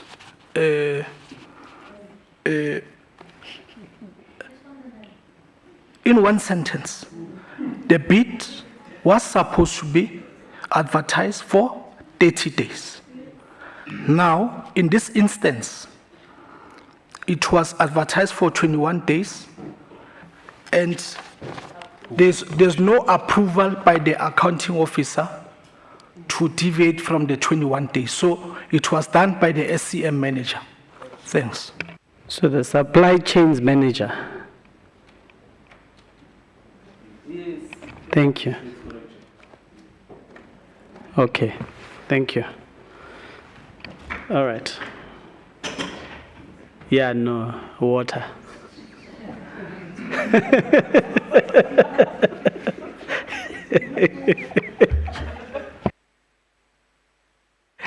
We can continue to the next item on your submissions.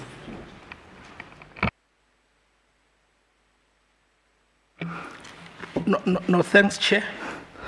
This relates to the amount of 179,550,000, which was deemed as irregular. This relates to the board fees that were incurred by a board member. The context and background here is that the member in question is Mr. Zingisani Nkamani, who was properly appointed, duly appointed as a board member of the EHC from the 1st of November 2018 to 31st October 2021, discharging his responsibilities diligently. However, as from the 1st of July 2021, the member in question assumed or got employment at the city of Ekurhuleni,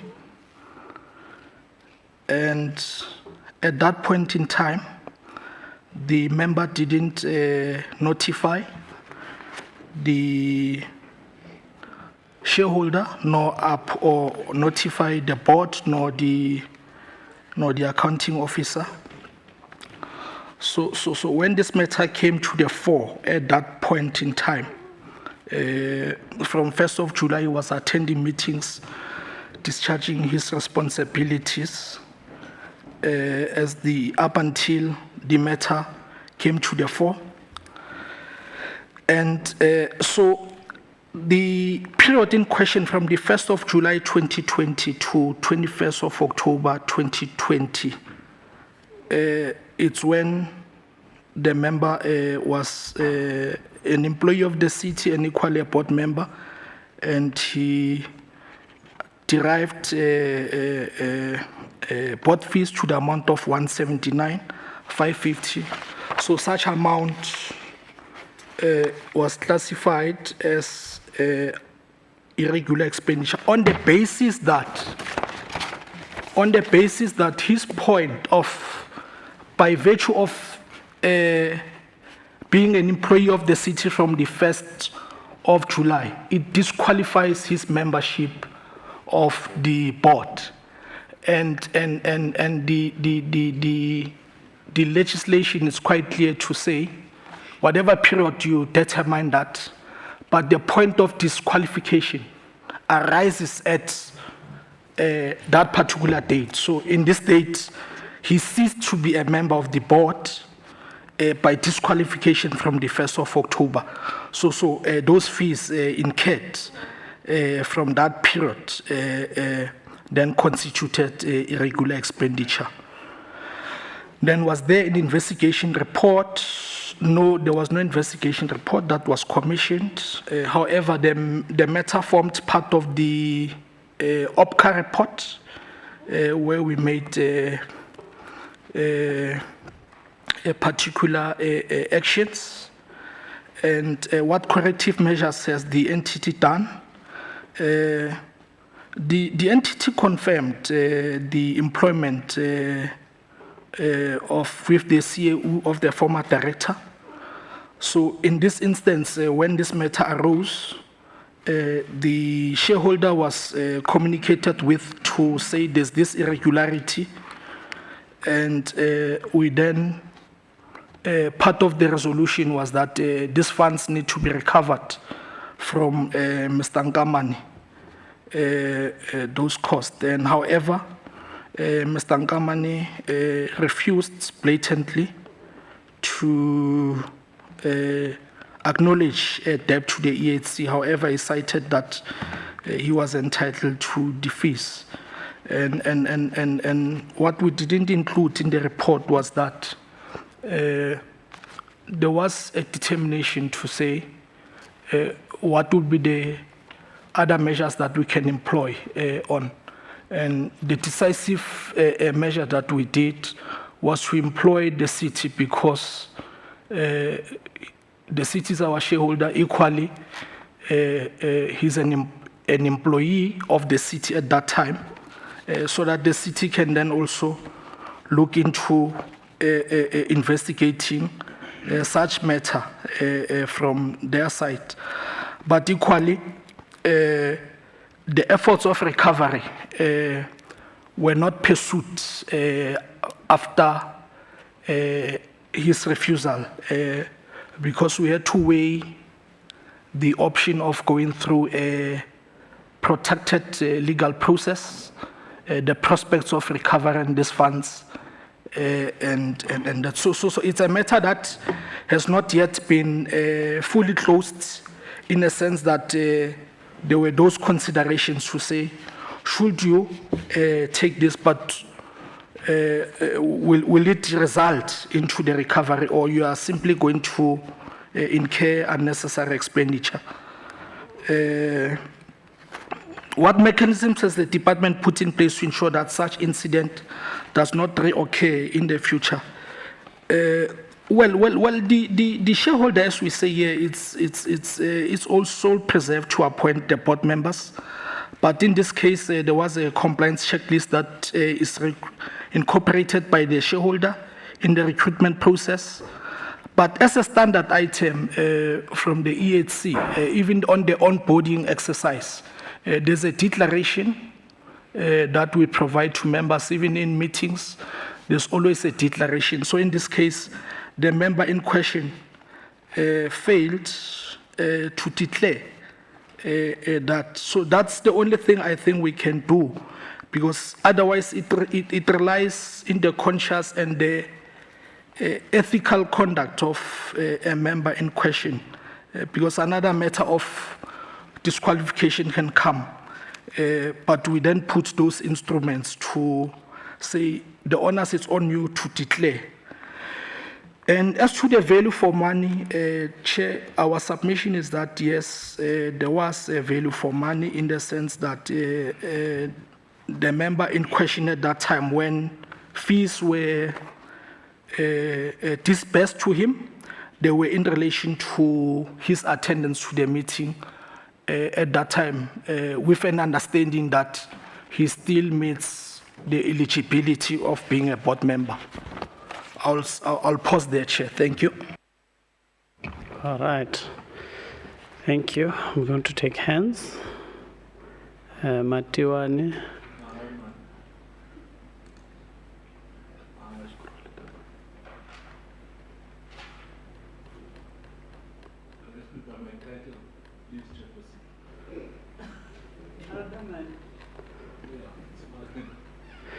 We don't have to get agitated.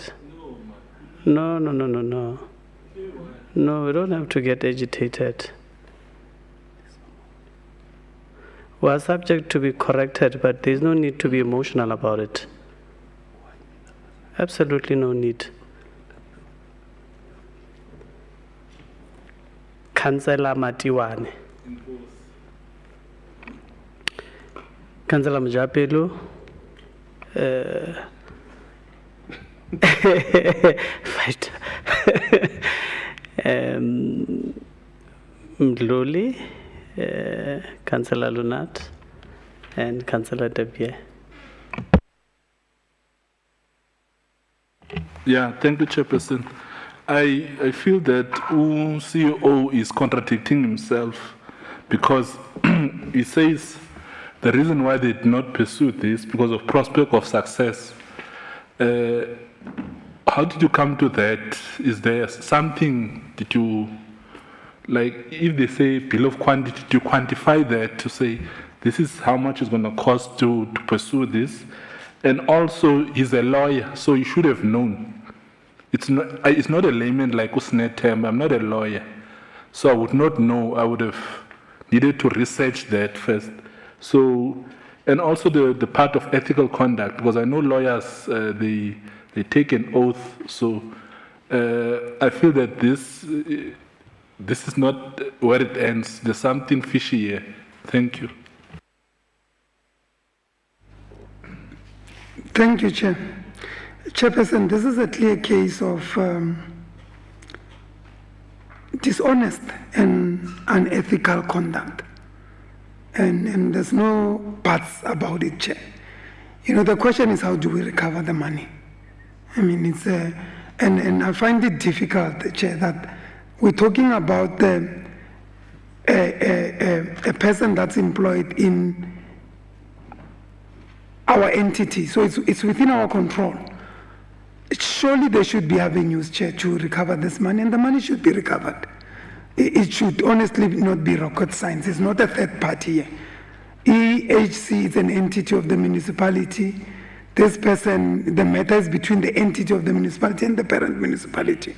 So there shouldn't really be an issue, Chair. We just need to explore how do we get the money. And I disagree, Chair, with what the CEO said in terms of value for money. Board meetings, Chair. Okay, before I even get there, Chairperson, you are required to declare. You know, there are processes through which, and the CEO did indicate that the member failed to declare. So we can go through all the processes, you'll find that this particular director guilty, whichever way you want to look at it. So the issues were not whether they are innocent or guilty, they're guilty. And the question is, how do we get the money? That is the question, Chair. Now, to say, Chairperson, there's value for money, maybe to some extent. Board meetings are not taking place at night. They're not happening over the weekend. They're happening during our time. During the time when this person is supposed to be providing services for the city. So you can't double dip, CEO. You either earning your money here and earning your salt at the city, or you are sitting elsewhere as a board member. You choose your struggle. You get the board member fees, you don't get paid for the services this side. Salary that we pay, if I have to remind you, CEO, is the employer's obligation on the employee for services rendered. When this man was attending board meeting, he was not rendering any service to the city for the position he was appointed for. He was providing board services for which he was then remunerated. You can never have it both ways. Thank you, Chair.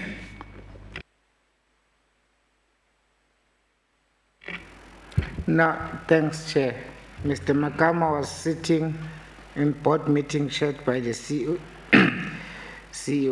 That's why the CEO is saying that there's value for money, because he saw Mr. Makama in those meetings where he was sitting. I'm having a greater challenge here, Chair. I'm not sure how then do we continue engaging in with this particular department. But be that as it may, I'm very skeptical, because certain things that we want to understand as a committee are just guided by the CEO, are just guided by the CEO's responses to what they've responded here, not by the detailed. Let me use forensic, forensic report on all from the start where he was starting. So I'm very skeptical, because if the CEO and the board, unfortunately the chairperson is new, but it just fall in one club, they failed to recover the city's money. And then from one board member. This board member is not somebody, don't have a title, it's just a board member. The whole board here failed to recover that money. I'm very skeptical that we have a leadership there. So, but we'll then be guided that what went wrong, why did they fail by the forensic report, why did they fail this board?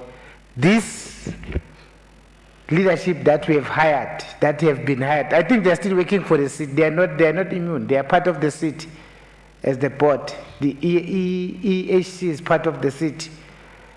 We should have, I think we'll be guided by the forensic report of why they failed, because the contradiction is that there's value for money, because he's correct, because he was sitting in the meeting that Mr. Makama was sitting in the meeting. He saw Mr. Makama in those meeting, but Mr. Makama failed to play. But why they failed of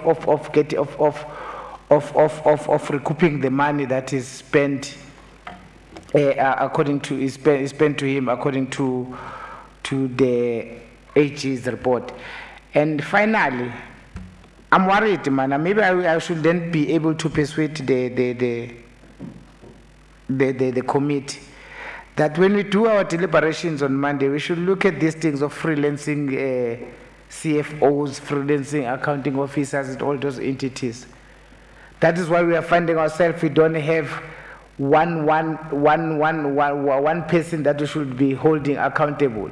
All those entities that have come here, they are doing their own things there. And there's a mistake that everything that they're doing. The financial officer should, legally, yes, they are appointed to be financial officers of these structures, but the group CFO does not know of all the nationalities, of all these happenings that are happening in these entities.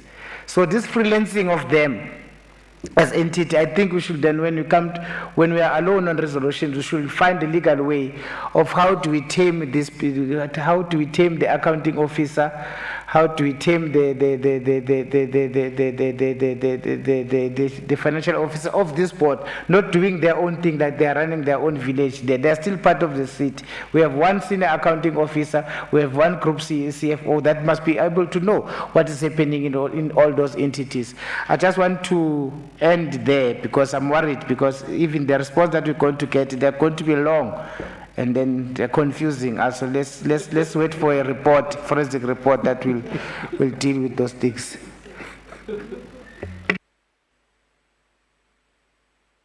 Thank you, Chairperson. From what I understand is this board member was a board member before he took employment at the city of Ekurhuleni. He took employment on the 1st of July. As I understand it, the months that are in question here is from the 1st of July to October. Now, I would give the benefit of the doubt to the board that you didn't know that he became an employee of the city of Ekurhuleni. But the worrying factor is that this person claims to be ignorant that he should not, that he should have been part of the board and be an employee. I'm just worried that other board members should also be made aware that you're not supposed to take employment with the city of Ekurhuleni if you're a board member. So what I'm trying to say here is that has the board approached the city of Ekurhuleni in view of recovering the money that is deemed irregular? Because yes, you're saying you got value for money, but on the other hand, it was the person obtained the money irregularly, and a decision needs to be taken that indeed we need to get legal opinion and recover that money. Thank you.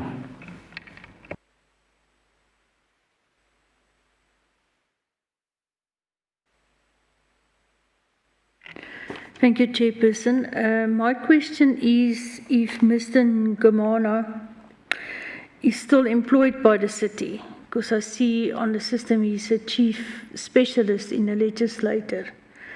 And that would be very worried for me if this person is still employed at this stage, that refused to acknowledge the mistake that was made and not willing to pay back this money. So if we can just get confirmation whether he is still employed, and then we can deliberate on that on Monday. Thank you.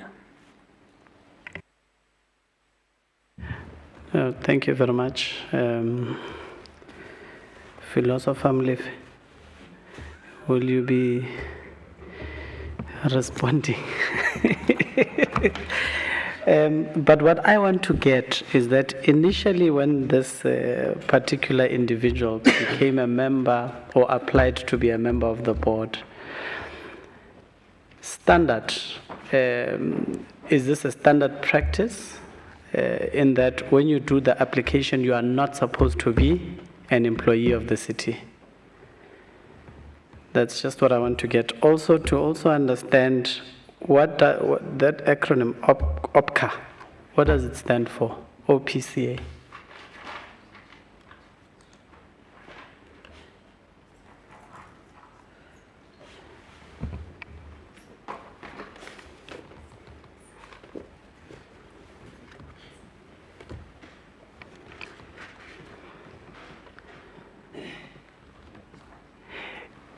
Yeah, you may respond. Thanks, Chair. No, I saw your mic was still on, so I just wasn't sure. I will start with the responses, Chair, and then wherever I did not respond, then I'll just ask CEO or the board chairperson also to just come in there. Councillor Mdluli, the MMC is also new to this post, but I want to tell you that I share the sentiment of what this oversight committee is raising. Because when I did have a look at the report, some of those were the issues that were raised. And one very concerning one to that was that this should not be where it ends. It should not be where it ends. There was dishonesty and unethical conduct here. I also think the entity was a bit intimidated by this board member's LLB degree. And that is why they were dilly-dallying around whether it should be a matter of because he refused outright to say that no, you should pay it. And I think that is the reason why there was dilly-dallying around whether to pursue it further. But I see the letter is here. I know there was a letter written, okay, no, that's not the one. There was a letter written to the city on the 17th of November, 2020, notifying the city of the Mr. Nkamana being disqualified as a board member, but the letter was not specific in asking the city to help it recover the money, which I think should happen or should have happened. What is also of concern, Councillor Mojapilo, you are correct to say that when he was attending the board meetings, he should have been working for the city. He should have been rendering a service here. So there was definitely double dipping there, because while he was at board meetings, he was still earning a salary as somebody, as if it's somebody that was actually in his position. I don't think he was ignorant of the fact. I mean, board members know that according to the Act, it is not allowed. The gentleman has an LLB by profession. I don't think the ignorance around that should even be in question. Whether he's still employed by the COE, it was something that something that we discussed. We are not sure about that. I think the COE can assist us in checking whether he's still an employee within the COE, but from the board they wouldn't know. I don't know if I've covered. If there's something that we want to add, Chair, if I can allow them to come in. Yes, Chairman, huh? Chairperson. Yeah, you may speak. Chairman, Chair, thank you so much. Chair, let me just add, because the Honorable MMC has already covered me, but the part that I think maybe it's important to also take into account is the fact that the entity is an entity of the city, and therefore the city is superior to the entity. In this regard, I think the entity should be of assistance in regard to dealing with the conduct of the employee of the city. Because, why I emphasize that part, because the value for money needs to be determined from the city side.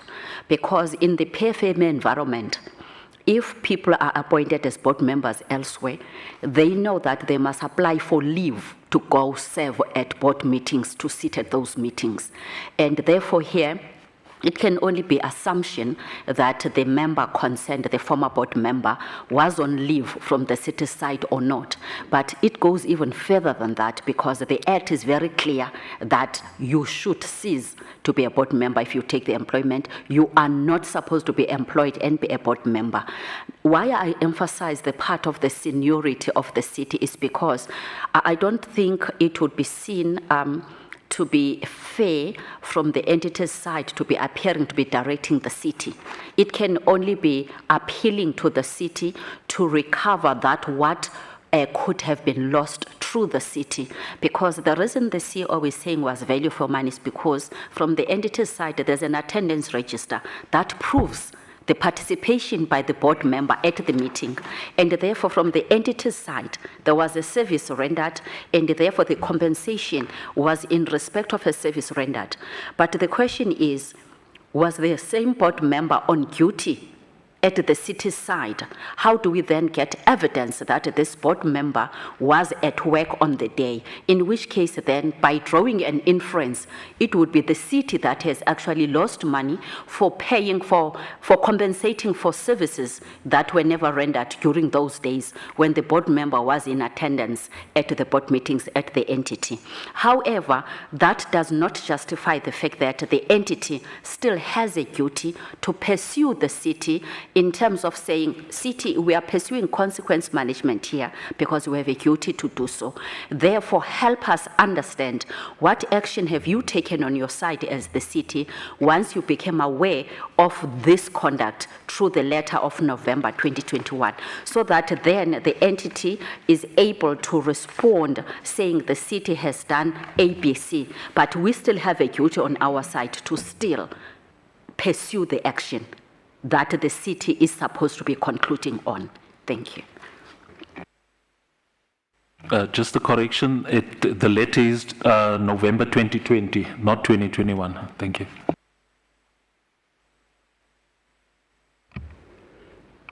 Okay. Number 1, 2.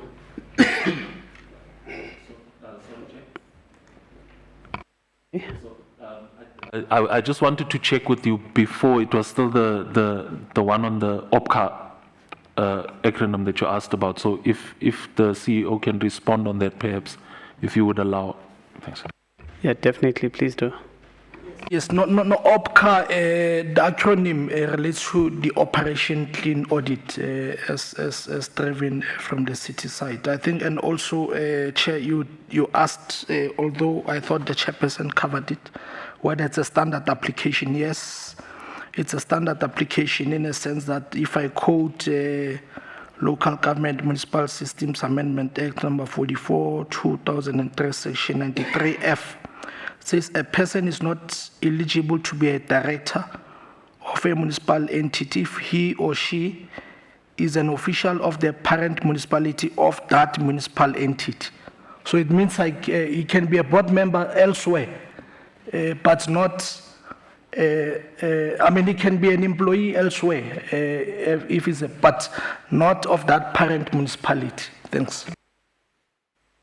Sabonga philosopher. You see, the nice thing about coming here, you are not even fighting for a title. You just got one. Unlike, let me not say. Number 1.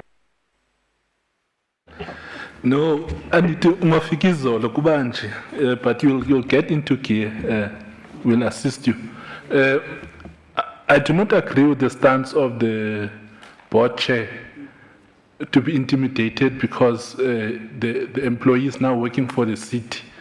Do not be intimidated by that.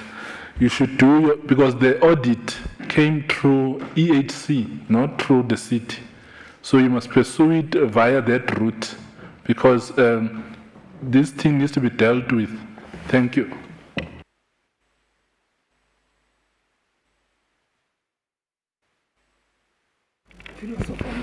Yeah, it's me, ne? Yeah. Chair, don't you think that we are taking a chunk of what the internal audit should be doing in terms of investigating this? I'm just playing a devil's advocate because we're asking here. And also, CEO, you mentioned attachments, see attached. I just saw that presentation that you put there, the M-score one. There's no presentation here, and I'm worried that the new MMC is talking about the letter, is reading the letter to himself, and we don't have those letters. Maybe all of those things will get them as soon as they get in touch with the forensic, with the internal audit, because other things, there's an attachment here that is written, see attachment. I said it's new MMC because I said you are new. Not that we're fighting it. So, and then there's a letter that was read by the MMC there, and then you see certain documentation. And also, I feel very other way around, that we are taking too much chunk of the questions that should then be coming to you from an internal audit so that we can get to what the CEO, because what he's saying now, it could be on record, but it could then be changed at some other time, because he needs now to go on record and then answering from the internal audit, and then we get all of those things. And I was not answered of this freelancing of the accounting officers everywhere. Every entity has an accounting officer, but they don't record. They don't report to the senior accounting office, and freelancers of financial officers, they don't report to the group CFO. Thanks.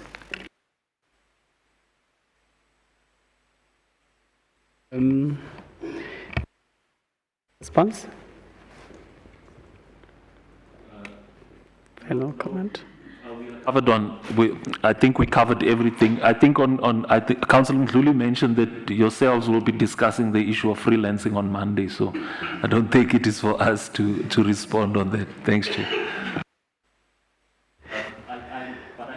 The letter that I read out, and if there are any attachments that it reflects on your documents that should have been there, I think we should make it available to yourselves perhaps before Monday. We should have that available to you. CEO? Yes. Yes, thanks. Yeah, so if you can just send us those letters and perhaps some of your own submissions as well, no later than 9 o'clock Monday morning, it would assist us greatly as a committee when we make our deliberations.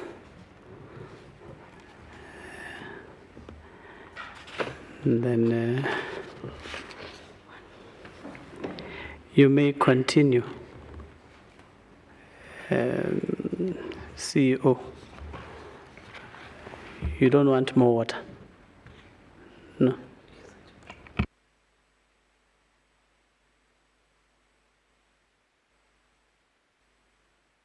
Now, Chair, he says the CFO will deal with the last one, so perhaps she would need the water. Water to the CFO.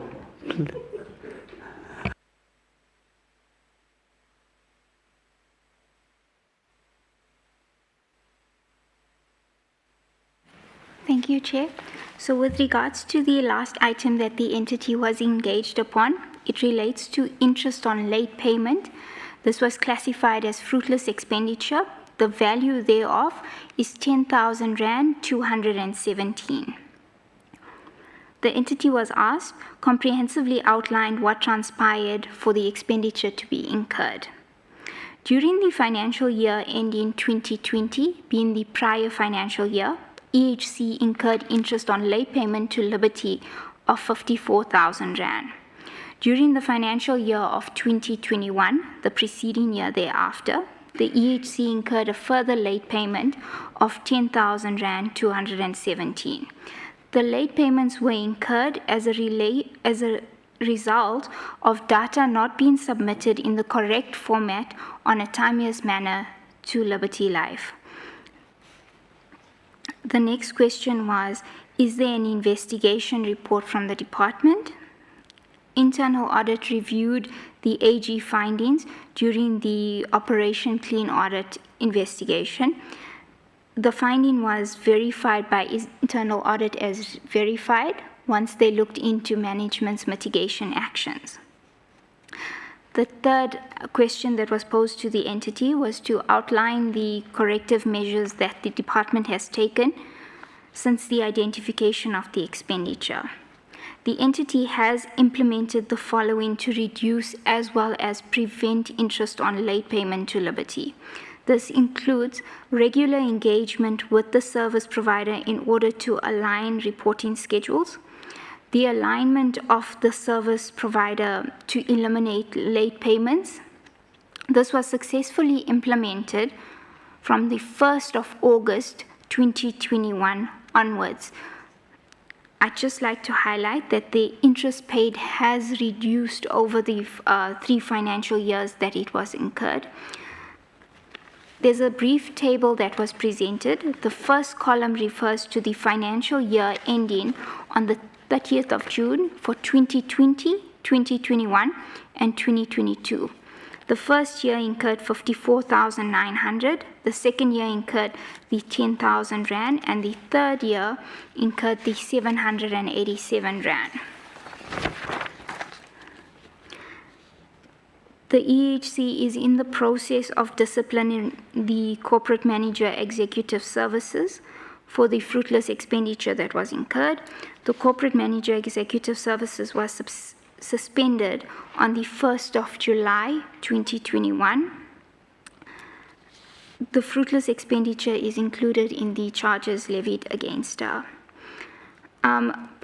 I'd just like to emphasize there was a slight error on the date of the report in item 3. Post the above corrective measures, there's been no further interest that's been incurred post the end of July 2021.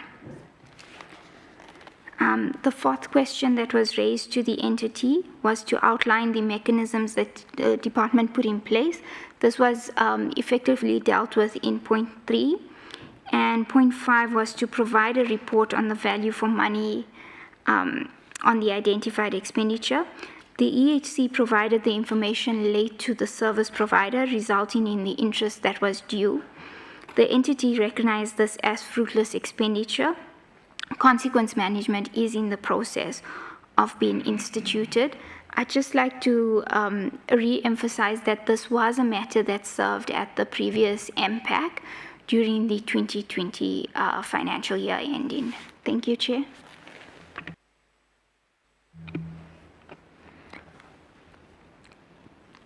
Thanks, Chair. If I can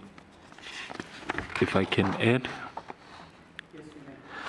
Thanks, Chair. So I just want to, on that amount that we are seeing, so you'd see it says post the above corrective measures, no further interest has been occurred post 31st July 2021. So I just want to state that that amount of 787 Rand and 11 cents that we are seeing there, that was incurred as at 31st July, but from the 1st of August, as the CFO has indicated, up to date, there has been no other interest incurred. So the last interest that was incurred was that 787 until the end of July. And then I also need to make it clear that the disciplinary instituted against the manager is not as a result of this matter solely.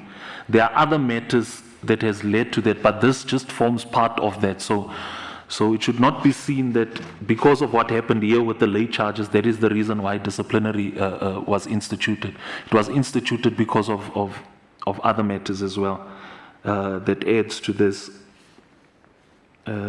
Yes, that's it. Oh, okay. No, thanks for saying that because I highlighted it that I wanted to ask. Is written is included in the charges raised. But thanks for that. Okay. So is there any comments and questions? Councillor Mjapelo and Councillor Tapia and then Councillor Mluli. Yeah, Chairperson, it's encouraging to see that we are heading towards the right direction, albeit slowly. You know, that moved from 54 to 787.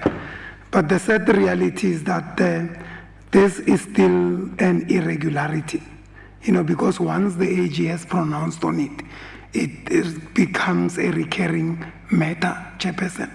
And the question perhaps is, you know, what would it take for us to clear this altogether so that we don't have it? We know it's a finding and then we can see good progress, you know, but what would it take? And Chair, I actually even got confused. I thought maybe I've got my wires crossed. I even checked my phone in terms of the date today and the year, because I see you are telling us above number 4, you're saying post the above corrective measure. No further interest has been occurred post 31 July 2022. Am I missing something, Chair? Am I? Huh? We in 2023? Oh, okay. Sorry, Chair. I thought we not yet in July 2022. Honestly, I thought maybe I'm the one who's confused. Maybe we are post July 2022. Or we're talking future. Thanks, Chair.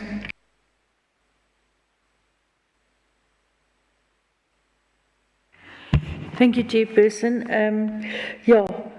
It seems like it took us 3 years to align ourselves to 14 schedules with Liberty.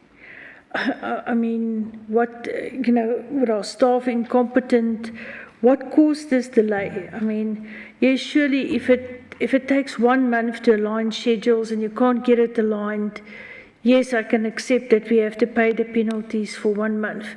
But now this is going to spread over 3 financial years. I just think it's unacceptable, and really we need to get a better explanation on why. Because surely in 3 years, if we can't get the schedules right, then we shouldn't be in the business of doing that. And then I just want to know the MSCOA Module 4 role of councillors that's been included in the report. What is the purpose of that? Thank you.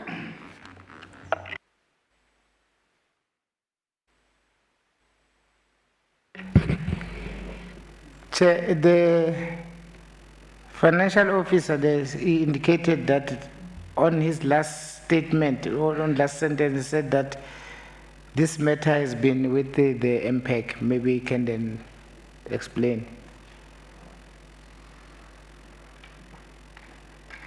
If I heard him correct, he said this matter has been with MPAC. Maybe he could then explain so that we assist us on Monday and then with the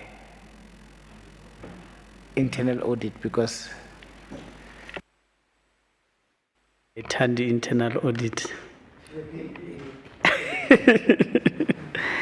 Yeah, so from page 107 all the way to 124, the presentation is just additional information for councillors to internalize, and not a response by EHC. Yeah, it's just for us. Yeah. MMC? Thanks, Chair. So with regards to it being at MPAC before, so CEO confirms that it was here before for the 54,000. So it was here before for that. And then the correction was made on the date. I think the CFO will be able to tell us more, because Councillor Mujapilo is correct that the 787 will still be seen as fruitless. It's still an irregularity, irrespective of what amount it is. But the CFO will tell us more on, on how it happened over this period, and how they fixed it, because we don't expect it to happen going forward. But the CFO will tell us more on that. Thanks. Thank you, Chair. So with regards to what happened is the EHC has our Provident Fund administered through Liberty Life, and Liberty Life has an underwriter that works for them with that. So our information needed to filter through 3 different channels. The entity hands over the information to Liberty Life, and then from Liberty Life it's evaluated first, there's calculations done, and then only it's provided to the underwriter. Because of difference in terms of the data integrity, the formatting issues, and as well as the control function where it lied, it resulted in an exacerbated period of 3 financial years in order for us to resolve this. There was items that was tasked to the executive manager that was in charge of that. Failure to resolve that, we then engaged from finance and as well as HR's perspective. We've engaged on several months repeatedly with Liberty Life as well as the underwriter in order to resolve this.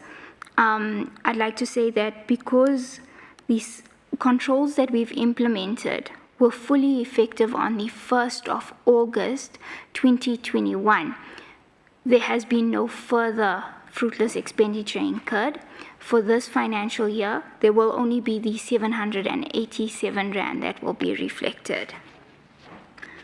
And then there was reference made to an M-score report that was submitted as an annexure. That is an error, so I think that should be ignored. Thank you. No, thank you very much. Any other comments? We are fine. Okay, thank you very much to the MMC and the entity. Truly appreciate.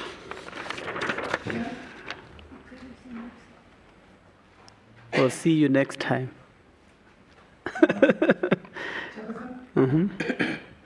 No, I just want to, no, it's not, Chair, you closed the matter. Just wanted to be consistent, just like we did earlier this morning, Chair, with the HOD, as the committee, to also congratulate MMC Peterson for your appointment. You said you are a new MMC. We congratulated the HOD, and I think it's only proper that we also congratulate you and wish you well in your endeavors. Thank you, Chair. Yeah, equally as well, the new chairperson of the board.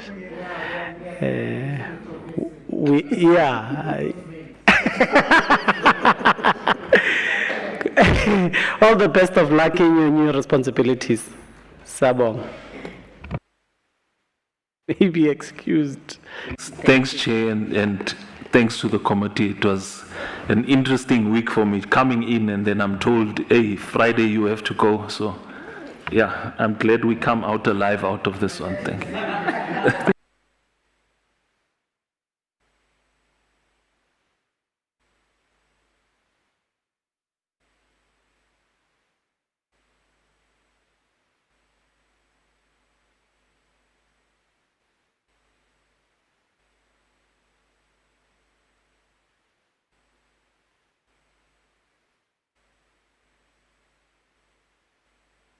The next item is announcements. Thank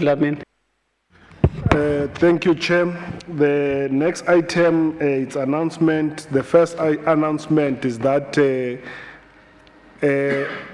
we are supposed to have 4 scheduled for hearings. This is our last day for hearings. On Monday, the meeting will be in Bosbeck Council Chamber at 10 o'clock, where the deliberation on all the 3 processes that we engage on, it's going to be only committee members and those supporting the committee. On Monday, 10 o'clock, Bosbeck Council Chamber at 10. The pack that councillors refers to, the MSCOA, councillors will remember that when we had our first induction, there was an invitation to us Unfortunately, because the committee had to undergo that training, the first session that we had in Bosbeck at Chris Smith. So this M-score was continuing. So what we have then asked, we have asked the inputs. So that is why we've included in the agenda for councillors just to go through it. And then secondly, another announcement which we'll continue make, on the 16th, we are having a National Treasure workshop. That will be virtual on the 16th, starting at 11:30 up until 2 o'clock. It will be a virtual workshop, which will also send the link to all councillors so that they can be part of the process. The other reports that are there, 4 and 5 investigation report, councillors will recall that during the interaction with the other department, and especially from the finance, they've mentioned these reports. So we've included those reports, the 4 and 5, one from Shrek, I think so. The other one is from real estate. So we've included those reports so that they can able to be, so that you can able to familiarize and assist in the deliberation as we are moving on. But other announcement will be made on Monday on how then we are going to proceed. On Monday, 10 o'clock, Bosbeck Council Chamber. Thank you, Chair. Those are the announcements that I have. No, thank you very much. Let me once again thank you all of members of the committee for coming through. And it's a weekend. Those who are traveling, travel safely. Traveling messages upon to you. And always remember to be kind. Be kind to one another at all times. In closing, it is 21 minutes past 4 and the meeting is officially adjourned.